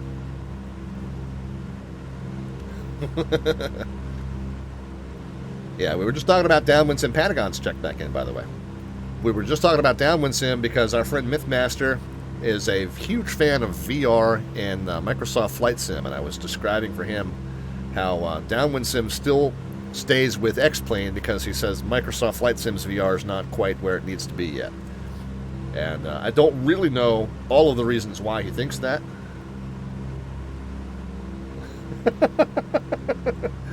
Man, Automod really didn't like that message, but we're going to permit it.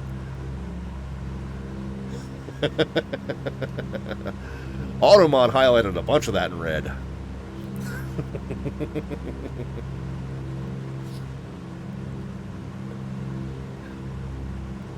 No, Melvin, not your fault at all. I think Automod was concerned with beavers and butts being in the same sentence, and you know, also I think because you guys were flying up near a lot of water, there were probably some wet beavers on your stream tonight. You know, definitely some beavers that got a little wet. So, yeah. So Iowa Scotsman says the lack of controller support is one thing. Yeah, Melvin, right? It's not like I mentioned this, the team that shall not be named. That's right. And now the funny thing is I can't remember if I took that out or not, or if that's still in there.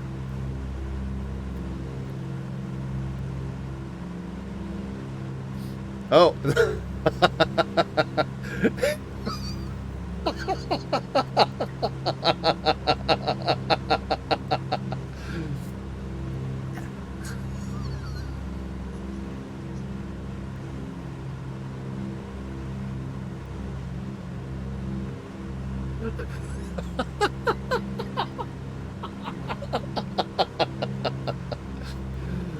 Man, Automod just really hates flight simulation.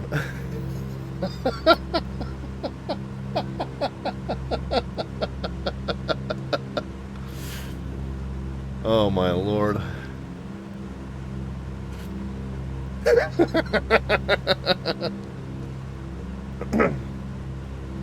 Man, in flight sim we just have too many terms that the Automod's like, that's questionable. Yeah, right, yeah. Yeah, Aider? Good gravy, guys.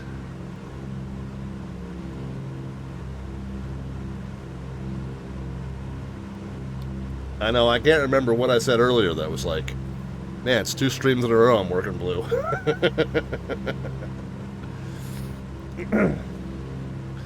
So Iowa Scotsman says it's the controller support issue. Okay. Yeah, I don't know. Not a VR guy myself. I would love to try it, but I know that one big issue for me is being able to read the gauges. So I think the other thing for me, honestly, Mythmaster, there are some very good VR streamers, Downwind Sim being one of them. But I think for me is I spend so much of this stream, you know, kind of explaining charts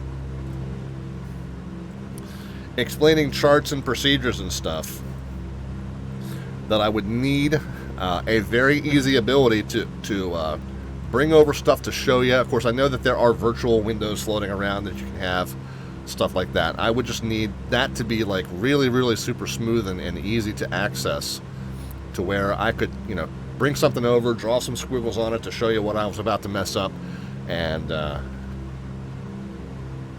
you know, be able to really demonstrate and teach and explain what's happening as well as execute it. So that would be a big one for me. I wouldn't do VR streaming if I couldn't still do that kind of explanation and demonstration. And like I said, I know that there are some tools out there that allow you to do some window manipulation. I know DownWindSim uses a couple of different floating windows to like keep track of his stream chat and things like that. But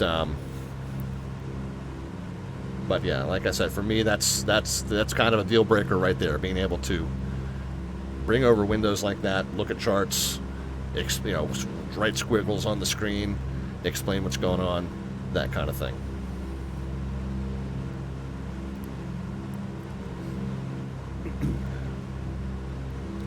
Speaking of explaining what's going on, we are reenacting the Berlin Airlift flights from Frankfurt, Germany up to Tempelhof and back. This is my version of the chart that was provided by VATSIM Germany. They provided like a 3 or 4 page chart document, and I combined it into one image, so it was all kind of on one big map together. We're headed down toward Fritzlar NDB. We do not at this point have a DME reference. We do have a couple of DME references we can use further down the route if we really needed to. However, since these weren't included in the route, I'm assuming they weren't really there at the time. So in order to be faithful to the way this was navigated originally, I'm going to try not to use it. However, the thing we do know is that we crossed Braunschweig 5 minutes before the top of the hour, and we're going 90 miles south and east, almost 90 miles, not quite 90, and since we're tracking pretty much 3 miles a minute, we know that that's a half an hour leg, so we should be coming up on the Fritzlar NDB 25 after the hour, which is damn near now. So I should probably stop staring at the chart and start staring at the instrument. Yeah, excuse me, guys. Yeah, I've been kind of shouting all night because I got these nice loud double wasps, or twin wasps rather, the Pratt & Whitney 1830, I think it is, the twin wasps. I got 2 twin wasps. I got one in this ear and one in this ear, and so I've been kind of shouting over them all night, and my voice is getting a little hoarse. The goggles block the view. Unlike augmented reality goggles, how do you see and push bezel keys on physical cockpit hardware? Yeah, I think that's one thing, friend of all, is you kind of have to just know where that stuff is. I know, friend of all, I spend a lot of time tweaking the sound in the stream. I don't want to decrease it for... I don't want to decrease it for you guys. I want to decrease it for me. I think the mix coming off the stream is pretty okay, I think. So I'm constantly just tweaking sound levels here, and you know, trying to make things a little bit better for myself. But anyway,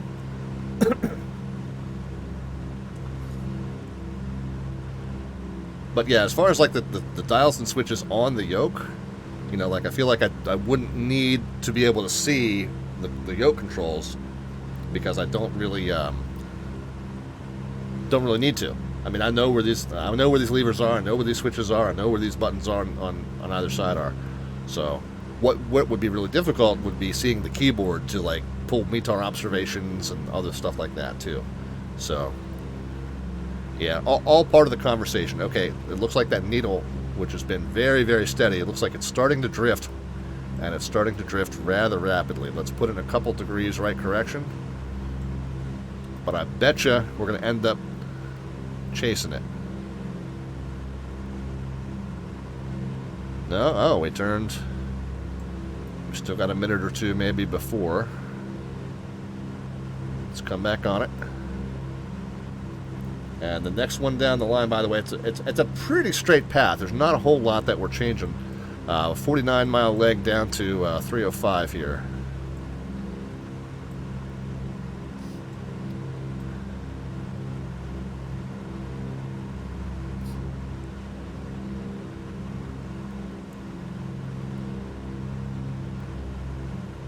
The sound's good like it is. Yeah, so I don't want to, any changes I make for my own benefit, I don't want to mess with the stream mix. So, I'll suffer. I'll be fine. Thank you, people, by the way. Thanks for stopping back in here, man. Yeah, I'm much more comfortable using a traditional monitor setup for now.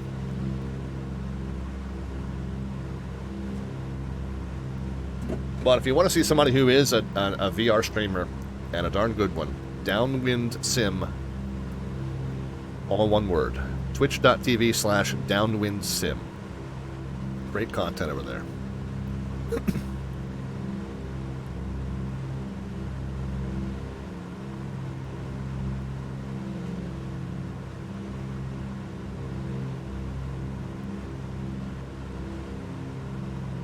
Alright, now I have notes on this chart about top of descent being at that next NDB called Staden. Alright, so as soon as we get established past Fritzlar, heading towards Staden, we got another 49-mile leg. So we've got a little bit of time to start figuring out our descent and landing direction down at Frankfurt. Again, it's very, very early morning over there, so I don't think we need to worry too much about air traffic control, but let's just double check that. Oh my goodness, we actually do have higher level Euro control on. Further west. Guess somebody woke up early.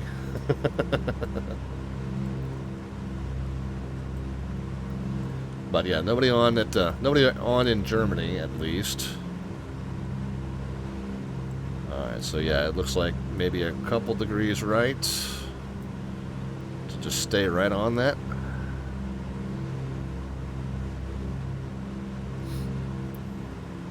Should be any second now.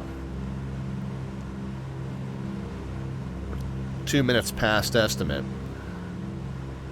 And I had said it would be just less than a half an hour, so we may be hitting a little bit more of a headwind than anticipated. I didn't think there was going to be much wind. Oh, there it goes. It's starting to flip now. All right, let's go to a 202 heading.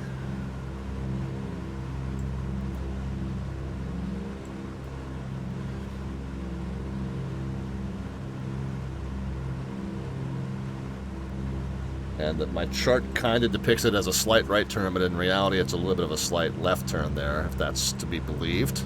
Yeah, 210 to a 202. Yeah, it's really a slight left. Again, chart's not to scale at all. And then just to make sure that we are inbound to the correct thing down the line, 305 is the next one. Boing. Alright, yeah, so we do need to, we'll correct about 10 degrees more to the left here.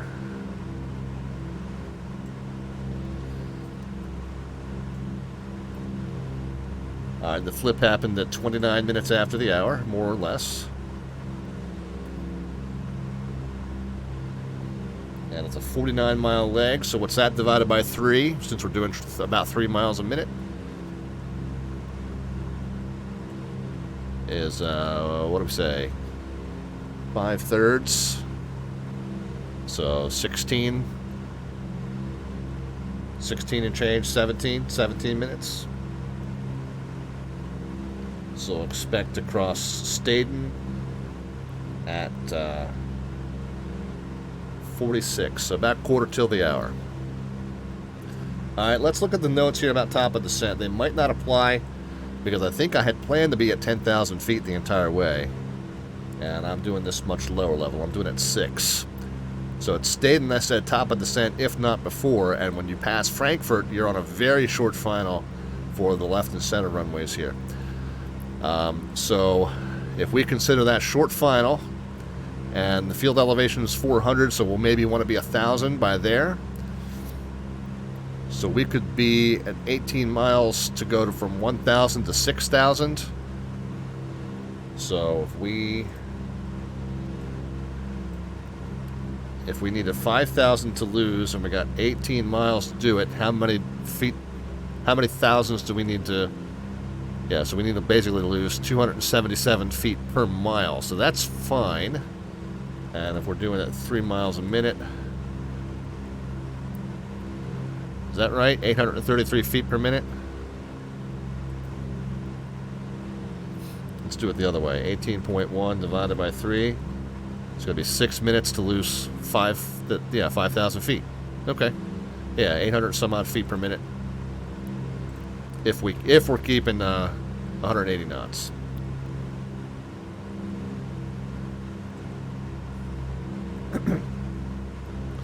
So yeah, I think at 6,000 feet, Staden works very well as a top of descent. Staden, I assume it is. And then 18 miles to 297, and then bang it straight on in. Let's just make sure that Frankfurt would and should be landing west.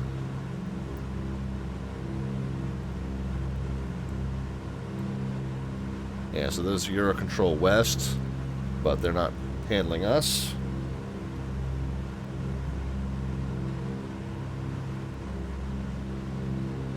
METAR at Frankfurt, 300 at 2.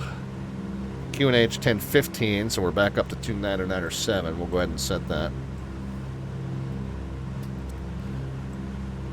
I didn't just do that conversion that quickly in my head, guys. That was the same METAR from earlier, so I happened to just remember it.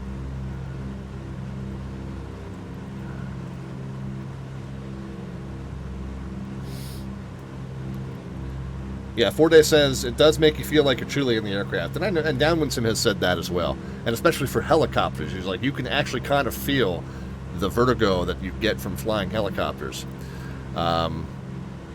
So 3002, so yeah, it's first of all, it's a 2-knot wind, so we'll land in whatever direction we damn well feel like it. But second of all, runway's 25s and it's 300, so landing west does indeed make sense. So we are going to kind of end up back where we started.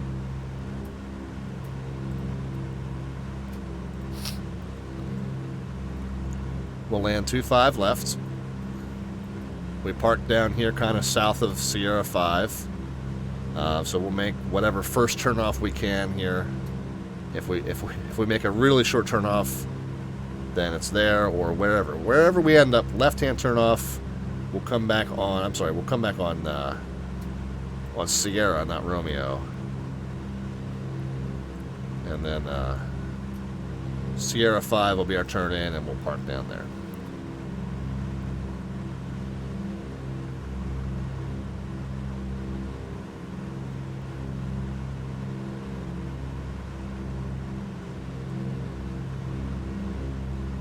I think the anti-icing stuff can finally come off. I think we're below that cloud layer for good for now, at least for the moment.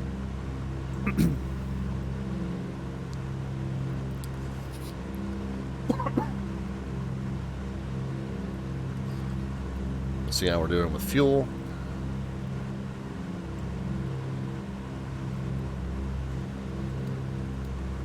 Still got 45 gallons in each aux tank, so that's good. Mains are higher, but we'll switch back to aux.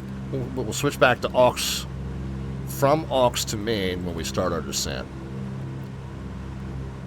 The idea is to burn as much as you can out of the auxes at cruise, but you definitely want to be back on the mains. You basically want to be back on the fuller tanks for your descent.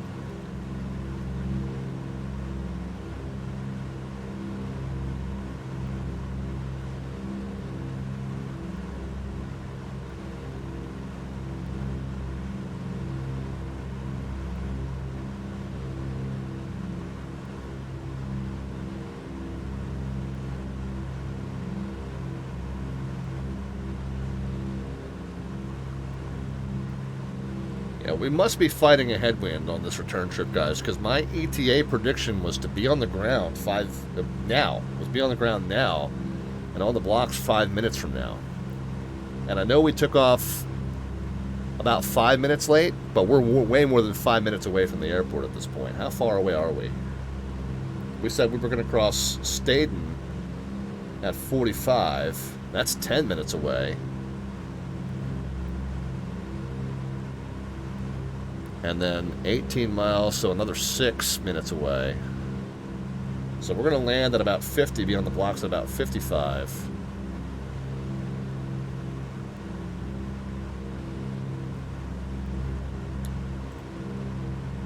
So yeah, that's even accounting for getting off the ground late, that's still about a 10-minute delay.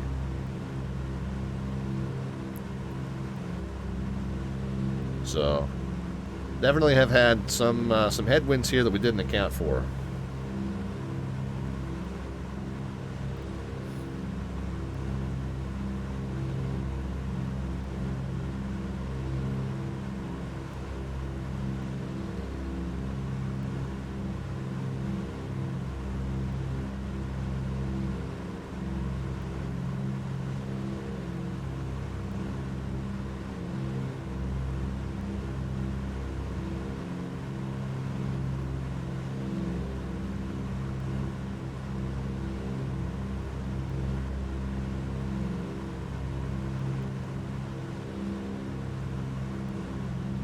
Alright, we are still navigating directly to that Staden or Staden NDB. So life is good.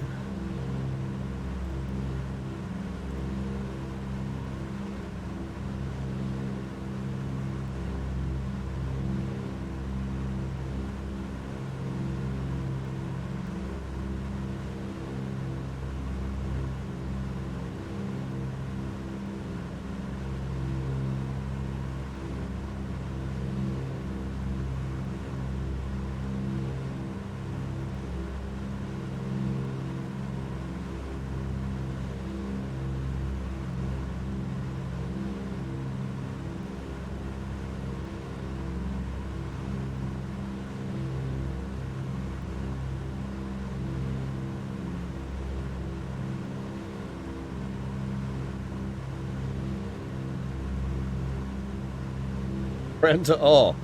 When a jetliner is late and the captain announces unexpected headwinds, that's code for they fell asleep in the cockpit. Is this true? Only if you are a Northwest Airlines pilot. For all other airlines, I would say it is true. For Northwest, it's definitely a bald-faced lie.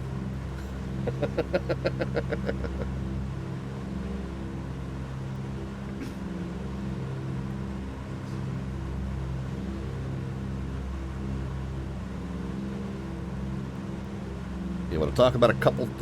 Oh. Why is that?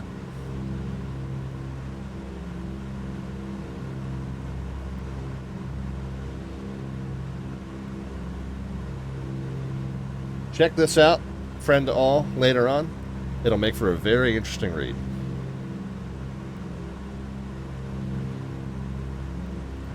You want to read about a couple of guys who are probably working retail these days.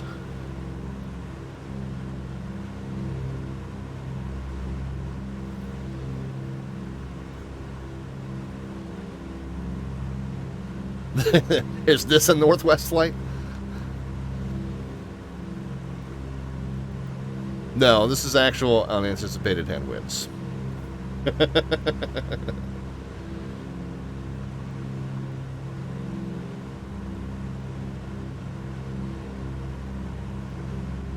But yeah, you'll want to read through that later on, and if you read some of the documents that it's that are in the bibliography there, even more interesting. If you want to read through some of the official investigation of that incident, that was quite an intriguing one.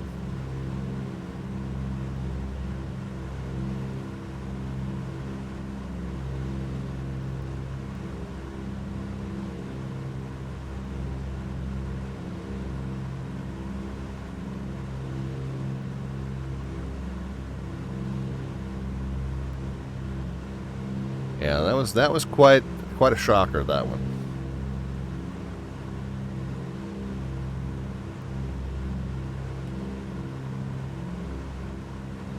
Oh, Melvin, you didn't know about that one? Oh yeah, well, we pick on our friend Northwest Orient all the time about that one. You know, he knows about it, trust me. He knows about it. Yeah, we poke him with that one every now and then in the ZDC Discord. I think it's come up on our stream before, too. He definitely knows.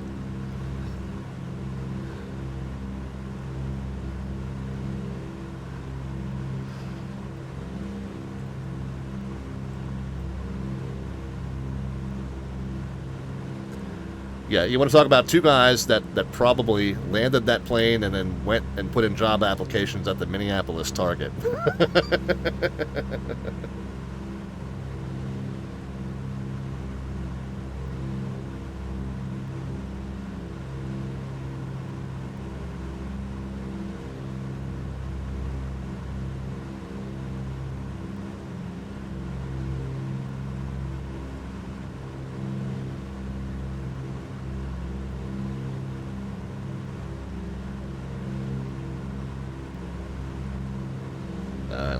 Let's take a quick spin through the heading gauges. So we need to turn anti-icing back on, maybe.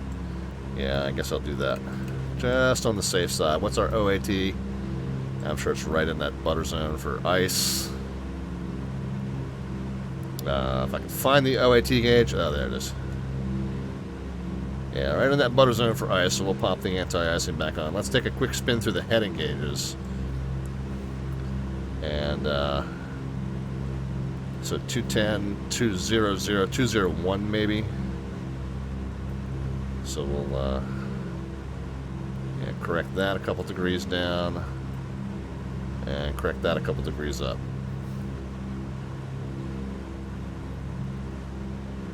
Plane, of course, now wants to change its mind about what direction it wants to point.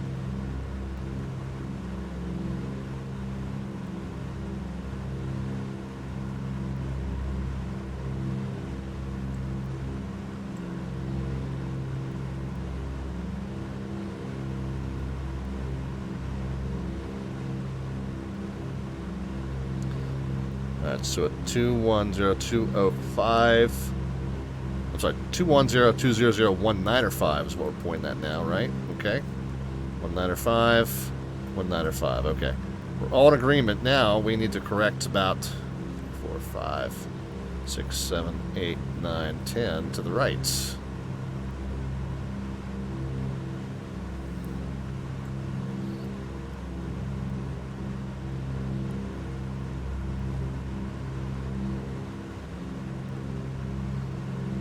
So there's that Stadten. Should be coming right up on it here in just a few moments.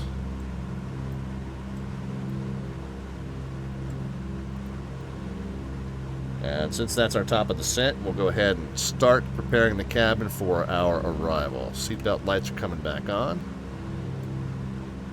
What was our forecast temperatures? So we did have some clouds, scattered clouds at 800 feet. Okay, excellent. That's going to make life fun. Temperatures 13. Okay. Very light winds and partly cloudy. All right, what do we got? 13 degrees.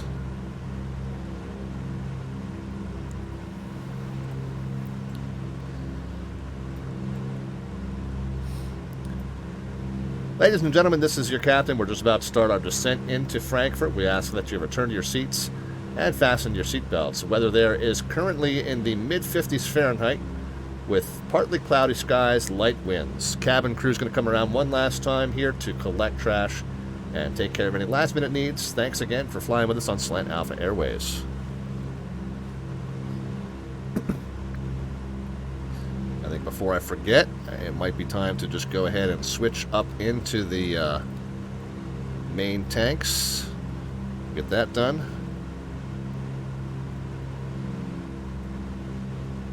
And that done. Whoops, left main, there we go.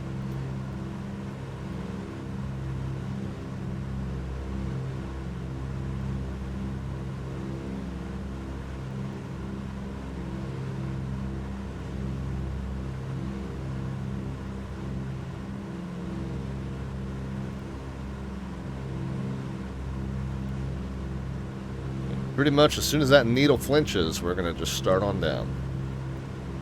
The next frequency down the line is 297, and on that NDB we are going to be on extremely short final. 18-mile leg from Stadten to the final approach course. Oh, looks like it's starting to go.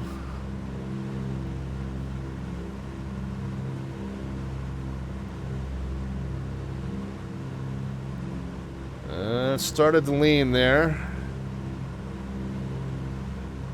Couple Go ahead. You can open it.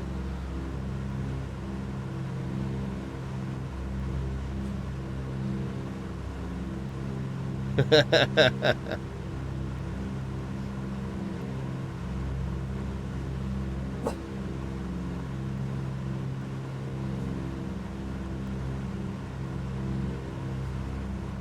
don't want to chase that needle too far off. Once it starts to go beyond a certain point, there's no sense in chasing it. You're just going to, yeah, okay, it's flipping over. Alright, my airplane, guys. Heaven help us.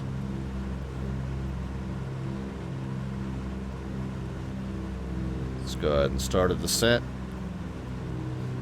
297's the next one to tune.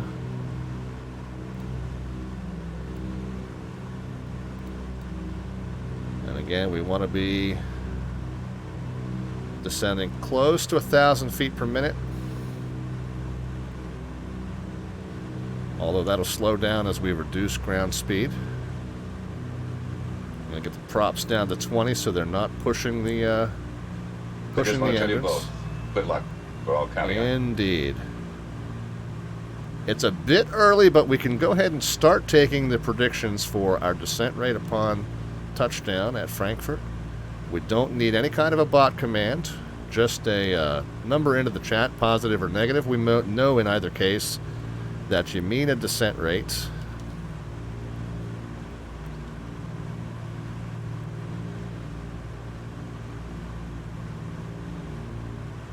And we'll take the closest one to get entered into our monthly raffle, monthly landing rate raffle that will draw on August the 25th. Props down to 20, so that's 2,000 RPMs. It's this gauge right here. It's times 100 RPMs, so since it just says 20 on the gauge, that's what I'm looking at. 20 and 20 is what I use for descents in this plane.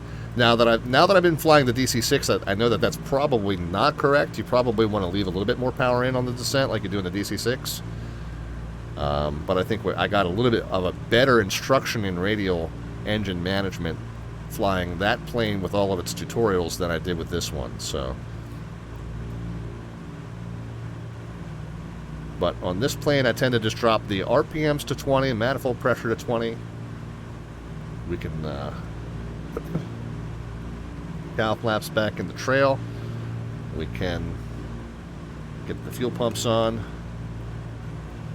Check tail wheel locked. It is. Altitude's 4,000. Flight attendants, prepare cabin for arrival.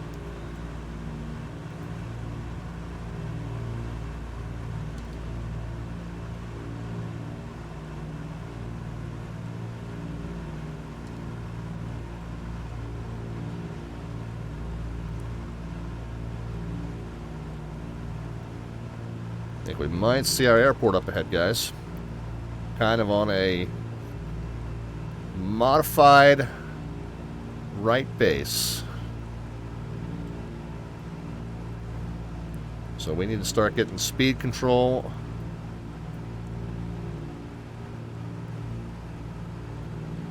Make sure we got everything else done on the checklist. Mix can go back to auto rich. That would be one.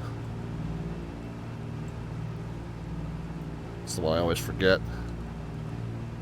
All right, I'm going to square off the base turn a little bit here, just a little bit more.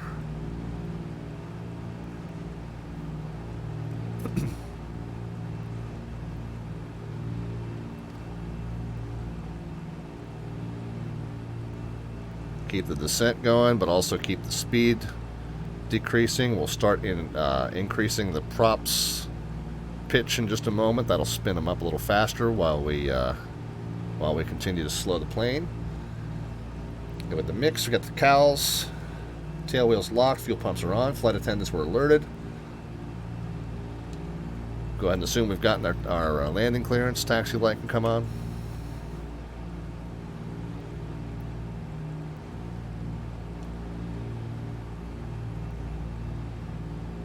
Alright, we're going to decrease the prop pitch, which is going to increase the RPMs. We can go flaps 1, we're under 120. it down to 100, we can go flaps 2 in gear. And we are aiming for 25 left, so we're good here. We're a little bit of altitude left to lose. 3,000 feet. Field elevation is about, what do we say? 365 or 364.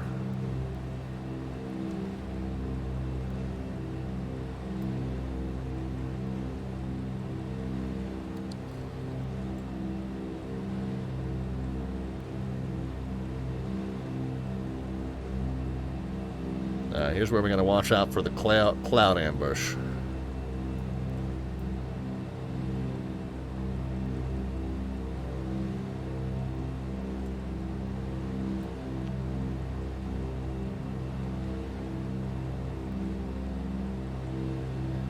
Yeah, friend is asking about the RPMs applying to both the engine and the prop. Yes, that's correct. And that's indeed the very reason you need to watch that you don't have, during the descent, you don't want that wind resistance against the prop. You don't want the wind turning the prop and the prop turning the engine. You still want to have the engine pulling the plane forward. Otherwise, that's when at low RPMs, lower oil pressure, and the propeller turning the engine. That's when you start having engine damage issues.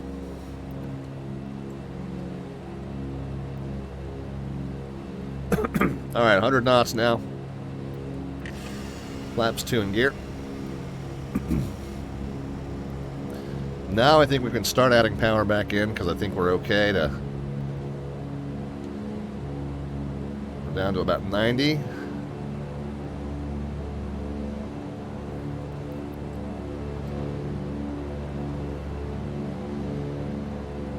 Get ready to turn final.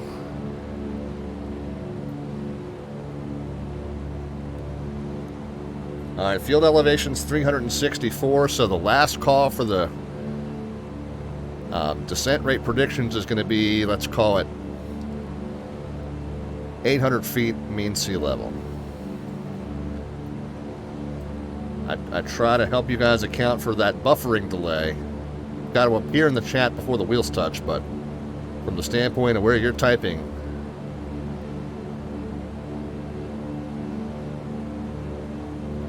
now remember,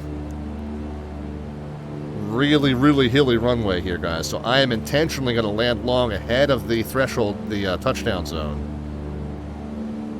And because of the ortho scenery that we have here, these runways are really, really undulating, much more so than they do in real life. So you'll watch me land very gingerly and long because of that.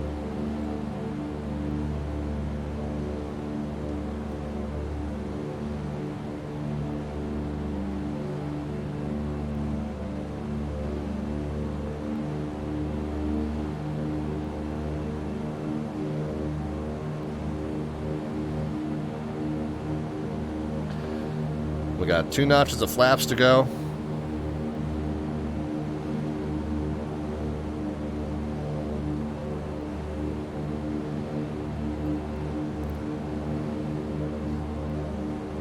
Couple miles final, and it looks like we might have a little bit of excess altitude to deal with. I think we're okay though.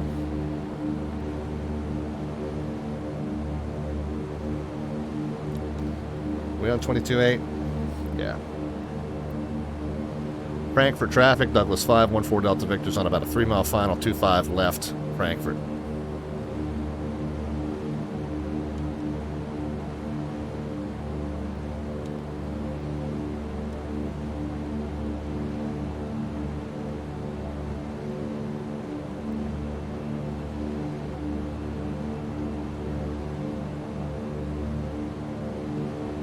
I like that I timed the sunset nicely.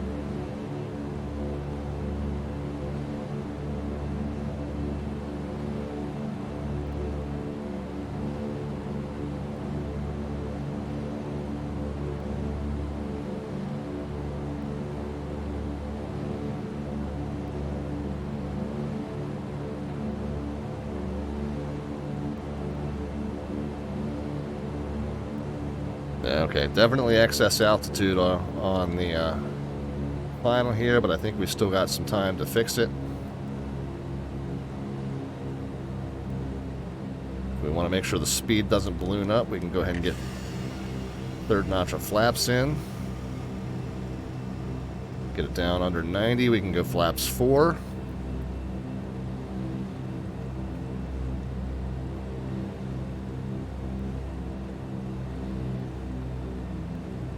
Alright, so PAPI lights. Looks like we got one red there, so we're a little bit above glide slope. And again, we're going to be a little bit above glide slope on purpose. You can see, look over to the right, you can see some ripples in that runway. And we remember from our takeoff roll here that there were some pretty good ripples in the beginning of this runway too. Now I got 3 reds. Well, let's fix that. Let's go ahead and get that last notch of flaps in. Alright, flaps 4 set and check, gears green, landing clearance received. Heaven help us. We're going to land this thing.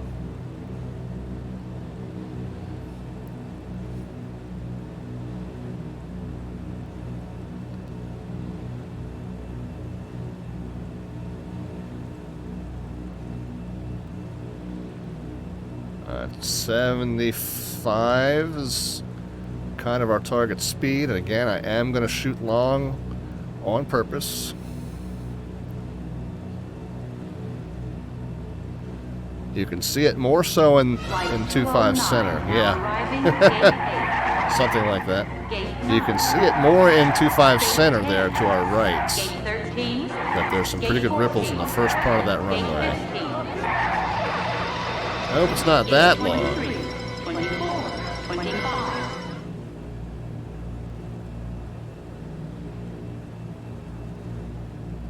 Yeah, we are going to shoot for right. We're going to try and touch down right after the PAPI lights. See where it kind of flattens out there. It looks like there's a couple good undulations even beyond that. So there we go, about 70 knots. I think we're good here, guys.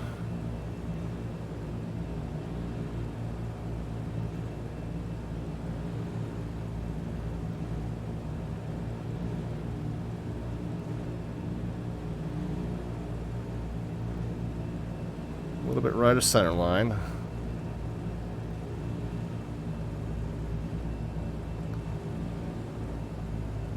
I'm still trying to ease it down, and the runway is sloping down.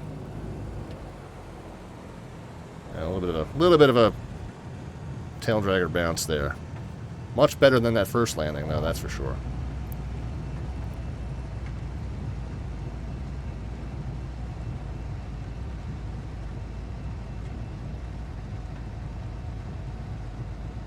Alright, we'll go ahead and get the tail wheel locked off so we can make the next turn off.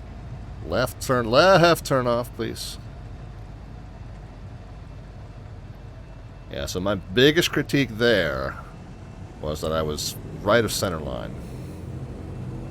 I think everything else I was pretty happy with. I'm going to make this next left turn off if I can figure out where it is. Get my chart in front of me here.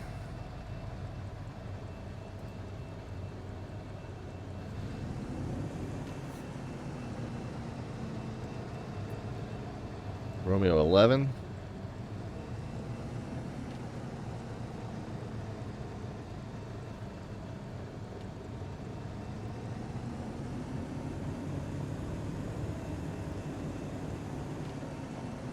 Alright, we're going to go try and go straight across Romeo to Sierra if we can. If not, we'll zigzag it over to Sierra. We'll call clear once we are clear.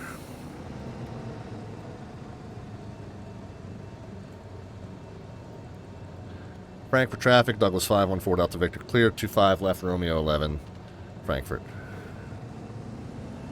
Alright, yeah, we don't have to go too far. I think we're okay here. We'll go straight across Romeo to Sierra, left Sierra, and then Sierra 5 is our turn-in for the cargo ramp. Off of the runway, anti-collision off, landing lights off, pitot heat, and anti-icing off this time. Fuel pumps off. Cowls can go open. Opens this way.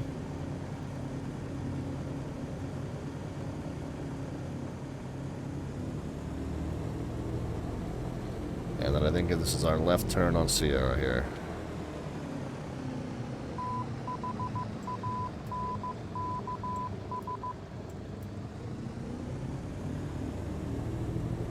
We got the cheers from 4-Day. Thank you very much for that. I was happy. What was the number, by the way? Was it 61, was it? Something like that?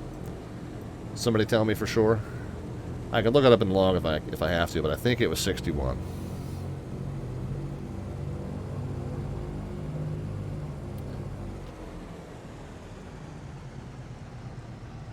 Uh, 67? Okay. Yeah, we'll just go with the whole. We can drop the decimal, we'll just go with the whole. Of course, go with the whole is probably another thing that the auto mod would catch. Am I going to make it past that pole without clipping it? Let's see. Sure. I don't know why I'm taxiing through parking locations. I have no idea where I am, guys.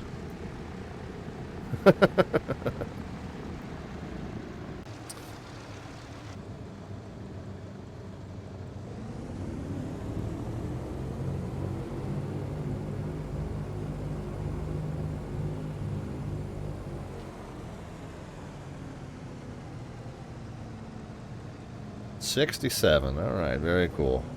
Well, we'll come back through. You guys probably already know by now who the winner is. Dirtbex, of course, was our winner for the first leg, because he was the one with the least amount of faith in me, and he was appropriately conservative in his guess, as it turns out. Second one worked out a little better. As I always say, guys, the first landing in any stream is always practice for the second landing in that stream, so kind of bears out, you know?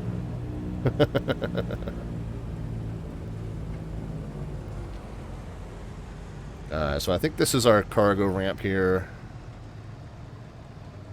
I don't know. It doesn't really matter that much.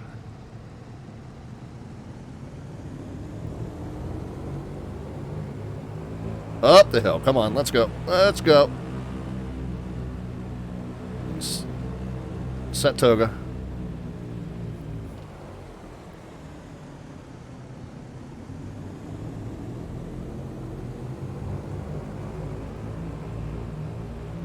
Alright, let's just find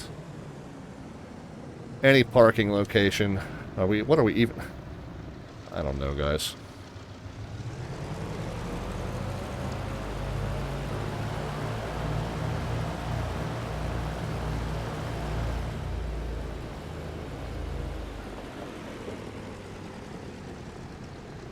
It looks like there's civilization here, so we'll pull up to the building on our right and call it a day.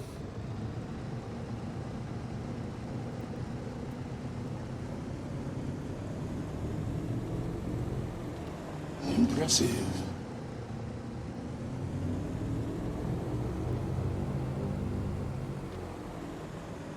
This will work.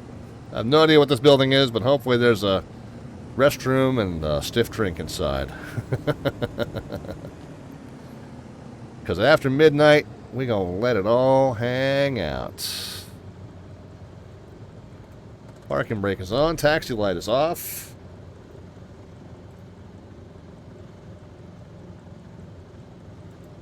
Tail wheel can be relocked. Transponder can be shut off.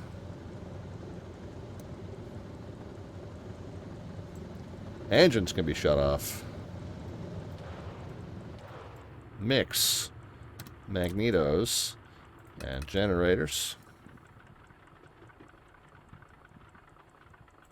Get the seatbelt signs off. Get the doors opened. There's there and there. And get the trim resets.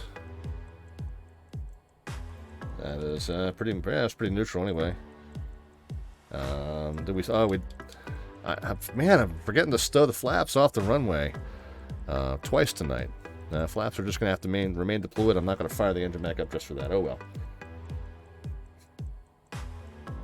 So, yep, check the fuel and ETA. So the ETA, like I said, was 11:40 Eastern Time on the blocks, and we're 25 minutes after that, and I know 5 minutes of that was takeoff delay, so another 20 minutes in the air. So we must have had some pretty good headwinds coming back from Tempelhof to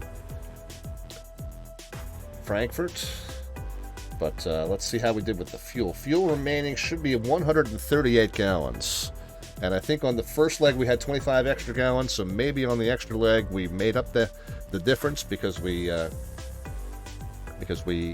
burnt that extra coming back on that extra time. So let's see how close we are to 138 total gallons. The mains have 55 apiece, so that's 110. Auxes have 35 apiece, so that's 70. So we got 180.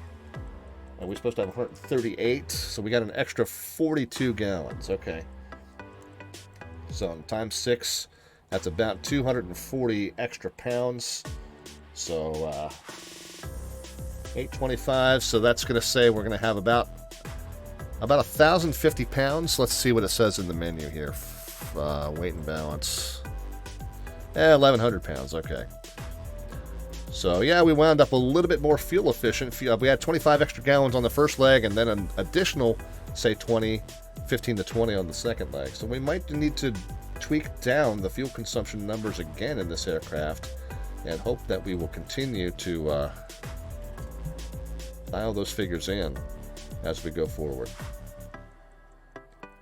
All right, what else we got to do to wrap up the aircraft? Is the prop and levers, prop and throttles can all come down. Radio master and inverter all coming off. There we go. No smoking beacon and nav lights. Hopefully you guys have all filed out by now, because we are about to shut this thing down for good. The left and the right do need to come back and kind of officially congratulate our winner.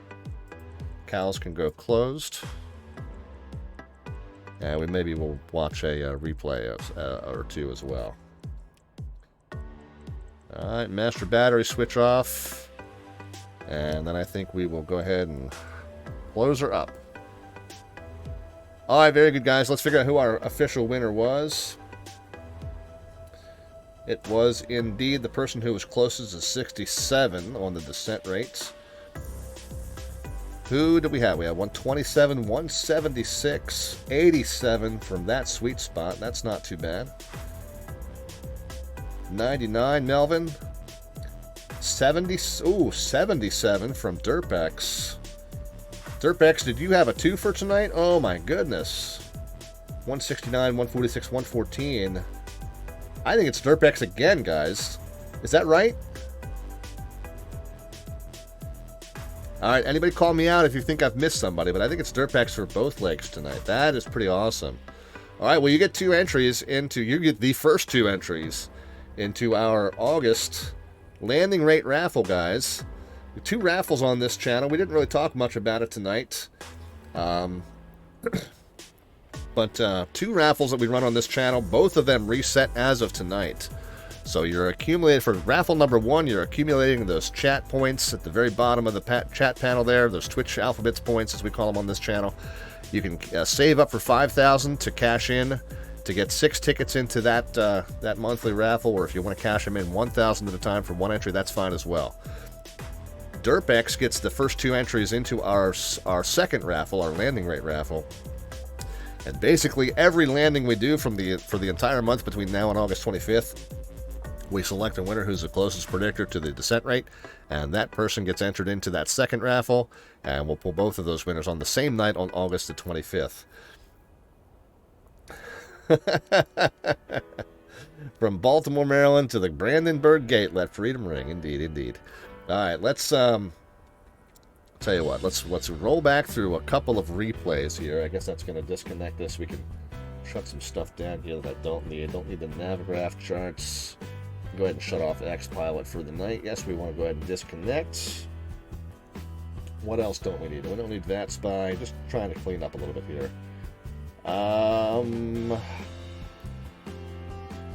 Yeah, the crystal ball is on point tonight, Dirtbex.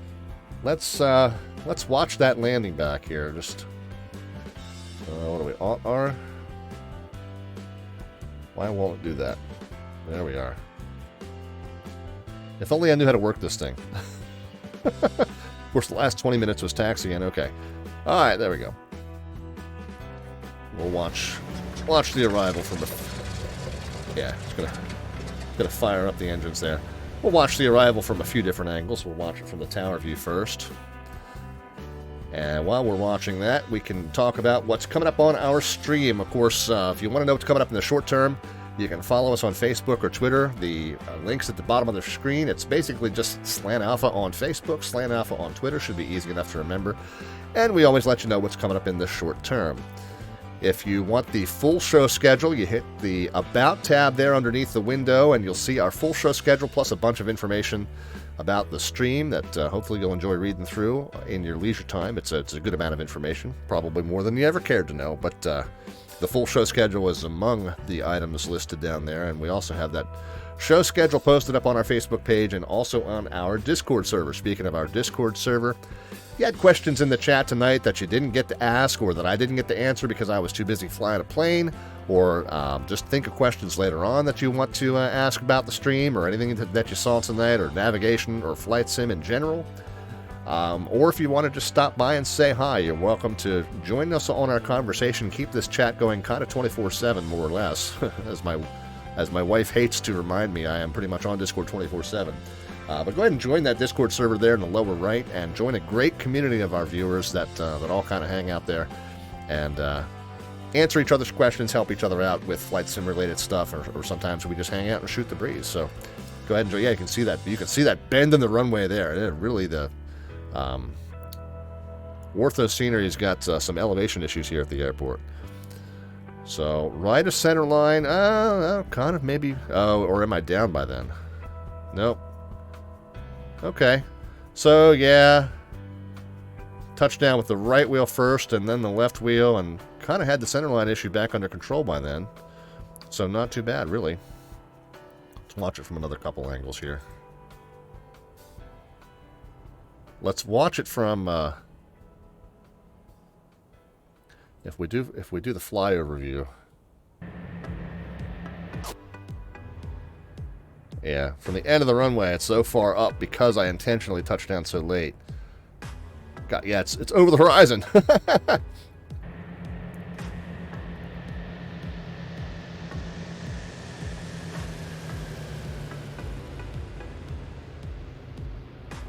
Yeah, okay, so it was right of center line, and the left wheel kind of initially hit right on the center line. But that really wasn't too bad, guys. I was pleased with it. Let's do a couple more views. Because I realized last stream that I forgot. Let's watch it from the smooth window, and let's watch it from the bouncy window.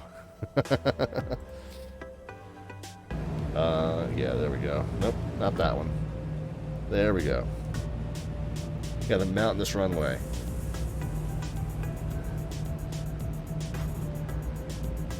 I said the yellow dot, not the white, says 4-day. Yeah, right.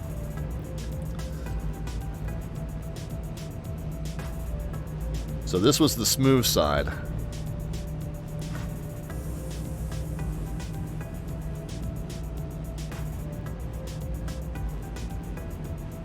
Yeah, that did look pretty smooth. Are we down? Not quite. Okay, and now we're. I guess. Oh, okay. There we're down. There we're down. Oh, now the other side's down. All right, now let's watch that from the left-hand pit window and see it's a little maybe less smooth from that side.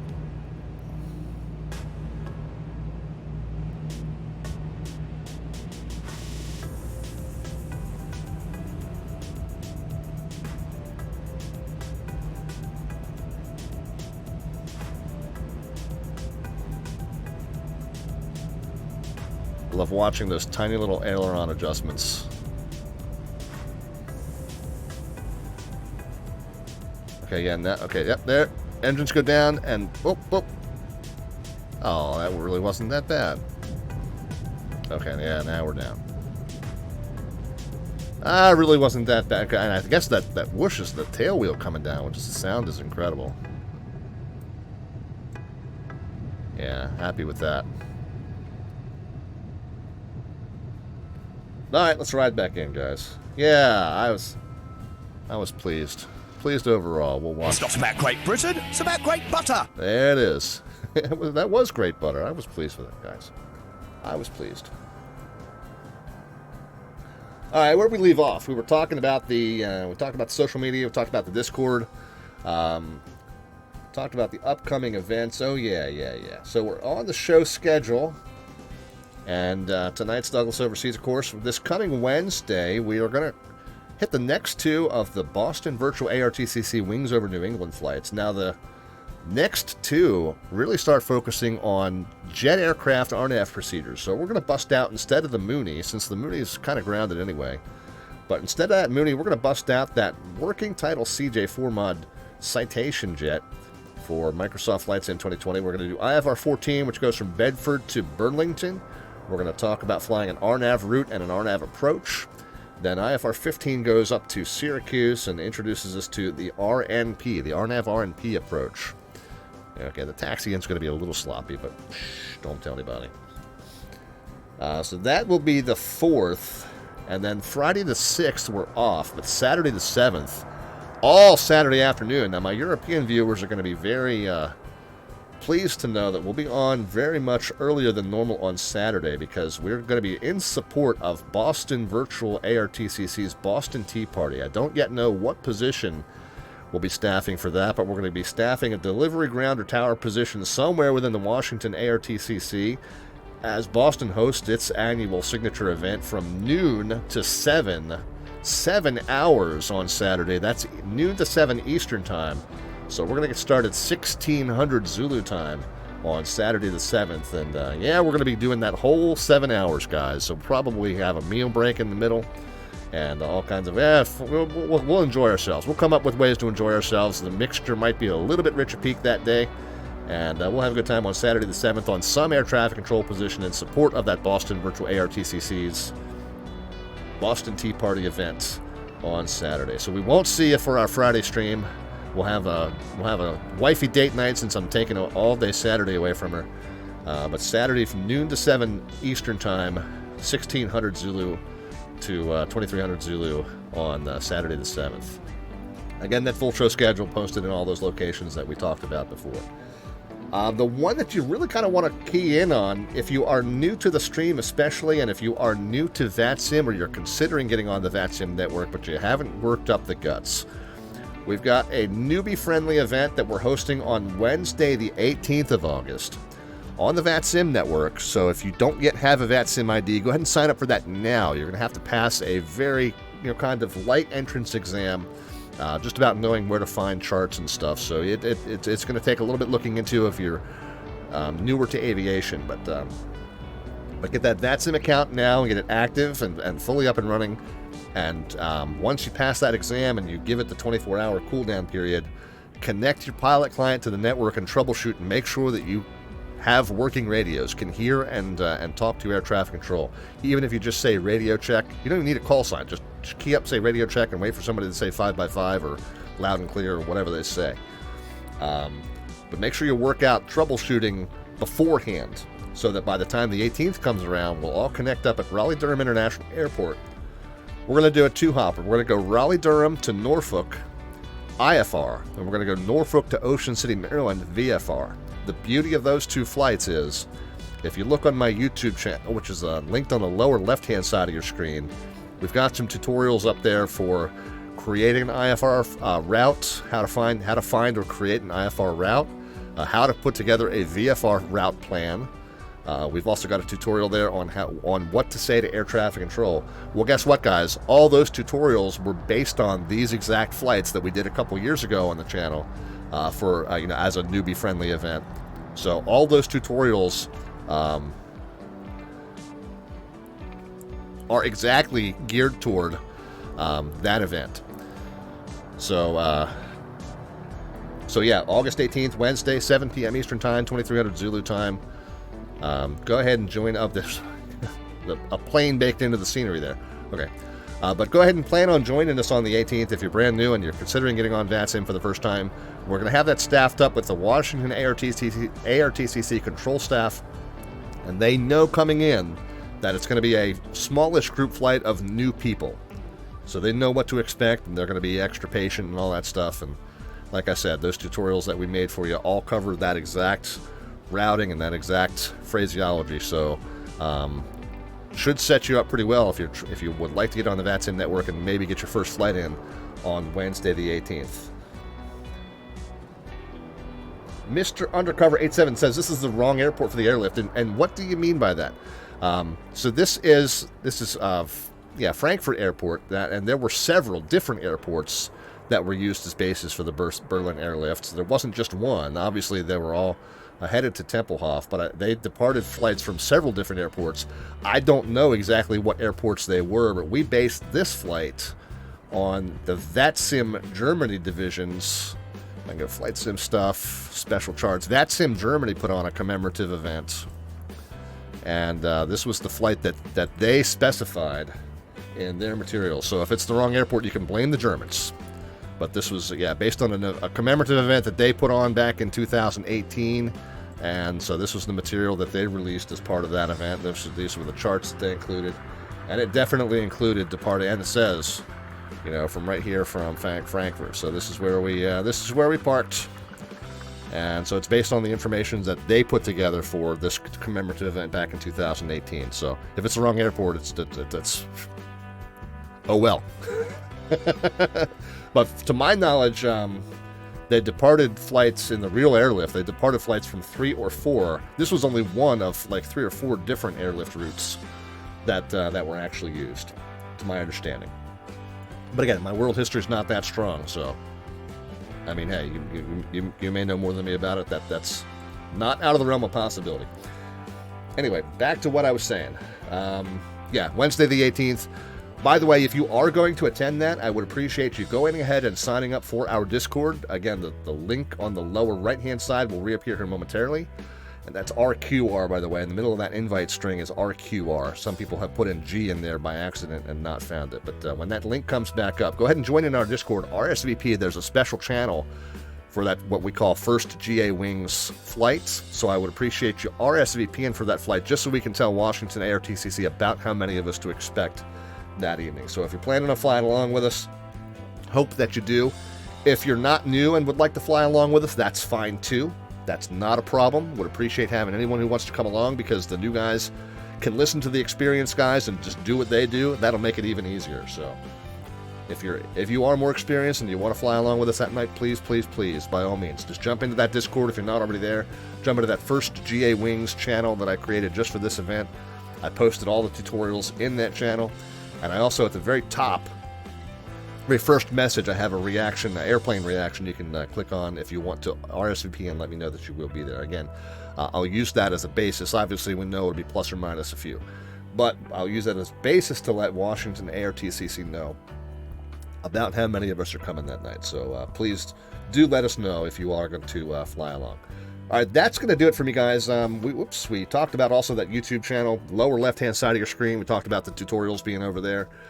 We've also got all of our old flight broadcasts, so if you want to see my previous versions of this flight and compare the two, or anything else that we've done on stream, and you want to see if we've flown to your favorite airport or done a certain type of approach or whatnot, go ahead and check that flight archive out. That's all of our old flight broadcasts there. But then again, we've got those tutorial channels, those tutorial videos that you can check out, again, if you would like. All right, I think that wraps it up. I think I covered everything I need to cover there. The last thing we're going to do is we're going to have you sit tight, guys, because we're going to find somebody. Oh, our friend Ground.9 streaming. Okay, is he doing flight sim stuff, or is he doing Sea of Thieves? No, he's controlling. Okay, cool. We're going to send you over to a guy who knows the other side of the scope like the back of his hand. And he actually has quite a number of piloting hours on the network, too. He knows it really from both sides. Yeah, the Discord invite is indeed case sensitive. That is correct. But our friend Ground.9 is a professionally trained air traffic controller. He did not make it into the FAA in time. before aging out. There's a maximum age before you can become an air traffic controller. He unfortunately did not make it through the application process in time, but he is professionally trained as an air traffic controller and has done it professionally on other flight sim training networks. And he is a controller in the Kansas City ARTCC here on the VATSIM network. And he's up on Kansas City either approach or center right now. If you want to go check him out, he's at ground_point_niner, or you can just stay tuned and we'll kick you over to him here momentarily. But again, he's a very good resource as far as explaining how air traffic control works from the scope side of things. And so feel free to observe, ask questions, and enjoy. He's also not, I would say, always as family friendly as I am, but he's a lot of fun. And as a matter of fact, if you're not working tomorrow, break out some mixture-enriched beverages, and we'll probably all hang out and watch Ground Point Niner together and have a drink or two. So sit tight, guys. He's a good one to learn from again, like I said. And I know that he'll appreciate you saying that Slant Alpha sent you and all that stuff. So hope that you will enjoy his show. In the meantime, we will take our leave of you. We will see you on Wednesday back from the Boston ARTCC area as we resume those Boston virtual ARTCC wings over New England training flights in that Citation CJ4. In the meantime, have a great start to your week. Be healthy and safe in your own travels and your own adventures, and we'll talk to you then. Take care, guys.